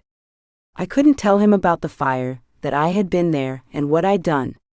Why couldn't he have asked me something else? Like what he was doing? Why was his question so specific? My eyes flew open. I pushed him away from me. He staggered, caught off guard, but quickly regained his balance. You vile sicko. I ran my own hand through my hair, trying to get rid of the sweet, tortuous feeling of him touching me. Were you trying to seduce the truth out of me? He shrugged. It was a foolproof strategy. A foolproof? I repeated his words in disbelief, before a fresh wave of anger coursed through me. You are insufferable. The most infuriating person I know. Ah. I hissed and turned to go somewhere, anywhere he was not. But when I spun around, my gaze landed on the wilting flowers and plants that Helena had grown with so much care. The plants I'd trimmed under her observation were drooping over each other. It was a mess, and it hurt to see it. But it didn't scare me anymore. I turned back to the man behind me, who was watching me with the most careful expression. One that matched the tenderness I'd felt in his fingertips only moments ago. I crossed my arms in front of me. Was your strategy to get information from me? Or distract me from my fears? He said nothing, as he kept watching me with the same expression. His silence said it all. He knew I didn't like being scared, or being confronted about Helena, this garden, and its memories. I swallowed hard, giving him a huge grin, and his expression transformed from observant to confused. Good. Sashaying to him, I took his hand in mine and caressed his fingers. I dug deep to find a sultry tone. Ethan. His gaze met mine. You're so hot when you're not trying. Satisfied by the way his lips parted in shock, I smirked in victory and sashayed away. Tim met me at the door to the kitchen. His smile faltered when he saw me up close, but I didn't give him time to investigate my injuries. Call him in for breakfast before he sneaks out or something. Tim nodded, and went out to bring Ethan in while I took my seat at the small table where we usually ate. As soon as I sat, it occurred to me that the seat next to me was always unoccupied, so naturally that's where he would sit. It was absurd how nervous that made me feel. It wouldn't be the first meal I'd have with him, but this felt too much like bringing a boyfriend for a family dinner. I gazed around, close to panic. Grace spoke excitedly about Osiris and apple picking. Kathy was setting everyone's plates, while dutifully listening to her daughter. Tim was outside getting Ethan inside. Damn, I had to remember to call him Osiris in front of everyone else. Oi Jonas. I shouted loud enough to get his attention, and he looked up from the sketching pad I'd given him for his birthday. He stuck the pencil behind his ear when I gestured for him to get close. Come sit with me. He leaned back with a raised eyebrow. His gaze swiveled from me to the two men entering the kitchen, and understanding dawned. Swiftly rising from the chair across from me, he rounded the table and plopped down next to me. Sighing in relief, I mouthed a thank you to him, and his eyes crinkled in a smile. Tim and Kathy took their seats on the head chairs, and Grace interrupted her flow of words when Ethan took the only empty seat next to her. This is Jonas's CH. Jonas must have kicked her under the table, because she abruptly stopped speaking and glared in our direction. She frowned, but politely invited Ethan to sit next to her. The second he sat, he pulled his chair forward under the table and smacked his knees to mine. Oh crap, I did not think this through. With a small cough, I pushed my chair back a little and tried to ignore his smirk. Now that everyone is settled, can we eat? I'm starving. Tim rubbed his hands together. Kathy rolled her eyes, but a smile played on her lips. Is there ever a time when you're not? We laughed, knowing she was right about that, and my eyes met Ethan's. He looked slightly out of place in the untried surroundings, but I could tell he didn't feel it. Mock me all you want, but I can't resist a good meal, and knowing that. The rest of his words floated in space as I looked down at my plate. Didn't want salmon for breakfast. Sighing internally, I picked up my fork and absent-mindedly smiled at Tim, who still spoke, engaging everyone in his dialogue. There was better breakfast on the table too, but I didn't want to waste Kathy's efforts. I forced a second small bite in my mouth when my plate was replaced with another, with pancakes, fruits, and loads of chocolate syrup. I looked up to see Ethan placing my plate in front of himself, as everyone continued normally like nothing had happened. He turned to listen to Kathy. They were animatedly talking to one another about cooking. With wide eyes, I stared between them. How quickly could the man charm anyone? A hand enclosed mine, and I glanced at Tim, who was smiling at me softly. He tipped his chin towards my plate, reminding me to eat. After breakfast, we sat back with coffee, Grace talking about the upcoming science fair. Ethan's phone rang and he silenced it but pushed his chair back. I have to go. He looked up from his phone. He noticed Grace's fallen expression and ruffled her hair. Sadly. But let me know if you need help with the science project, little one. She perked up at the prospect. He stood, and everyone followed suit. Thank you for the delicious breakfast, he said to Kathy before turning to Tim and grasping his hand. And for last night. I won't forget it. His phone buzzed again, propelling him into motion. See you around, Jonas. He squeezed Jonas's shoulder as he made his way past him. At the wedding, right? Grace asked. You will be coming. Kathy answered her, yes, he will. Ethan nodded respectfully. Thank you. I'll try my best to make it. As he moved to walk out, my stomach throbbed in pain. But his pain, not mine. Wait. Too loud. I winced as everyone froze and stared at me. You don't have your car. Tim or Jonas can drop you wherever you want. Our car was collected this morning for forensics. Tim rubbed the back of his neck. Ethan's phone buzzed yet again. I have to get to the shop. Can it wait? My fingers rubbed together fast enough to create a fire as I walked up to him. I had my bike, but I'd never ridden with someone else behind me. No. I'll take you. I straightened my shoulders. I could do it. On my motorcycle. In my periphery, I saw Tim and Jonas abruptly turn to each other. Ethan frowned, perhaps not fully convinced. I chuckled at him and nudged his elbow. Don't tell me you're scared. His frown deepened into a glower, and he trudged from the kitchen. No doubt the painkillers had worn off, but he was too proud to say. I changed into my boots, donned the leather jacket I kept in the foyer closet, and ran to the garage. Ethan stood near the bike, scrutinizing it as if it were a pile of rotting fruit. Stop dissing my bike. I grabbed the helmet from the holder and handed it to him. Put this on. What about you? I don't see a second helmet. I ignored him, reached up and put it on his head, tightening the strap accordingly before he could protest. I could manage a ride without one. I'll keep one for the next time, but if you're going to argue about this now, we can always go back inside. I couldn't see his face behind the visor, but I could just imagine the scowl, which in turn made me smile. I flung my leg over the bike and started it. The engine rumbled beneath me, and my smile widened. Would this ever grow old? I turned to see my first ever passenger still standing off to the side. Have you changed your mind? I asked. He limped forward, and with a light finger he traced the corner of my smile. Before I could even react, he climbed on behind me. I felt his touch everywhere. His chin graced the top of my head and his strong thighs bracketed my hips.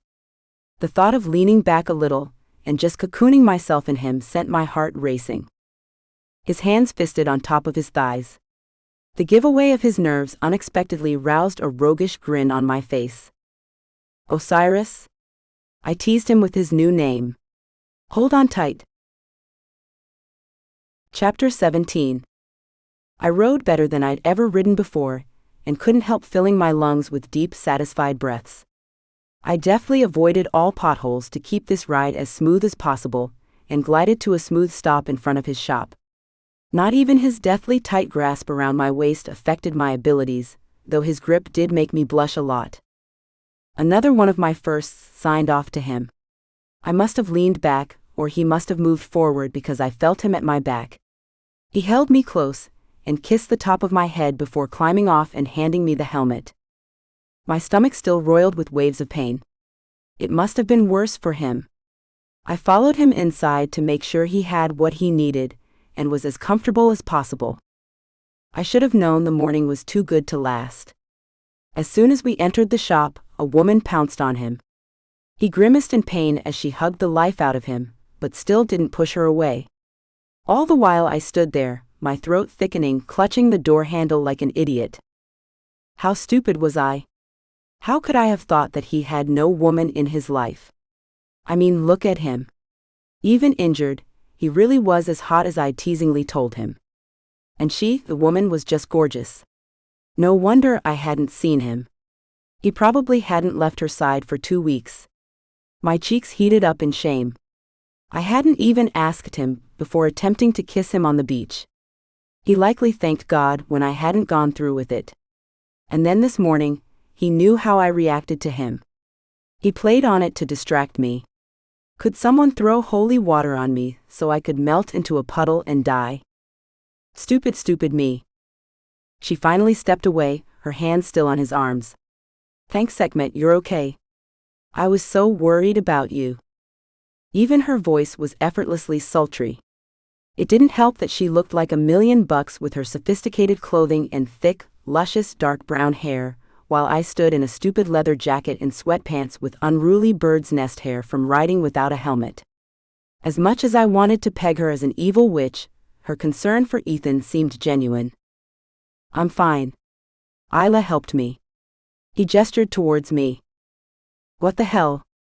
He brought her attention to me when I was just about to slink away. Isla? She turned and noticed me for the first time. That's me. I gave her an awkward smile. She stepped forward with her hand extended. Her gaze roamed over the bruises on my face and neck, but she made no comment. My name is Fariha. Nice to meet you. I looked at her hand and then at her. Fariha, what a beautiful name. Why couldn't she have been a plain Jane or Martha? Just shake her hand. Minerva popped into my head. I reluctantly shook the proffered hand, no doubt my cat knowing best. Fariha, do you have it or not? Ethan didn't hide the impatience in his tone. She dropped my hand and turned to him again, lifting her eyebrows in question. Can we talk outside? I couldn't remember the last time I'd been so incredibly furious at myself. He'd been on hot bricks to get here, and she clearly wanted him alone. Whatever the rest was, I didn't need to be here for it. Actually, I forced a smile as I tried to keep the anger at myself from showing. I was just leaving. No, you are not. Ethan didn't look at me. My anger redirected at him and his bossy tone, not that he was fazed by it. He just continued giving orders, wait in the back room. Like hell I will. I hissed as Fariha said, sure. Heat burned the tips of my ears as I realized he was talking to her, but I refused to show an inch of my embarrassment. I scowled at her retreating back and the closed door. Why are you so mad? Instead of a reasonable response, I blurted what I really wanted to know. Is she your bobcat too? What? His furrowed his brow. I cursed underneath my breath. Forget it. Sorry I said anything. I'll get going. I turned to leave. Wait. Why was I apologizing? He had as much part in making me like him as I did for actually liking him. Did our moments mean nothing to him? Why did we even have moments if he already had a girlfriend? How did I become the other woman? I wasn't doing this again. Damn him. You know what? I whirled around. I couldn't decipher his expression, but guessed he was amused, and I absolutely hated that I didn't know what tickled him. It riled me up more. Screw you for leading me on. And for taking my memories. And FYI, I want them back. Every reflective surface in his shop flashed with my blazing glow and lit up his whole shop like a disco. I hauled out of there, slamming the door on my way out. I retrieved my phone from the cottage and rode around for an hour or so to calm myself. It was at the mansion when I noticed a text on my phone. FYI. She's not my bobcat. I made a face and mimicked him as I parroted the words on the screen. Happy to see you're back to your idiotic self. Caught red-handed by Noel in the middle of an unbecoming moment, I straightened my spine and cleared my throat back to my normal voice. I thought it best, since I have to carry a conversation with you. Noel, unoffended, laughed and gave me a hug. An old man stood behind him. An old man I had met twice. Noel let me go and gestured towards him. Isla, this is Ian. I found him walking here.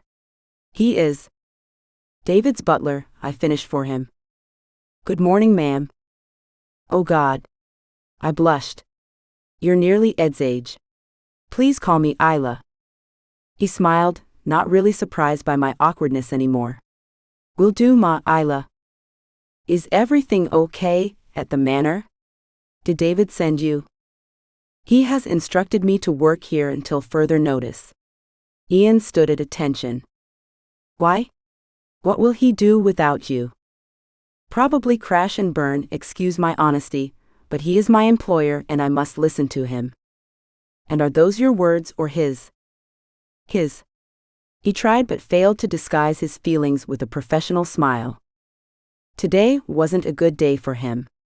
Instead of pushing him for information, I'd ask David later. I gave him a slight nod. Well, Mr. Ian, we have a wedding around the corner, so there's going to be a lot of work for you, but I do hope your stay here is pleasant. His hooded eyes crinkled to the point where they fell shut, and his wrinkles deepened as a genuine smile overtook his face. Why were old people so adorable?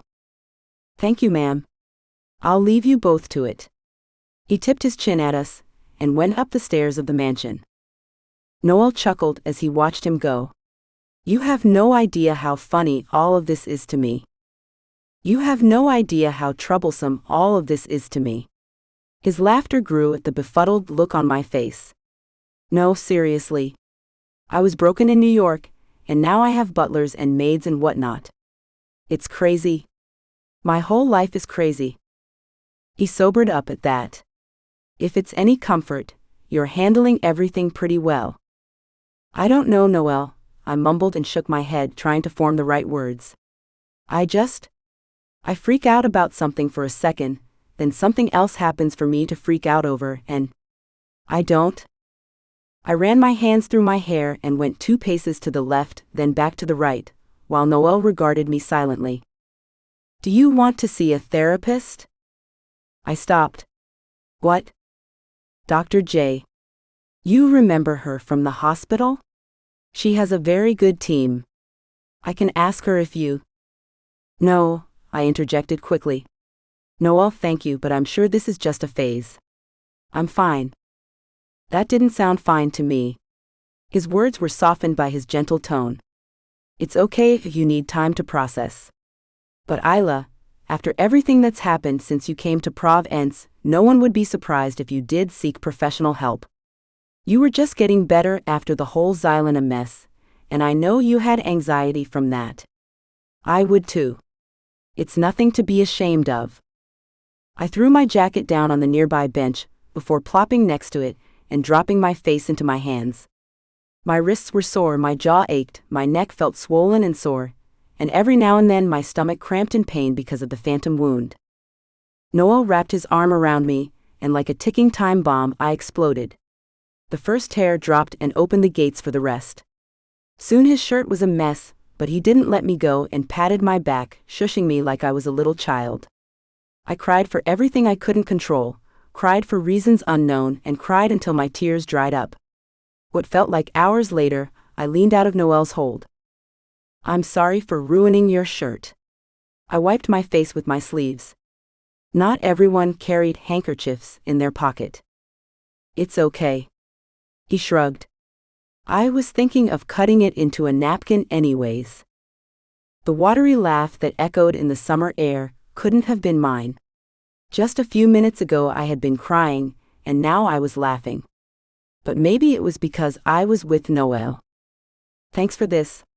I didn't know how much I needed to cry on someone. I sniffled. "It's cathartic, isn't it?" "I'm exhausted, so maybe it is." "I wish I could let you rest, but I came to take you somewhere." "To the precinct?" "No," he stopped, looking over my shoulder. I turned around too. Fariha meandered behind Ian as he strode to us. "Sorry to disturb, ma'am, but you have a visitor." She said it was urgent. "We don't even know her." Noel spoke before I could. "Isla's already suffered so much. You could've." "Noel," I cut him off a bit too sharply.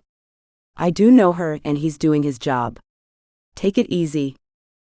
Everyone shifted uncomfortably in a moment of silence before Noel sighed and stood up. "Can I talk to you, Ian?" They both excused themselves and Fariha was left standing to the side. I took a deep breath and prayed for strength, no doubt looking like a disaster. The best thing I could do was not act like it. "Hello again." "Hi." Fariha nodded a bit nervously. "I'm sorry. I didn't mean to." She vaguely pointed behind her at Ian and Noel. "And I also heard about a wedding." "Ah, congratulations?" "Thank you. I'll pass it along to the bride and groom." "Thank Heather." She let out a relieved breath and dropped down in Noel's place. "I thought you were the one getting married." I snorted at the ridiculous image. That ship had sailed and fallen off the face of the earth. "Is the idea of you getting married so ludicrous? Don't you have someone special in your life?" "Yeah, my special someone is your special someone." The thought put a sour taste in my mouth. "I don't want to be rude, but why are you here?" "I'm here because I wanted to clear out some things. But I couldn't help but notice." She gestured towards my face. Before she could continue, I interjected, "That I'm ugly?" Her face lost all color and she sputtered, "No. No, that's not, you're gorgeous." "I'm sorry." I couldn't hold it any longer. I giggled and let her off the hook. "I was joking. I'm sorry, I couldn't help it. You had me bad." She relaxed, her accent thickened, and hands moved freely when she spoke next. "I meant the bruises. I put two and two together after I saw you. Your friend is correct. You really do need to be careful. The SIA was investigating you, and if..." "What now?" I creased my face so hard it turned into a wince of pain. "Damn bruises." "Sakaf Investigative Agency. You're an unregistered witch. You appear to be a normie on all accounts." It raised red flags with the higher-ups, and the SIA was appointed to investigate. If it weren't for Osiris, you would still be a suspect for a transgression against magic. She stopped suddenly. "He didn't tell you, did he?" "Tell me what?" My poor head reeled. Red flags? Investigation agency? Unregistered witch? A suspect? I don't know why I expected anything different from him. She sighed. It bothered me that she knew him well enough to expect things from him. That she was his future while I was just his past. But I held my jealousy at bay. I can't really say anything if he hasn't, but I can tell you that Osiris ensured no one follows you around anymore. I couldn't figure out why he was going the extra mile, but after meeting you, I get it. What do you mean? It's clear as day that you both. What do you mean by the extra mile? Is he in trouble? No. Look, he'll tell you when he can. Permission to overshare? For many years, I tried extremely hard to make him love me. An acidic feeling burned its way through my stomach. I gripped the counter and fought the urge to flee. Fariha chuckled. He never looked at me twice, always keeping me at arm's length. It took years for him to notice my behavior. Once he did, you know what he said? He said he could never love me the way I deserved to be loved because in his eyes, I would always come second to someone, and I didn't deserve that. It killed me, but I respected him, and I loved that he respected me too. We've remained friends ever since. He does love you, Fariha. You should have seen him this morning. She laughed loudly. I did. I'm so glad I came today. You're right, he does love me. But he isn't in love with me, and I'm fine with that. With being his friend. I just want him to be happy. And this morning has shown me that he is with you. And you care for him as much as he does for you. It was written all over your face. He doesn't need me to check up on him anymore. All the misgivings I had about Ethan and his actions crumbled away after seeing her honesty. Fariha didn't have to come here, but she still did, and said everything that I needed to hear. Thank God she'd found me here, even in my post-catharsis state. I felt stupid again. I should have given him the chance to speak, to explain. A man can never have too many sincere friends. She patted my arm. You're good for him. Don't forget that when he's being an ass. I chuckled. I should get it tattooed to my head then. Would you like to stay for lunch? Thank you, but I should get back home. She stood and I did too. My father will have a coronary when he finds out I left the city. I'd like to be with him when he does. She was a foot away when she stopped and turned back to me. Osiris hates motorcycles. At least that's what he used to say before today. With a grin, she waved goodbye and left.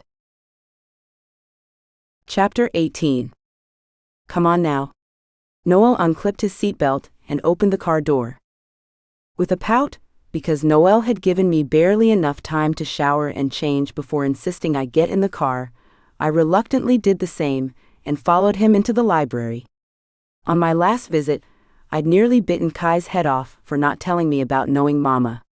I still hadn't come to terms with how I felt about it.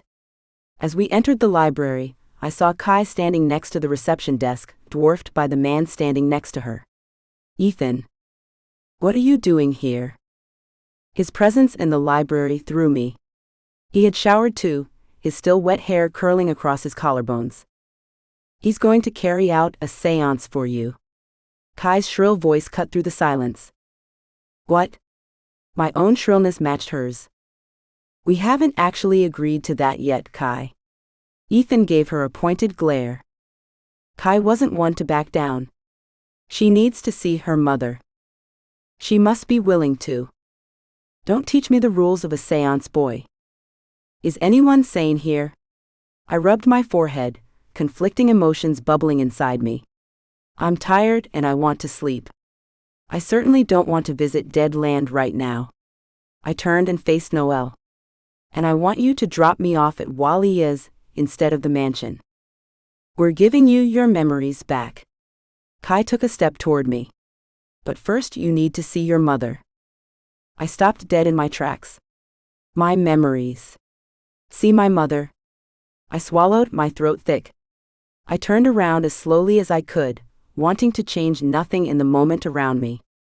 I wanted my memories back as urgently as I missed Mama. With difficulty, I got my breathing under control. Why? Because she must see you, and you've locked her out of your dreams. My forehead creased. As if I would? I haven't. I don't know how to.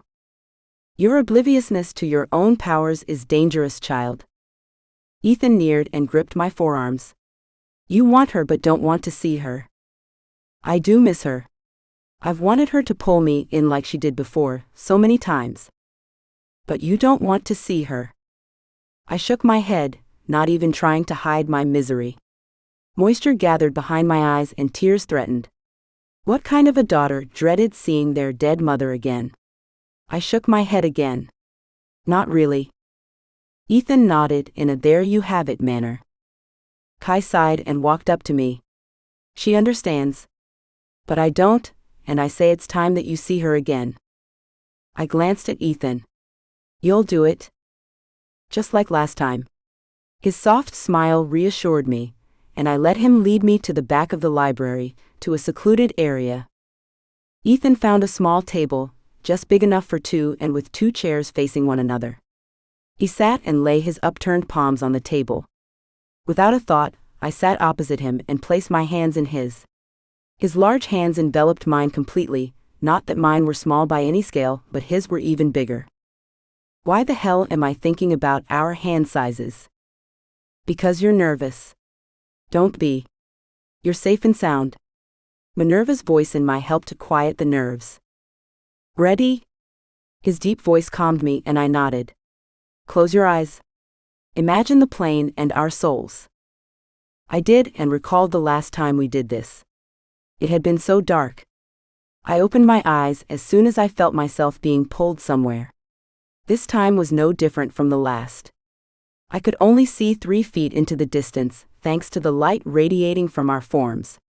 Ethan gripped my hand as he called out for my mother. Other ghosts tried to lure us, but I paid no attention to them.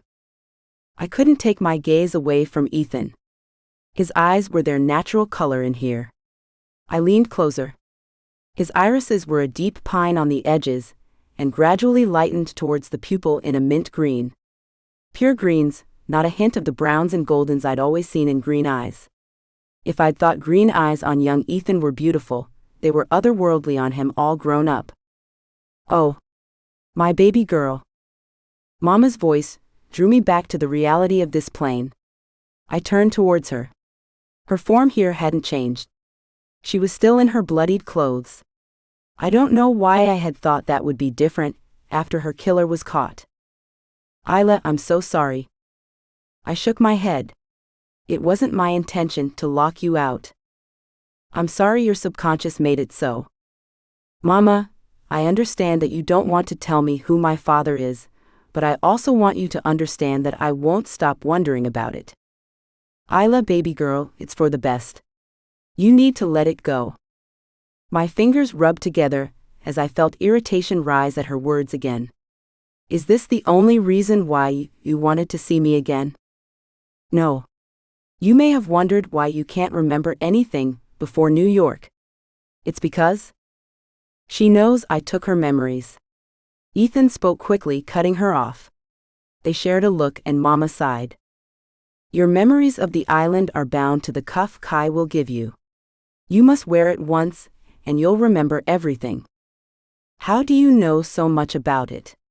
You weren't even there. Mama and Ethan glanced at each other again, fanning my ire. Mama? Don't resist the magic when you put it on. The harder you fight it, the more painful it will be. Answer my question, please. I know because I designed the cuff. Her tone matched mine, and I saw where I got my sharp voice from. And since we're at it, I asked Miley to suppress your magic as long as she could, and Anna to charm the cuff.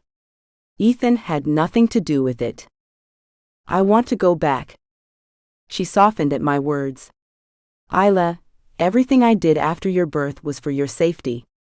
I know it sounds unfair and maybe it is, but I never wanted you to be a part of this. And David? You didn't want him to be a part of this too. What about his feelings? What about mine? We're not mindless pawns and this isn't a game.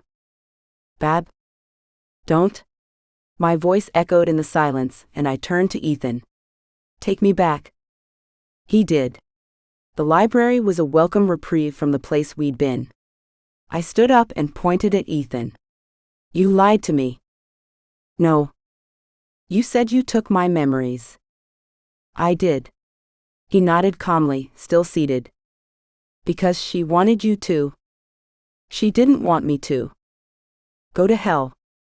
He smirked. It wouldn't know what to do with me. My middle finger was enough for an answer, as I stormed to reception and Kai. Noel looked up from the book he was reading. That was quick. Give me the cuff. My voice shook with anger. Kai pulled a solid silver cuff from one of her deep pockets, and I thrust out my wrist. Noel put the book down and walked closer, Ethan behind me. She held the cuff just out of reach. This will hurt.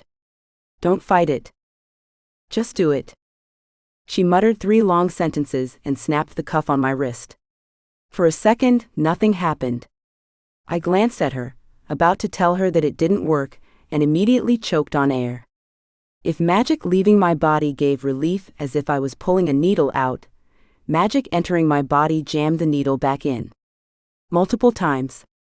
The pain was worse than being stung by hundreds of bees at once. I must have blacked out because I couldn't feel my physical body, as thousands of colors, sounds, scents, and flashes of images assaulted my mind. They played in fast forward before everything just stopped. I was inside my bedroom at the cottage. Ethan came in holding a box, wearing black for the first time since I'd met him.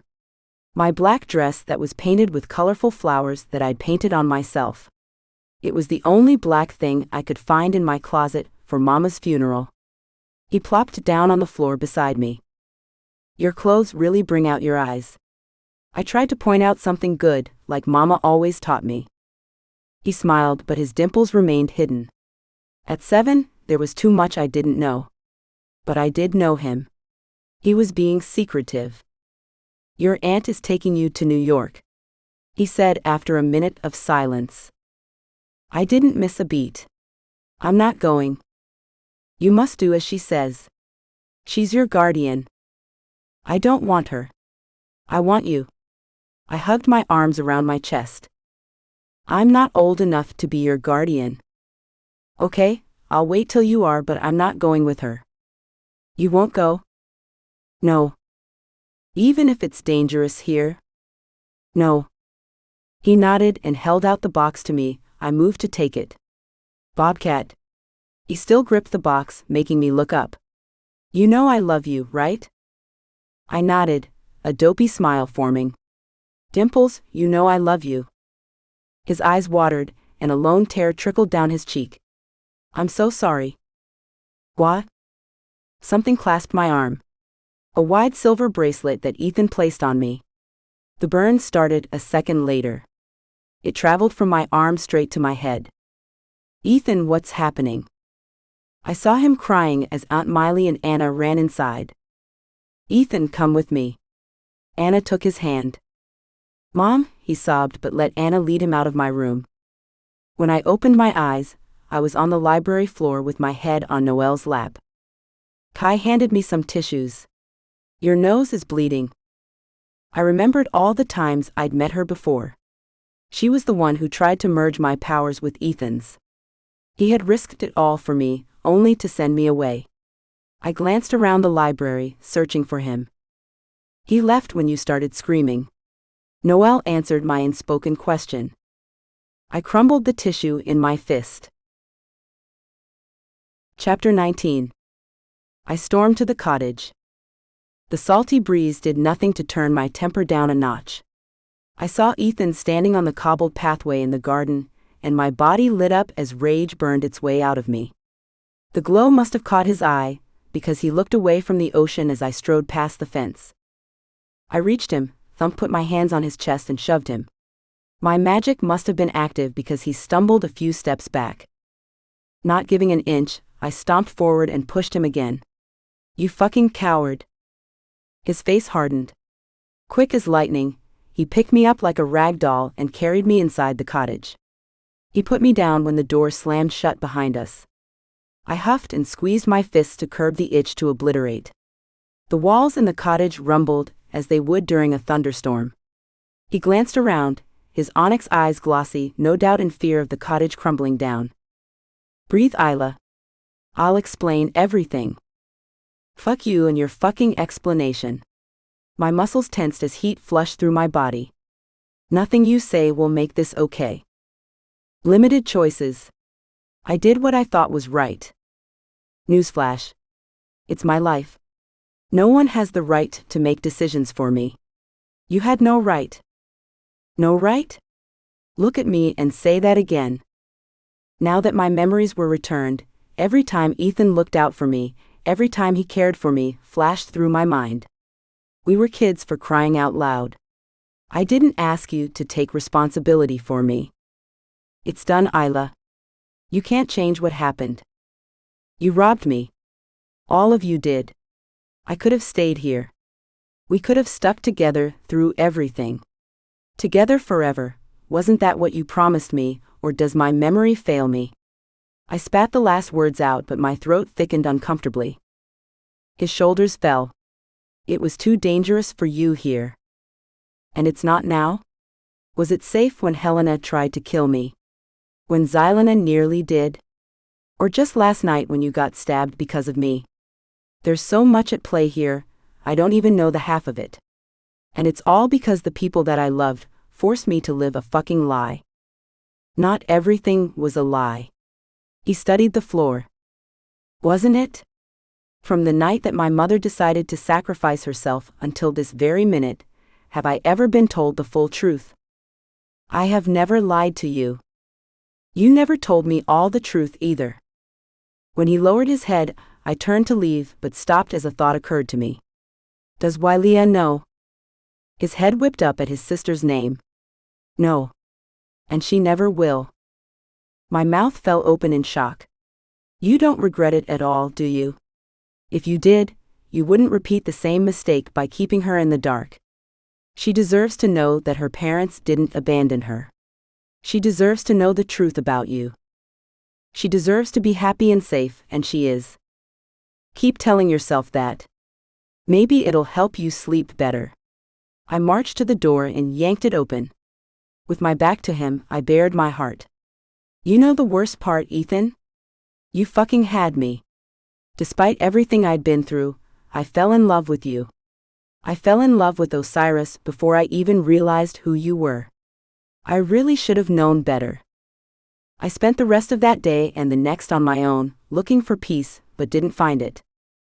I kept glancing over my shoulder, kept expecting someone, anyone, would come talk to me, help me make sense of this clusterfuck, but no one did. Anger still boiled through me, most of which I unleashed on the workers at the lake.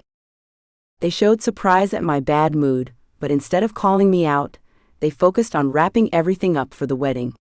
I returned to the mansion, dead on my feet and praying to easily fall asleep. I woke to a rocking motion, surrounded by a dream fog, on a canoe with a grungy punk version of myself sitting opposite me.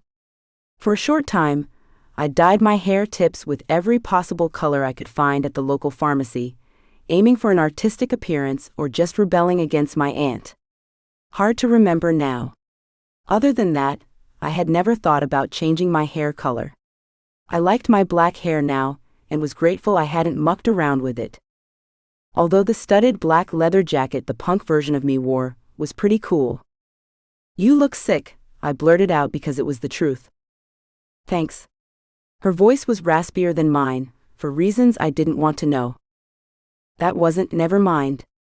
Why am I here? I gestured around us, trying to take everything in. It's not a dream. What do you mean? This. She gestured from her head to her feet. Is what you would have turned out to be, if you kept your memories and stayed here. If you really think you could have stayed on the island after Mama died, I envy your naivety. You were better off this way. Trust me. I don't need a lecture from you. She snorted at first, which morphed into a loud, snarky laugh that echoed in the empty air around us. Her lips set in a straight line as she went on. Good to know we have one thing in common. I don't like lectures either, which is why I'm not here to give you one. I'm here to give you a reality check, and to tell you to stop being a brat. If you say I need to forgive her and move on, I'm going to throw you in the water faster than you can take out all your piercings. That wasn't even a threat. You just wanted to call me out on the piercings. They look like they hurt. They were ugly too, not that I'd say that to her face. My face. What had happened to this version of me? I wanted them to. That's masochistic. I am. She raised an eyebrow and leaned back on her elbows. I scrunched my nose. I seemed to get myself injured with startling regularity here, but me, a masochist? Never. You're wrong, I wasn't better off. Excuse you? She sat back up. I said I wasn't better off. I could have been there for Ethan if I'd know. Her face hardened and her voice was harsh when she spoke. My Ethan told me that I was the reason his family died, and he wished I was dead too. I was too stunned to speak. She continued, my being there for him did nothing but drive us apart. He needed time to grieve, not me. Every time he looked at me, he was reminded of everything he'd lost. So I walked away before he could kill me, or worse himself. I crossed my fingers on my lap. Did they really die because of me, us? Maybe, maybe not. What does it matter? They're gone. They are all gone. Nothing will bring them back. Where's your Ethan now? Her eyes filled with pain as she shrugged. Who knows? I'm sorry. Fire returned to her stare. I'm not the one you should apologize to. I'm not apologizing. To anyone. I glared right back. I'm commiserating because I know how much he means to you. And how would you know that? I swallowed a hard lump. Because I know how much he means to me. Her smirk returned at my confession. She picked up the paddle and rowed. You have a shot at happiness. Don't blow it. Chapter 20. The hum of chatter and laughter increased as guests arrived for the wedding. Grace came running with a bunch of smaller kids of various sizes behind her. I recognized them as Tim's nephews and nieces. Tim's sisters had all arrived yesterday with their families, and the mansion hadn't been silent for a second after that. Grace, be careful, I cautioned as she nearly ran into a table. There you are. Jonas was looking for you. He's by the escort card table. I charged out of the canopy, mentally sending another thanks to Cheryl for making my jumpsuit look sultry and still be comfortable. Why do you look constipated? I asked Jonas once I saw him. He waved his phone at me. Tim lost his boutonniere J. I fiddled with my necklace as it grew warm. Putting it on had been a difficult decision to make after everything that happened with Mama. Despite the anger, I didn't doubt how much she loved me. Wait here, I ordered a spare for everything. I backed out of the entrance, only to run into Allie, Kathy's friend and our florist for the wedding. I greeted her warmly. She smiled coldly in return. My nose scrunched at her demeanor. She had been so sweet to me during our meetings. What happened? Hi, Mrs. Foster, Isla. Noel greeted us with a boyish grin. Noel. Her smile transformed. Don't you look dashing? I'm glad you took the night off. Chris told me how hard you've been working. I see there's no need for introductions. I frowned. My son works at the precinct too, Allie clarified. We've met on numerous occasions. I hope I didn't interrupt an important conversation. Noel asked. No, you didn't. In fact, I must find Kathy. Noel clicked his tongue and wrapped his arm around me as she left. What did I do to her? She wasn't like this before. Leave it be. The wedding planning wore you out. You've lost weight. He frowned as he poked the tip of my shoulder. Stop raining on my parade. I elbowed him in the stomach. This wedding is the best thing I've done in a long time. What are you two scheming about?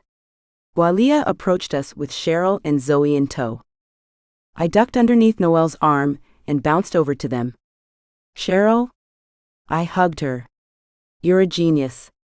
Thank you so much for this. I gestured at my outfit. Cheryl glowed under my praise. I had so much fun making it, my dear. I couldn't help it, I preened a little. I love it. Really? We couldn't tell. Walia rolled her eyes at me. Can I invite you for a drink, Cheryl? Noel held out his arm to her and muttered, away from this maniac. I made a face at him as he glided away with Cheryl. I think someone's calling me. Walia slinked away too. I turned to Zoe. She dyed her hair back to green and her skin glowed. She fiddled with the skirt of her dress, as if too scared to say or do something wrong. If she didn't want to make the first move, I would. Hi. I extended my hand to her. She looked down at my hand, then back at me, before engulfing me in a big hug. I'm so sorry, she whispered. You absolutely did not deserve all the mean stuff I said to you. I felt so horrible when you were in the hospital, and I just couldn't face you again. It's okay. I patted her back and let her go. I know why you did it. Did it hurt? Sure. But I know you won't do something like this again, right? She nodded. I swear. My dad blackmailed me, as you already know. Leah told me what you did. It's a long story. I'd love to hang out whenever you can. Me too. I smiled, trying to put her at ease. Are you okay? Yeah, why? You look tired. I think I really need to brush up my makeup skills. She chuckled and steered me back inside the canopy. Don't worry. It's not that obvious. We entered the canopy, and I tried to see it as if for the first time. The tables were set around the dance floor, the stained glass installation that I'd painted myself hanging above it. If everything went according to plan, the sun would hit the glass and sparkle from it perfectly during the first dance. The vines were tugged to the side, leading to the aisle, and ultimately the altar at the dock. Whoa, she gasped. You like it? I couldn't hold back a grin. Like it? Isla, this is the prettiest wedding I've ever been to. Let me go take some pictures. God, she trailed off as she walked away. I found the spare boutonniere for Tim. Everything after that went without a glitch, and before I knew it, everyone was looking for tissues to dry their eyes after the couple said, I do. Luckily, I'd organized plenty of tissue boxes too. After the dinner, I scanned the area once to check if everything was in place. Tim's youngest sister, Maria, struggled with her toddler while she breastfed her little baby. I darted to her to help, and she told me stories from Tim's childhood and about Mama. It warmed my heart that she still remembered my mother with so much love. Someone came to stand beside us. Not just someone, Osiris. Ethan. I'd sense his presence anywhere. Ethan had removed his suit jacket, but he still captivated everyone who looked his way. I'd been right to avoid looking at him all evening. He looked divine. Can I talk to you for a minute? No. I refused at once. Though after processing for a few days, I wanted to hear him out, but I also needed him to grovel a bit. Isla. He whispered my name like a prayer. I turned to glare at him only to see his puppy eyes, Ethan's puppy eyes, in full effect. Please. Isla, don't keep the handsome man waiting. I can handle my sleeping imp. Maria pointed at the girl in my lap. Thank you for your help.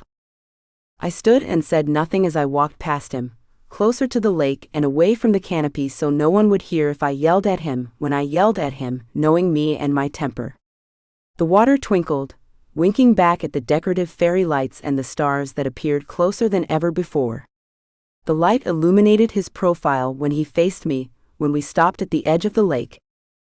It was a beautiful ceremony. No one else could have put it together in such little time. I shrugged. I had help. A strange man lingered a few feet behind Ethan, trying to be inconspicuous in staring at us. I flicked my glance between the stranger and Ethan. When will you learn how to take a compliment? When will you learn the right time to make small talk? I hugged my arms across my chest. I was trying to be polite. His eyes followed mine and he snapped, "What the fuck are you looking at?" The man scurried away before Ethan finished speaking, though that had been pure Osiris. If anyone had a temper to match mine, it was him. Ethan pinched the bridge of his nose. I didn't come here to fight. That's the last thing I want to do with you. And I don't want to do anything with you. You asked for a minute, Osiris. Time's up. He gripped my elbow. Did you mean it? I stared into his eyes, their dark depths unable to mask how vulnerable he felt at that moment. I didn't have to ask what he meant. I guessed what he was desperate to know. And I knew the answer. Yes? Have your feelings changed? He swallowed, his Adam's apple bobbing in his throat. Now that you know everything? I laughed. My feelings for you change every single time you open your mouth. I go from wanting to bash your head in, to being confused about why I want to do that, to sweating nervously in your presence while being overwhelmingly happy because we are together. I've never felt this way before, and I have no idea what to do about it, or if this is even normal. Everything isn't black and white for me like it is for you. He ducked his head, but not fast enough to hide the moisture reflecting in his eyes. Come to the cottage tonight, please. I'd like to explain everything. I gave him a nod. I needed to hear him as much he needed to explain himself. I was still in a daze when I rejoined the party. An arm encircled mine, and I glanced at a beaming Tim. How's my best woman doing? I smiled, my heart soaring somewhere in the clouds above. My small part in Tim's and Kathy's happiness would forever be one of my proudest moments. The best ever. Chapter 21. I walked to the cottage, still in a daze. But as I neared, the daze cleared, and it felt more like coming home after war. Ethan sat on the porch stairs. Even from the distance, I saw his sigh of relief as I crossed past the fence. Hello. His voice quivered. Any bravado I felt drifted away. Sup? Sup? Really? Minerva teased. Go away. I gave her a mental frown. But it wasn't just Minerva teasing me. Ethan smirked. Seriously, they were two alike despite being different species. I waved my hand towards the beach. Can we? Sure. He shot to his feet before I completed the sentence, and took my hand. I stared at our hands clasped together. I didn't want to let go, and I couldn't look away. Thousands of times we'd walk to the beach like this, holding hands in silence or me babbling away. I'd loved him then, and he loved me too as a best friend. Almost 18 years later, was I still in the friend zone? I hated that I couldn't just talk to him like I always had when we were younger. The fact that he knew who I was, had known all along and hadn't said a word almost made me yank my hand back. Almost, but it didn't outweigh the yearning to stay with him and to hear him out. We reached the shore and his chest rose as he inhaled deeply. He stared at the slow rippling water as if entranced. Before getting my memories back, I wouldn't have thought anything of it, but now I knew better. I turned to face him, and his head lowered to me. I could have drowned in the storm in his eyes. As with Zoe, if he didn't want to make the first move, I would. You know you can tell me anything, right? I came to New York once, he blurted out. Of all the things he might say, I hadn't expected that. What? I hated you for the longest time. He seemed gutted with the admission. I was so angry, Isla. Everything that happened. I just needed someone to blame. His words reminded me of the dream Isla, the alternative me. This is what she'd warned me about. He rubbed his hands over his face and continued, his voice almost unrecognizable. I had someone find you and came to see you. I knew you didn't remember anything of your childhood, and you wouldn't recognize me, but I was too far gone for good sense. I almost didn't notice you at first. For some reason, I'd expected to see the same 7-year-old Isla, even though I knew you'd be 15 and all grown up. I watched you walking out of school with your gaze fixed on a notebook. I think you were drawing something. Your hair was braided over your shoulder. I crossed the road to get to you when you just stopped. There was a family between us on the sidewalk. The couple had a little girl in between them, and a boy ran to them from the gates. You looked like someone had kicked you in the gut. Then I saw your eyes, and they weren't the odd ones that I loved. It occurred to me that you had changed too. You longed for family, and were suffering as much I was. The only good thing was that you were safe. And I couldn't. I realized that I didn't hate you, I just wanted to see you because I missed you. But you didn't remember me, and it was my own doing. So I found someone new to blame. Myself. Much easier. I would have lived a million unsafe days if that's what it took to be by your side. I touched his cheek. I never wanted you to be alone. I know. The night my family. He swallowed as he shut his eyes tightly. Had he ever talked to anyone about it? I gave his hand a squeeze. It's okay. We don't have to discuss this right now. After I left Walia at the Joneses, I didn't know what to do. Noel didn't understand this part of the world, still doesn't. I didn't want to put him in danger. So I went back to my house. The fire was somehow completely extinguished. He cut himself off, and I knew for sure he didn't say what he was going to. I just felt so alone that night. And the night after that, and every night until you came back. All the anger at myself that I had buried deep just came to the surface. I was unfairly rude to you because you were right there and still uniquely yourself, and no matter how much I tried, I couldn't stay away. I'm sorry for everything you went through at my hands. It was gratifying to notice all the little details about him years later.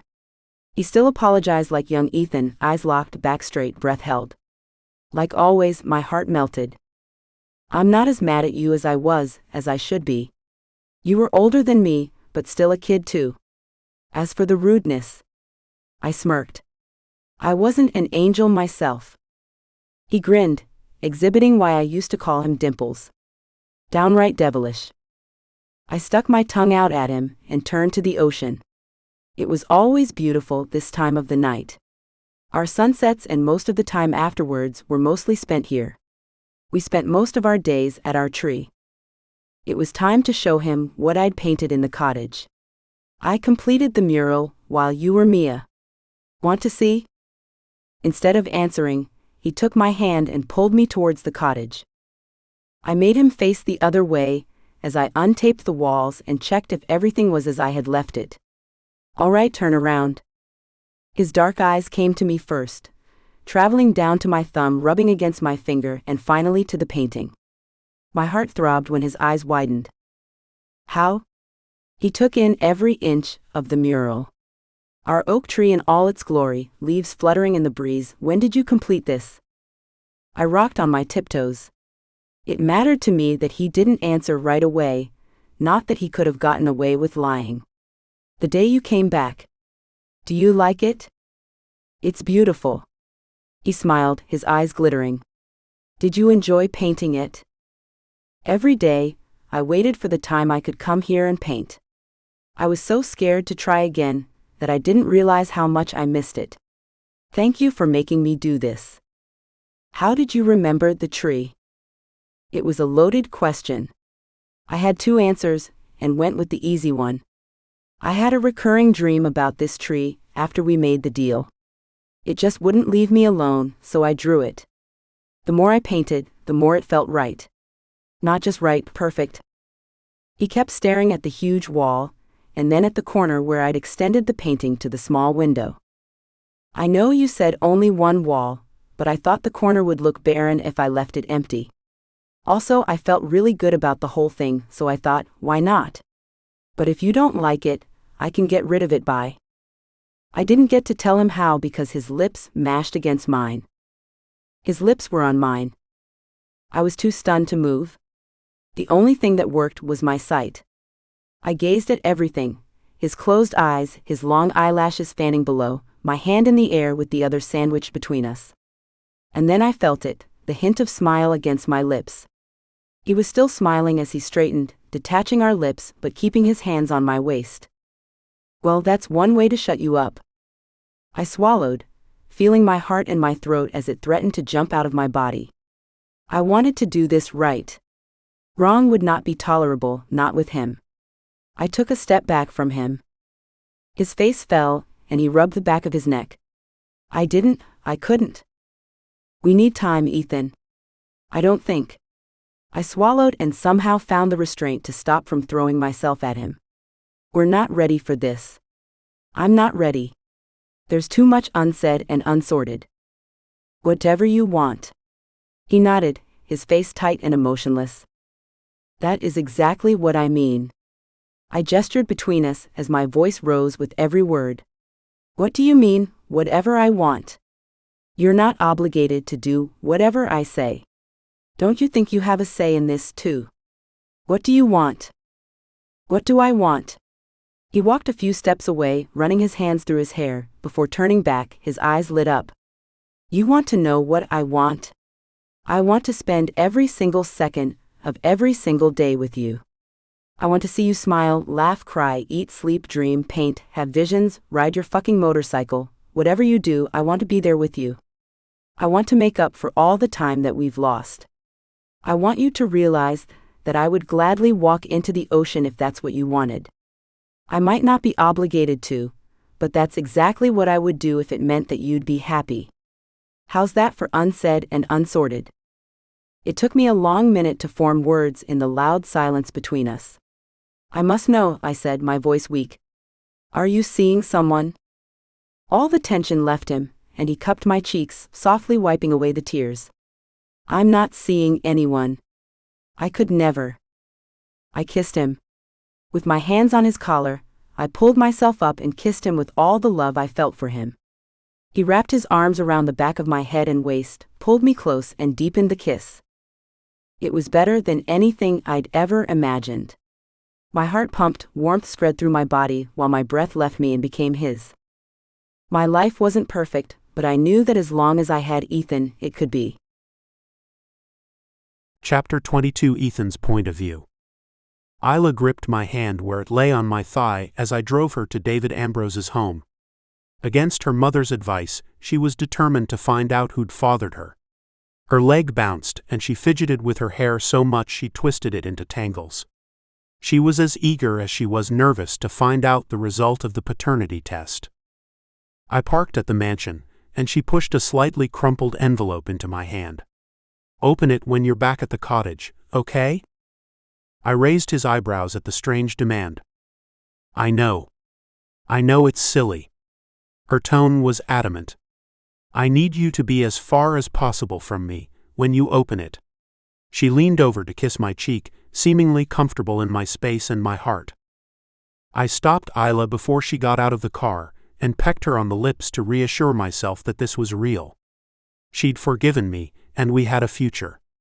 Not to mention, I also enjoyed making her blush and shine. She groaned and covered her flushed cheeks. You don't have to look so smug, mister. And put your dimples away. I need to get out of this car sometime today. I chuckled as I leaned across her and opened her door. There was no denying, the envelope roused my curiosity. It felt like a necklace, or jewelry at least. I really wanted to open it, but would do as she asked. Wow, you kill me with your chivalry. She rolled her eyes. There's David. I ignored her sarcasm and pointed at the man standing in the distance.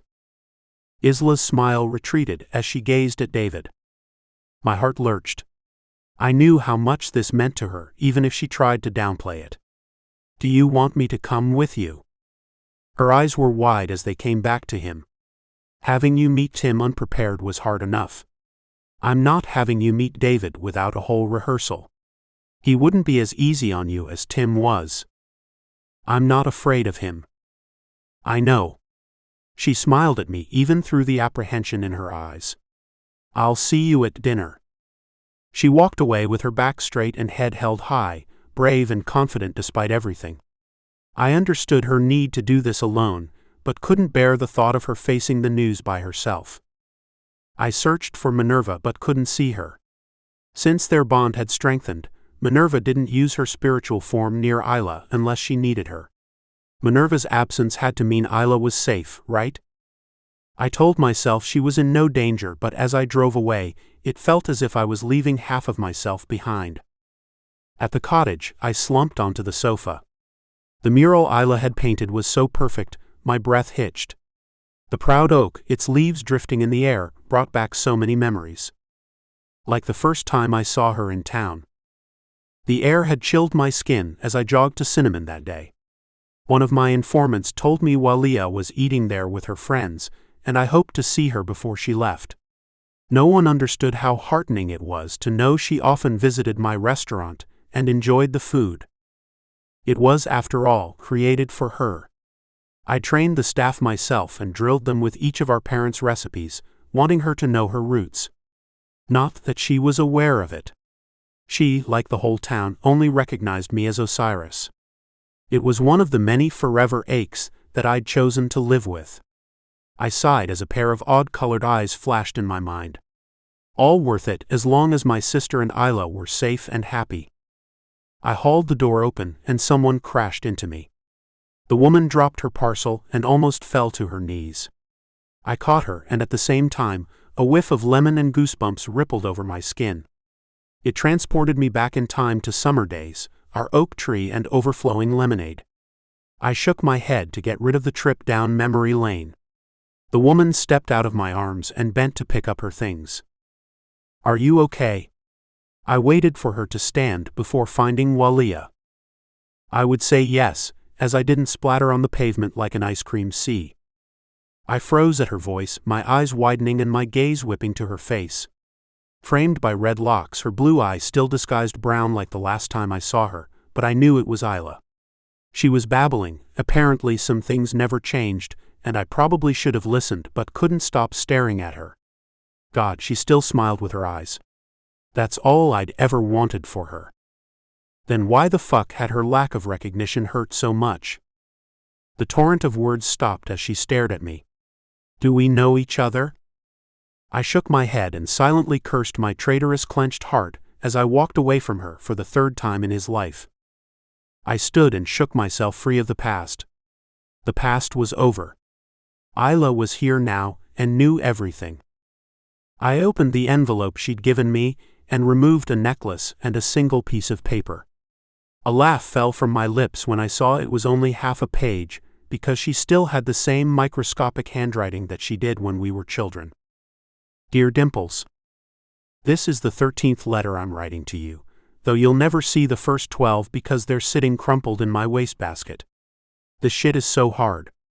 How did my parents do it so beautifully? The only relief is that you already know I'm not the most eloquent person out there, because you're my best friend. But know this, when I say I love you, the words barely dip a toenail into the ocean of my feelings for you. There. That was romantic, wasn't it? If your dimples are on display, then mission accomplished anyway. Kai told me to give this to the person I trusted the most. That was a month ago. And do you know who I thought of even then? Hint, he's holding the necklace right now. I know a red rose-shaped pendant doesn't really go with your Death Angel clothes, so you can stuff it in your drawer and we don't have to talk about it again. Okay. Okay. Shit, how do I end this? Bye, C. Love, your Bobcat. I was grinning as I took out the rose-cut red diamond ring from the pocket of my Death Angel clothes and asked the letter's absent writer, "Does this go with your clothes?" The lights in the cottage blazed brightly, as if they were celebrating and cheering me on. She'd probably know about the test results by now. I fingered my phone to call her but decided against it. She'd call when she was ready. Chapter 23. Ethan had driven away several minutes ago, and he'd be back in the cottage by now, reading the letter. I couldn't help my cheeks from coloring. Isla? David's voice pulled me back to him and the reason for my visit. Sorry, I was a million miles away. David gave a small chuckle. There was a sense of purpose around him. I tilted my head at him. What's up with you? Truthfully, I don't know, Isla. I don't know if those letters pieced me back together or broke me even more, but I do know that I don't want to waste another second of my life. Whatever her vision was, Genevieve decided to leave me instead of fighting for us. I'm not blaming her. I know now that she loved me, never stopped. But it could have been different. Her sight didn't have to be her destiny. It doesn't have to be yours. His words held more weight for me than he could have imagined. Would he still say the same thing if he knew about my magic? He reached into the back pocket of his jeans and handed me a folded paper. This is the test report. I hesitantly took it from him, the gnawing in my gut growing louder. This was it. I took a deep breath and opened it. The earth swooped from beneath me when I read the bottom line. It says, "You're not." I hadn't realized how much I was counting on him being my father, how much I wanted him to be. He took the paper from my trembling hands and tucked my head underneath his chin. "I want you to understand that it changes nothing." His chest rumbled beneath me as he spoke. "You're still my daughter in every sense of the word." For a few minutes, everything was good. We sat near Mama's grave in silence while my mind ran in circles. I went from looking for physical similarities between me and David. I found none except our blue eyes, or eye in my case, to thinking back about when we first met. The night Helena attacked me in the forest. I swallowed a hard lump. She was the last person I wanted in my thoughts. She said that she killed Mama because she was stealing you from her, that you spent time with us. Is that true? His brow lifted in surprise. He probably wasn't expecting that question. The last time I saw your mother was at my wedding, and the first time I met you was at the ball. Then why did she think that you did? One of the PIs she used to check on me must have given her the wrong information.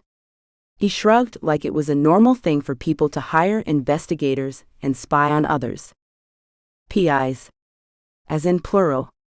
I gasped. She hired people to stalk you. Helena and I, David sighed. Our marriage was complicated. You can say that again. Something caught in the periphery of my vision. Helena? David and I shot to our feet. I grasped his forearm. Whether to pull him away or for comfort was difficult to say. Helena? David was just as staggered as I was. Oh my God, was that why she was plaguing my mind? She was supposed to be locked up in ARCs. How the hell did she get here? By the looks of her ragged jumpsuit, scabbed skin and dirty hair, she could have come straight from the hellish prison. I wasn't going to leave you that easily, darling. But her shrill sing-song voice was a thing of nightmares. The light caught her sunken cheeks as her head dipped to the side. It does hurt to see you in cahoots with the enemy. How is this possible? David's voice shook. You how? She grinned the grin of a maniac. You have to thank Timmy boy for that. She flourished her hand and stepped to the side. Brought me straight to you. David frowned in confusion, and I stepped in front of him, just knowing whatever happened next wouldn't be good. Tim. I'm so sorry, little missy. He gasped as he struggled to speak more, but the words caught in his throat. Silence. Helena snapped, her face contorted. Do you know how tasty rat tongues are? You're lucky I have need for you. The blood bargain, Minerva spoke in my head. She was here, circumstances must be dire. Get help. Hurry. I mentally shouted so loudly, I half expected Helena to hear me. I faced her. Let them go. They have nothing to do with whatever this is between us. Her face relaxed into the damned grin again. Oh, but they do. Timmy, sweetie, restrain my husband until I say otherwise. Tim, bound to her words like a puppet, marched past me and twisted David's arms behind his back. David tried to free himself, but it was useless. He didn't grow up in the streets fending for himself like Tim had. David, please don't hurt yourself. I implored. This was hell. Until Minerva came back with help, I had to keep David and Tim safe. And for the first time, I didn't have a plan. Smart girl. Helena sauntered over to me as she chirped again, her voice making me grind my teeth. Where should I start with you? How about you don't? I sneered and stepped away from the men, hoping to draw her away from them. I should have remembered who I was dealing with. This wasn't Bernard, who'd kidnapped me and tried to get me to sign the mansion to him instead of Tim and Kathy. This was a diabolical killer. I didn't even see her fist move. She struck me right on my mouth so hard I stumbled back, and my teeth cut my lip open. I wiped the blood off with the back of my hand. I did see the next punch coming and ducked, throwing out one of my own. It landed in her gut like I intended, and she cried out in pain. Before I could hit her again, my whole body stilled. Her hands moved quickly as she muttered. The air around me grew heavier, suffocating. I couldn't breathe. A binding spell, the bitch. I knew how to release it. A vague memory of Anna teaching me resurfaced, and I tried to call on my magic, tried to feel the warmth in my blood. I pleaded with my magic, but it lay dormant inside me. David begged her for my life, while Tim wept silent tears behind him. I couldn't stop tears from tracking down my cheeks either. This was not the way I wanted to die. All at once the pressure released, and I collapsed to the ground, gasping for air. Pathetic. You're absolutely pathetic. Helena kicked me in the stomach, and the air in my lungs whooshed from me. Dark spots dotted my vision as I spasmed on the ground. I won't kill you with magic. You don't deserve that. David yelled his protests, still trying to pull himself free. Helena, stop. Searing pain pierced through my head as a split-second vision came through. Helena stabbing with a wicked-looking knife. I struggled to my feet with a scream, but I couldn't change it. David, still restrained, pulled Tim with him to jump in between me and Helena, right in front of the dagger that was meant for my heart. Time stopped as I watched David's blood cover Helena's hands. She let out a tortuous wail and pulled the knife back out of his chest, as if wanting to reverse it. No, no, no, what did you do? Her voice cracked as she shouted at Tim. Put him down. Now. Tim gently lowered David to the ground. I ran to them as Helena wailed and pulled at her hair. I kneeled next to David and ran my hand through his hair. It's going to be okay. My voice sounded clinical to my own ears. He opened his mouth to speak, but instead of words, blood dribbled from the corner. Shush. It's going to be okay. I can heal it. You can't heal this wound. No one can. Wounds from this dagger can't be healed. Helena pushed me away from David. She cupped his face and leaned forward. In that moment, she looked human. I'm sorry, I'm so sorry. I love you, David. Her words brought me crashing back to reality. Heat rushed through me and burned its way out of my skin as I tugged her up to the feet by her hair. Love? I roared in her face, and she had the good sense to flinch. I didn't ease my grip on her hair. You call this love? You fucking stabbed him. You will stay the fuck away from him. Look at me. Her eyes shined with a red light when they came up to my face. Unlike that night in the forest, I knew exactly what I was seeing, my reflection. I was blazing from the inside out, and it scared her, as it should. Stay the fuck away. I hurled her to the side and ran to David. Tim kept pressure on his wound and his eyes on me. I ignored the shock on his face and moved his hands away, covering David's chest with my own. His blood shone beneath the glow from my hands. I closed my eyes and tried to center all my magic on his wound. Maybe I couldn't heal him, but I could draw his pain. My chest felt like it was sliced open, and my hands shook as I tried to focus through the pain. Isla, stop. Tim's voice came from far away as he pushed my hands off David. Stop it. He was about to say something when his eyes went wide. In a flash, his hand shot out to the dagger, and he leapt up. David gave my hand a weak squeeze and whispered, "Don't look." At the sound of his voice, emotion trickled back in. It was fear, horror, and helplessness all rolled into one.